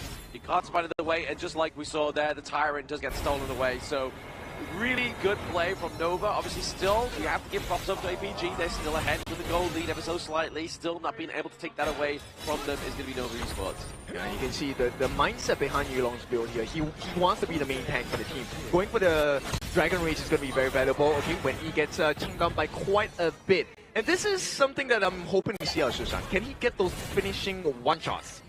One-shots may be what he needs to get, right? Obviously, especially those couple blades. Those couple blades are going to tear through some of the members here on the side of Nova. Right, we'll see how this is going to turn out. 15,800. APG still has the lead, but the map is going to start looking a little smaller because the damage is coming through. CY as well as Muchi just tearing through this T1 at the bottom. Exactly, those early efforts are really now coming into a bigger practice here for the side of Nova Esports, who decide to go and take this T2 down to the bot side of the map. This was something we used to see from Nova in the group stage, was complete domination into one of these side lanes. Yeah, and one of the unfortunate victims was OG as well, but we'll take a look at this.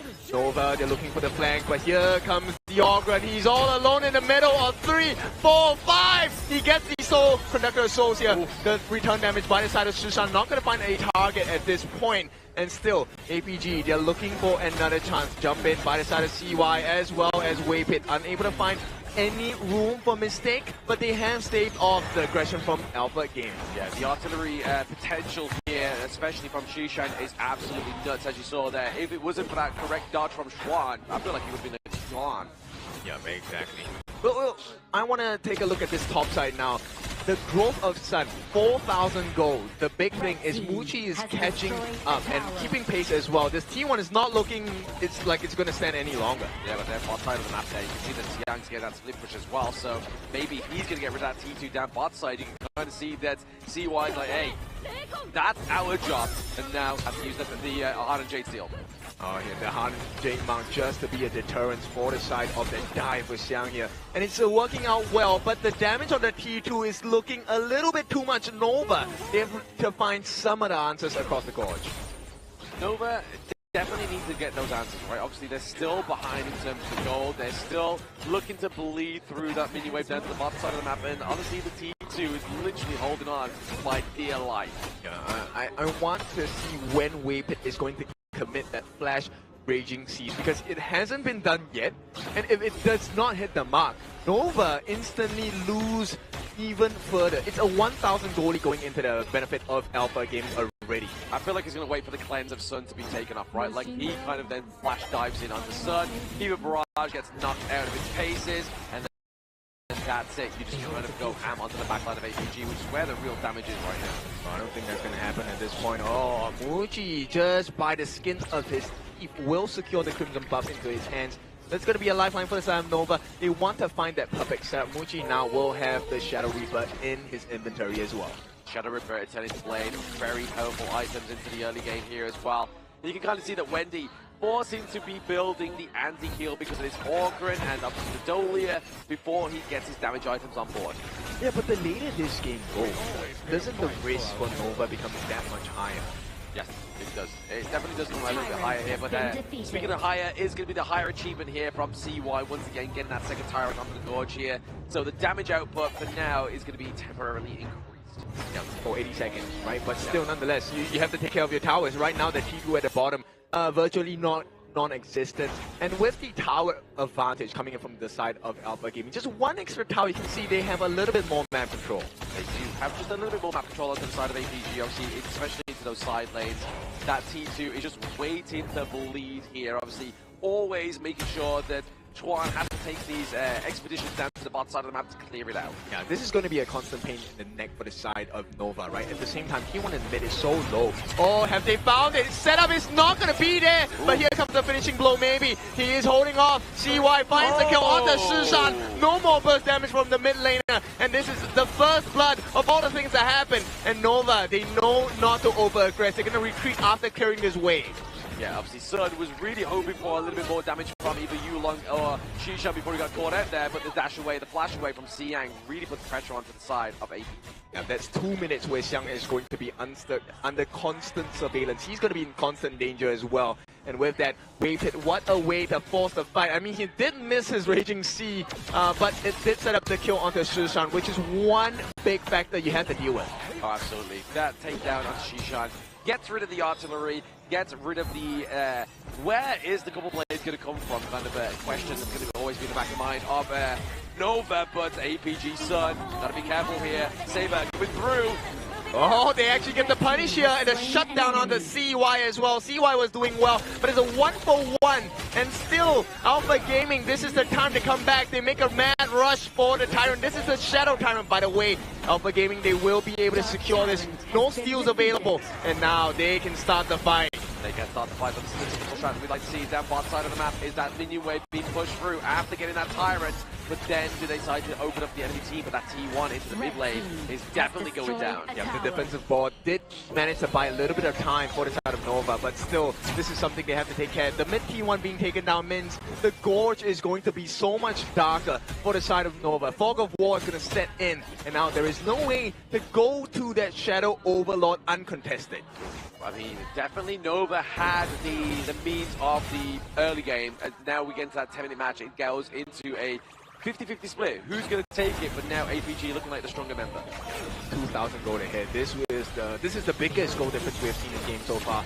Really, realistically speaking, it's all about a setup, right? If Nova gets a setup, they should be able to finish this game. But if Shishan gets surprise snipe before the fight even starts, then Nova have no chance. They don't have a chance, but they are able to get that T2, so there's a little bit of a chance left onto the gorge from the side of Nova Esports. But you saw that, right? Fuji was able to get that Daybreaker. He is going into that late game.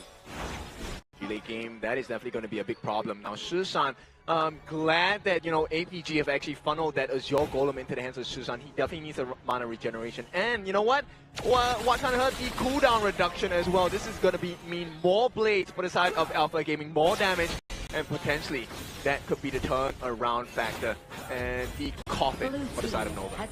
They don't want that, though. They do not want this to be the coffin. They want this to be the coffin breaker. They want to break out their sarcophagus off the side of Nova Esports because they were buried by HBSing. Definitely buried. And at this point, look, Shishan just being the deterrence. Offense is the best defense as well. CY looking for an opening. Does not know that Xiang is there. Hang on, what is he doing? CY, that's a risky move. Ooh. A lot of damage coming up from Susan as well. They cannot approach the Shadow Overlord. And with that, Alpha Gaming, they might have secured a very great chance. 12.5 minutes in. Alpha Gaming looking very steady. Very steady indeed, getting that second Shadow neutral objective come through for the side of APG, and still not dropping that gold lead. But Schwan is going to go head-to-head against Saber. He's like, you know what, I'm going to do a lot of damage off that Mermaid because I'm sick of those heals. Songstress here not going to be having too much value at this point in time. They will push back the members of Nova for the time being. Pushing them back is all they can do right now. It's obviously as APG try and get these vanguards all crash through at the same time. As you can see, top side of the map needs a little bit of TLC. No, it no longer needs TLC. This is all going in the way of APG. APG, no more mistakes. They had plenty of control in the previous game, but Nova snuck under their noses, stole it all away, took the glory as well as the win. So Alpha Gaming, they need to make this as clean, as crisp as possible. They do. They need to try and get some T3s here, but I mean at the same time we saw Nova come back from worse situations here. But it's going to be difficult. It's really going to be difficult here because APG definitely have everything going in the right direction for them. Yeah, but I mean, they have the Blood Rage on the hands of Yulong as well. They do have the Fidget Charge. That is going to be the big difference maker. If that connects onto some of the members of the back line of APG, Nova, but okay, hold your horses now. Just force them away with the board. Yeah, they're looking for an opening. Right now, it's just slicing and dicing from the side of Xuan as well. Ultimate was laid down by Waypit. Unfortunately, did not find the value it was intended for. And with that, Alpha Gaming, they do survive that defense coming from Nova, but this means they get some space to breathe. They go back and work on the neutral objectives as well as the buff. Yes, exactly. Because it all comes down to resources at the end of the day, and that's the one thing that APG's had over Nova this entire game. Yeah. If CY actually can get the steal here, he does have his Heart and Jade mark. This could be disaster for the side of Alpha Gaming. But with Waypit's ultimate, he does not have the flash. This is going to be a very hard setup for him. Yeah, I mean, look at CY. He's just trying to find some kind of angle into this Tyrant camp, right? But you can see that Xiang is always trying to shoot him as well. Yeah, this provision by the side of Xiang is so important. At the same time, Waypit is trying to provide the same value as well. Yeah. Let's see, Xuan does have the flash ultimate on this spot. Does have the flash ultimate on the spot, but there's the board being committed by Boardmaster. Lay down, it's going to be secured, and right now they must survive the fight on the backlines as well. They take the first life. Waypit did not find the value he was looking for, and Muji's in trouble. The rolling raid trying to get the damage down as well. Can he finish the job with the blood rage? It might not be enough. Muji, he turns it around. Xuan and Wendy have given their life. Yilong as well as Susan. That is the main damage dealers on the side of Alpha Gaming.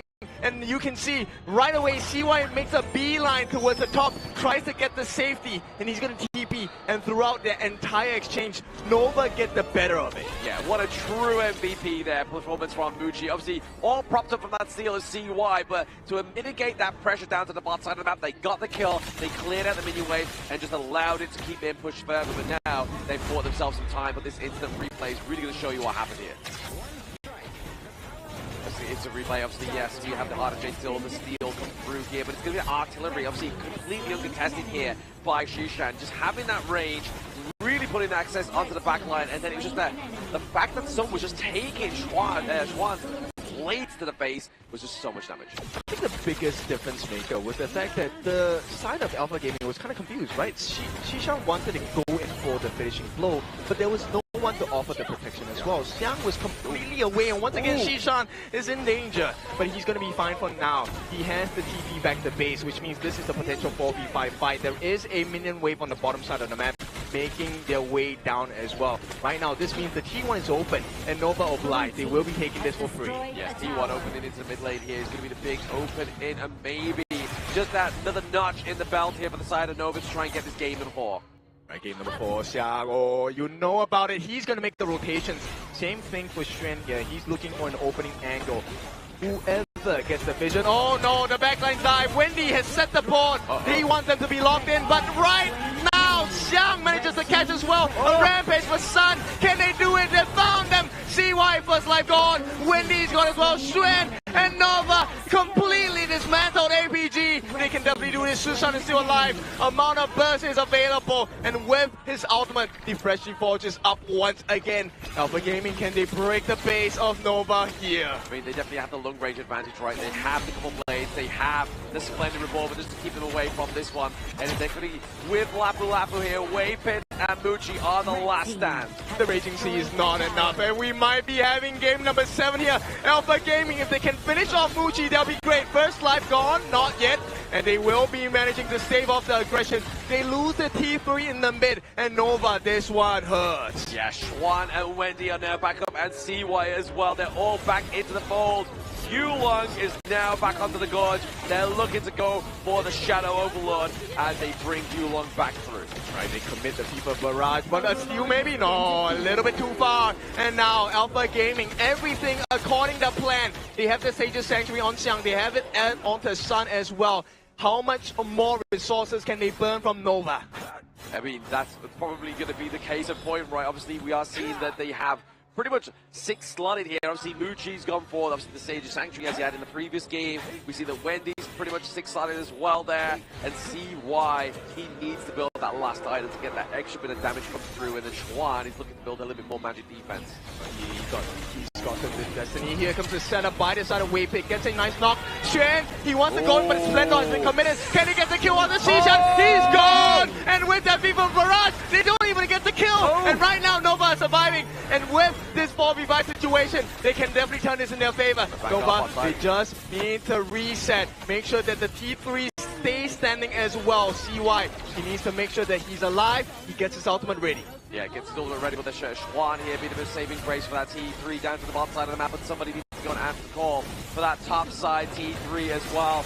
With the Shadow Vanguard coming through to the mid, that pressure is on here for the side of Nova. They take a risk here. CY, they say ignore the bait. The Shadow Overlord will let our Clash Nina deal with that. Can they get that finishing blow with the 100J Mark? They get the steal. CY, they just need to make it out. Xiang, the chase on as well. He has his first life. They want to get the damage, but there is not enough reach. And Nova make it out after the steal, but the Crystal is in danger. Someone needs to defend this. Waypit make it happen, and they have made it in time. Alpha Gaming, they will not be able to find that game number 7 just yet. Yeah, unlike British Transport, you see that Nova Waypick got there in time to stop that steal with the minions there. We are not going to get a minions match here for the side of APG.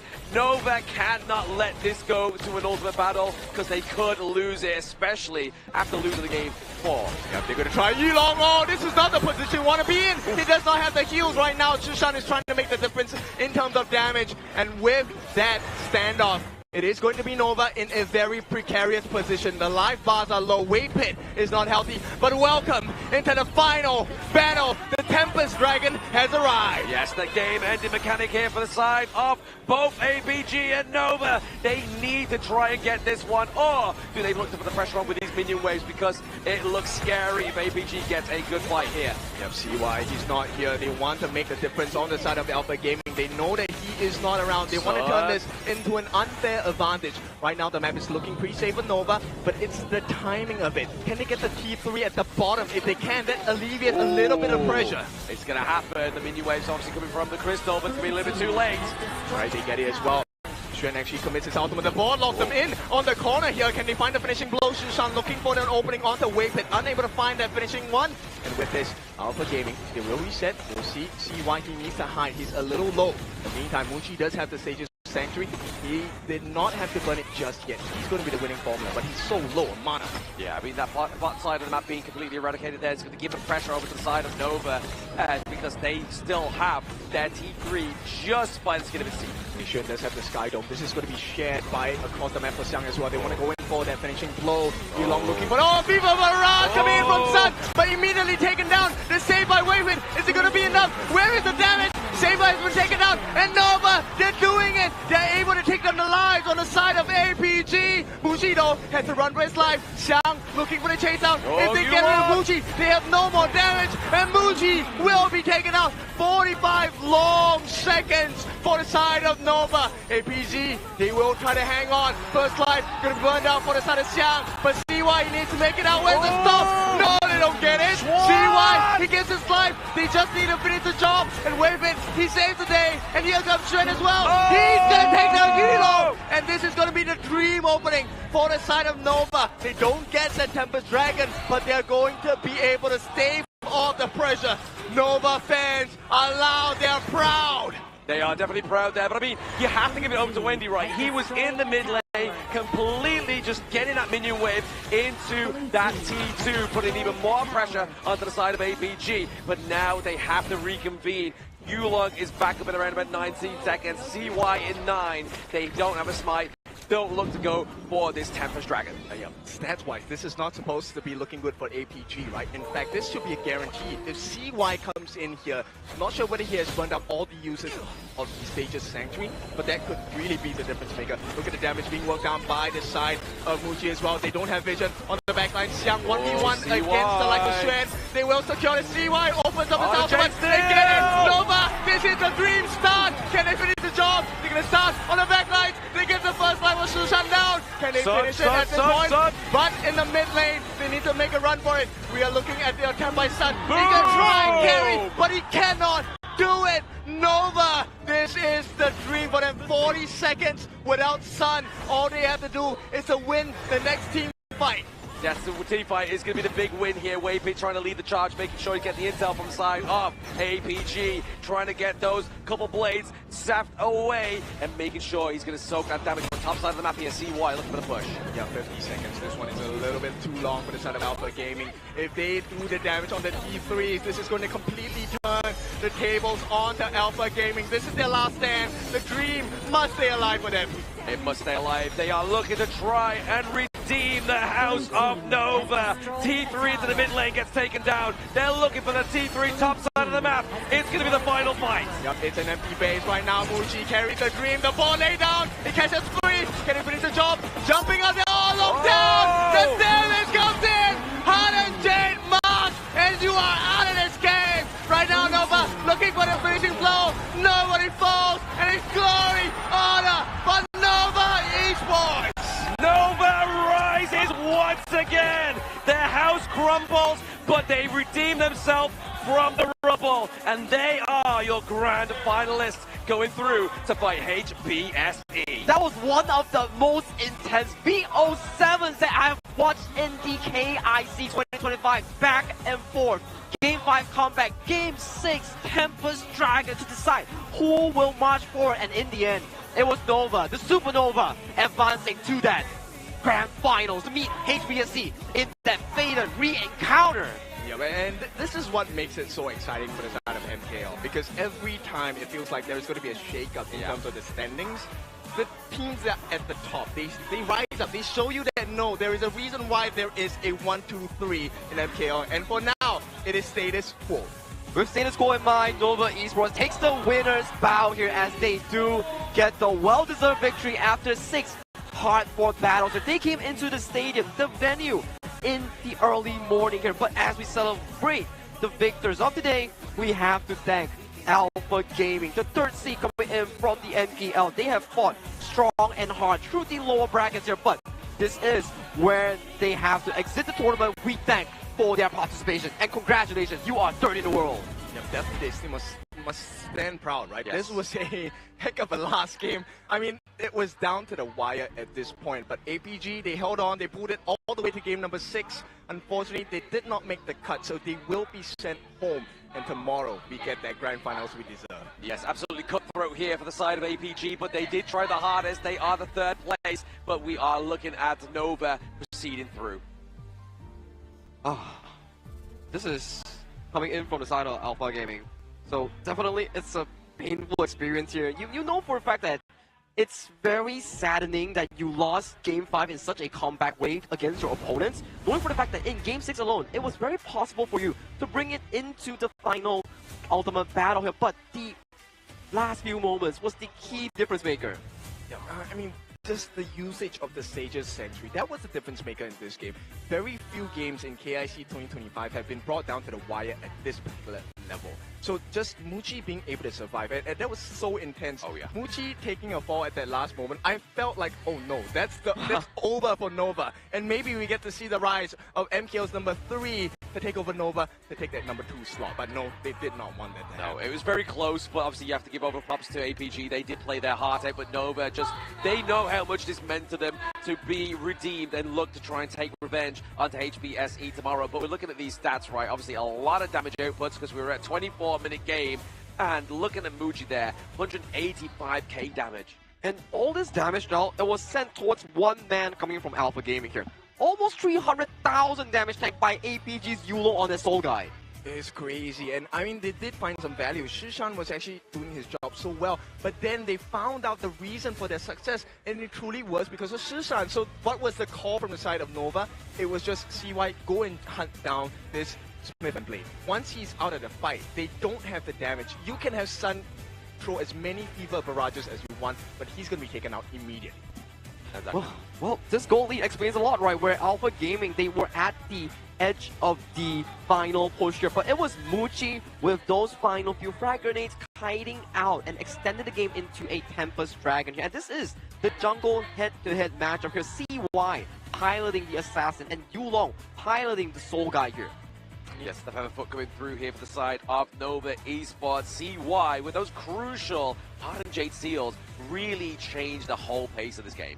Yeah, it's crazy because if you take a look at the stats, damage taken higher on the side of Yulong, invasion rate higher on the side of Yulong, vision score higher on the side of Yulong as well, and still they couldn't close it out. That was because this game was in the control of Alpha Gaming here, but you know who came out when times would matter the most? It was Muchi with the most consistent Lady Sun pick in this Game 6 here. He was really the lifesaver of Nova in preventing the series of going into an ultimate battle. The Cannon Bell, also known as Lady Sun for our OG players here, 2, 1, and 5. Now damage taken was a little bit much in terms of like 16%, but this came at the appropriate times where he gave his life for the cause because he was already healing the damage. Yeah, he was down for the brawl. He was there to make sure that those prime plays were being made, especially down that bot side of the map, which we probably will see in these highlights where we saw a team wipe almost potentially happen for Nova. And this was the primary fight that Alpha Gaming found the potential last game push here. Son found a beautiful engage towards the backside, getting 3 core members. It was down to Wavefit and Muji here, but they hold on the Stronghold so well, delaying it into a Tempest Dragon. This one, Yulong coming in with the Fever Barrage onto a Son here, immediately gets sniped down from the side of Muji here, coming back from spawn, but didn't swap to the Destiny here. And Muji, as of this point, he's over to the backline here, getting caught out. We were all thinking like, what's going on? What is this game going to extend into a further marker here? But this was a beautiful play coming in from Sean. They got Muji, they got CY, everyone. The long-range damage you were expecting out was not there. But the fact that they got Yulong down created this beauty of a situation here, where CY was able to outsmite and get the ultimate down. This was the beauty of the Featherfoot Fade here. Your ultimate, the Hardened Jade Seal, gets you primary access into these objective takes here. Hence, in the final few moments here, when you have no more towers, you have no more identity, you will be losing to an overpowered Tempest Buff tearing down your base. Last combination, super beautiful. Board by the side of Wendy. You also have the Raging Sea ultimate from the side of Lapu Lapu on Waypit, and then you have the finishing blow coming in with the dash from CY. Everything when it mattered came down to the wire. Nova delivered. They did deliver that one. I mean, they definitely did deliver the exception of the audience there as well, right? We saw some amazing reaction from the audience, and they were loving it. Even though there's not a PKL representative in this competition anymore, they are supporting Nova, and they have been doing it since we were in the shooting gallery, right? They were flashing the Nova chips. They now have some Nova placards. We've got some real Nova fans here in the Philippines. You could hear how much they were screaming and showing the energy when Nova Esports was really going in for the final few pushes here. But man, what a series thus far. We really have to hear more from Mara and Butters, that they will be interviewing the winners of this interview and also the losers of this interview. Take it away, Mara and Butters.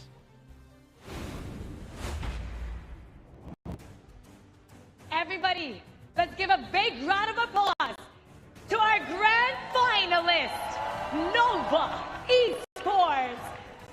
Wavefit, Xuan, congratulations. You've made it to the grand finals. But you know what I'm so curious about, Waypit, is that you had a very long day today. Great matches. How did you prepare after HomeBois Black Shoe Esports sent you down the lower bracket?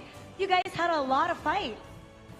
We just go to have a nap and eat food, just like that. You had a nap? Yes. You didn't practice at all after? No, because I'm so tired. You're so tired because you woke up so early today. Yes. And it looked like the nap works because all you have to do is reset and you came back like you're 100%. Ready physically and mentally. Now I have a question for Shwen. This time around, APG, you had a lot of matches against this team. But right now, was there something different between you guys? Because they got a bit close today to getting that ultimate battle with you guys.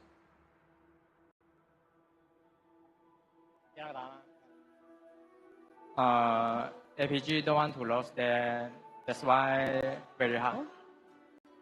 APG put up a good fight. They didn't want to lose. That's why it was a hard match for today. Speaking of hard matches, you're going to go up against HomeBois Black Shoe Esports tomorrow. And you've already lost twice to them in a best of 7. There's the camera right there. They're listening to you. What would you like to say to your opponent tomorrow, to HomeBois Black Shoe Esports? We will win tomorrow. You will win tomorrow. It's as simple as that.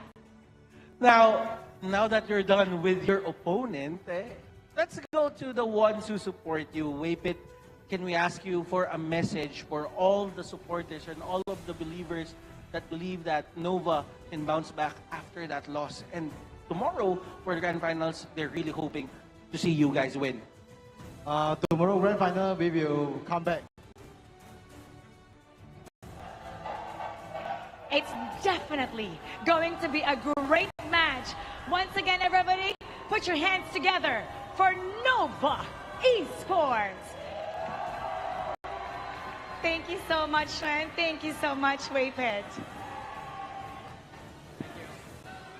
Congratulations. Butters, they're really proving how strong Malaysia is.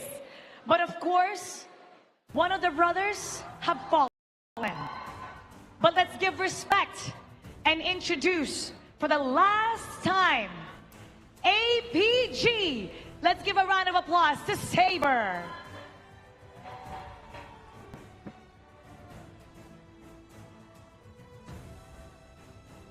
Saber, you hear that? They're cheering for you. You and your team put up such a great fight. It just so happens that Malaysia is really the strongest, and you went up against a really strong team today. But regardless what, Malaysia is so proud of you. Even the Filipinos here are clapping for you. What is your final message to everybody, Saber? We already tried our best.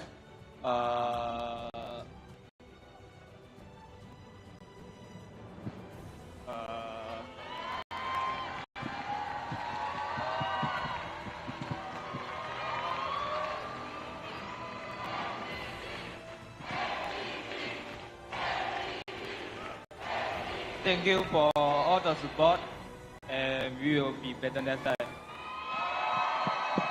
Saber, we thank you because your team APG put on such a great show for everyone.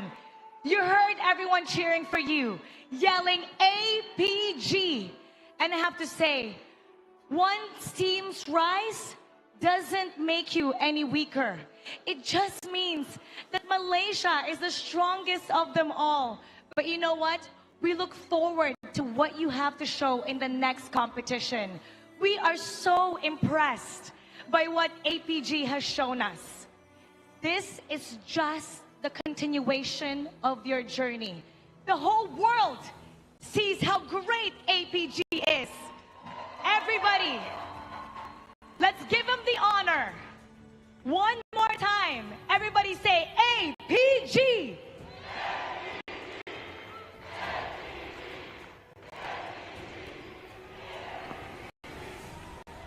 Thank you so much.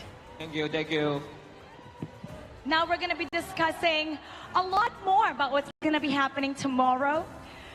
Butters, it gives us so much heartache to say goodbye to a team that is so strong. Yeah, it's been a year since we experienced KIC, and to be honest, seeing teams being eliminated just because there's a better team than them, it doesn't get any easier. It really doesn't get any easier every year. But one thing is for sure, that regardless who won today, Malaysia is the strongest of them all. We're gonna head back to our casters. Lead the gorge.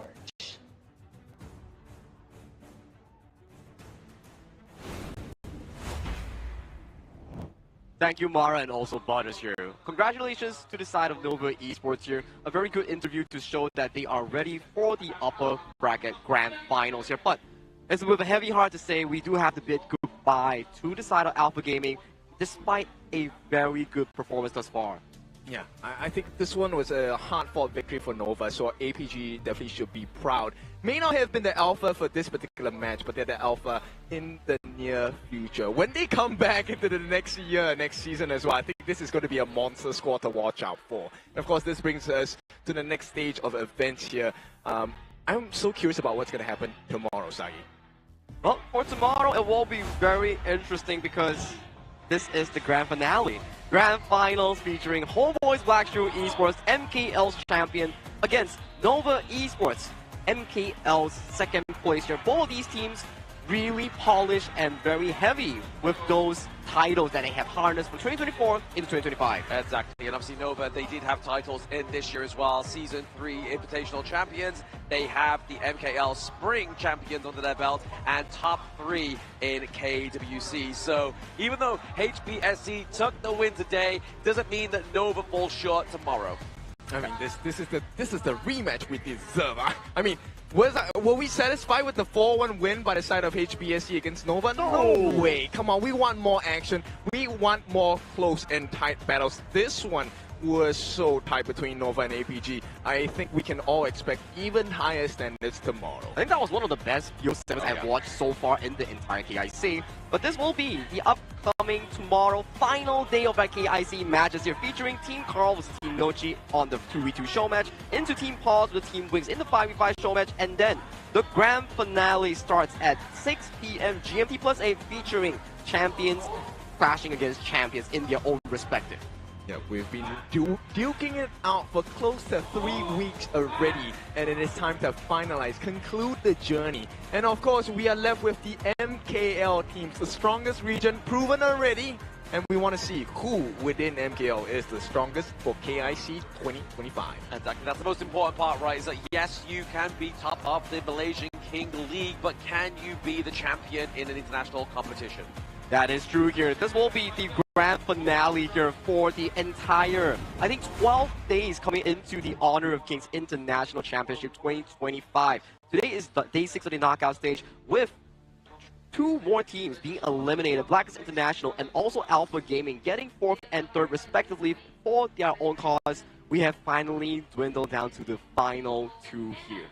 Yeah, and this one's going to be a little bit spicier because the prize is being number 1, you get 300,000 USD. If you're second place, you get cut in half. It's going to be 150,000 USD for you instead. But not only that, you get your FMVP skin if you are the FMVP of the winning team. So that's already kind of looking towards these 2 Malaysian teams that really, if we look and boil it down to their heroes, we could be seeing some really cool FMVP skins. I think if you go towards the jungle side, Luna, Jing, Flash, Dharma, Charlotte, Farm, Arlie, yeah, all those, these are definitely candidates that we will be talking about tomorrow, because especially, it brings a lot of value. This is the first ever FMVP skins in our HOK Esports environment. Yes. Don't forget the Roams. Come on, Roam lives matter. We want more Zhangfei skins. No one wants to support FMVP skin. We want Clash lane, we want jungle, we want farm lane, we want mid. But hey, it's been a fantastic day so far here in Ayala Mall, Manila Bay. My name is Sagi HOK. Alongside of me is also Blam and also Kindofu. We thank you for watching the epic finale of the lower brackets. Tomorrow, we will venture into the grand finale of the upper bracket. Good night and see you tomorrow. After intense, fierce, and heart-stopping battles, we finally found our final two, the best of the best, our grand finalists, HomeBois, Blacklist Esports, and Nova Esports. Mara, after everything we saw, I learned two things today. Number one, that Malaysia is the strongest region in HOK Global. And number two, I actually now know what penultimate means. And the teams really did deliver a penultimate day. They rose to the expectations that were set for them. After all, they're called the strongest region for a reason. It's Malaysia versus Malaysia in the grand finals. An MKL rematch. And if one holds the title of King of Malaysia, who will be the kings of the world? And we can't wait for what's about to come tomorrow. Once again, my name is Mara Aquino. And I'm Butters. And you've been watching the Honor of Kings International Championship 2025. Keep with the guys, everybody, and see you tomorrow in the grand finals.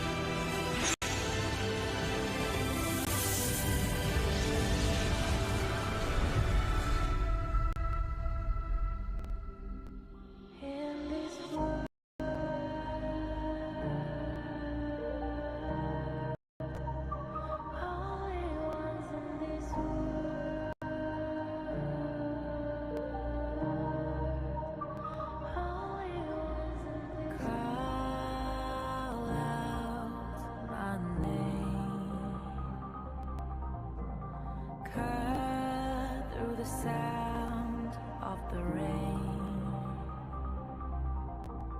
No matter how I feel the flame, you know I feel the darkness and the pain. All of the ways we tried to break free.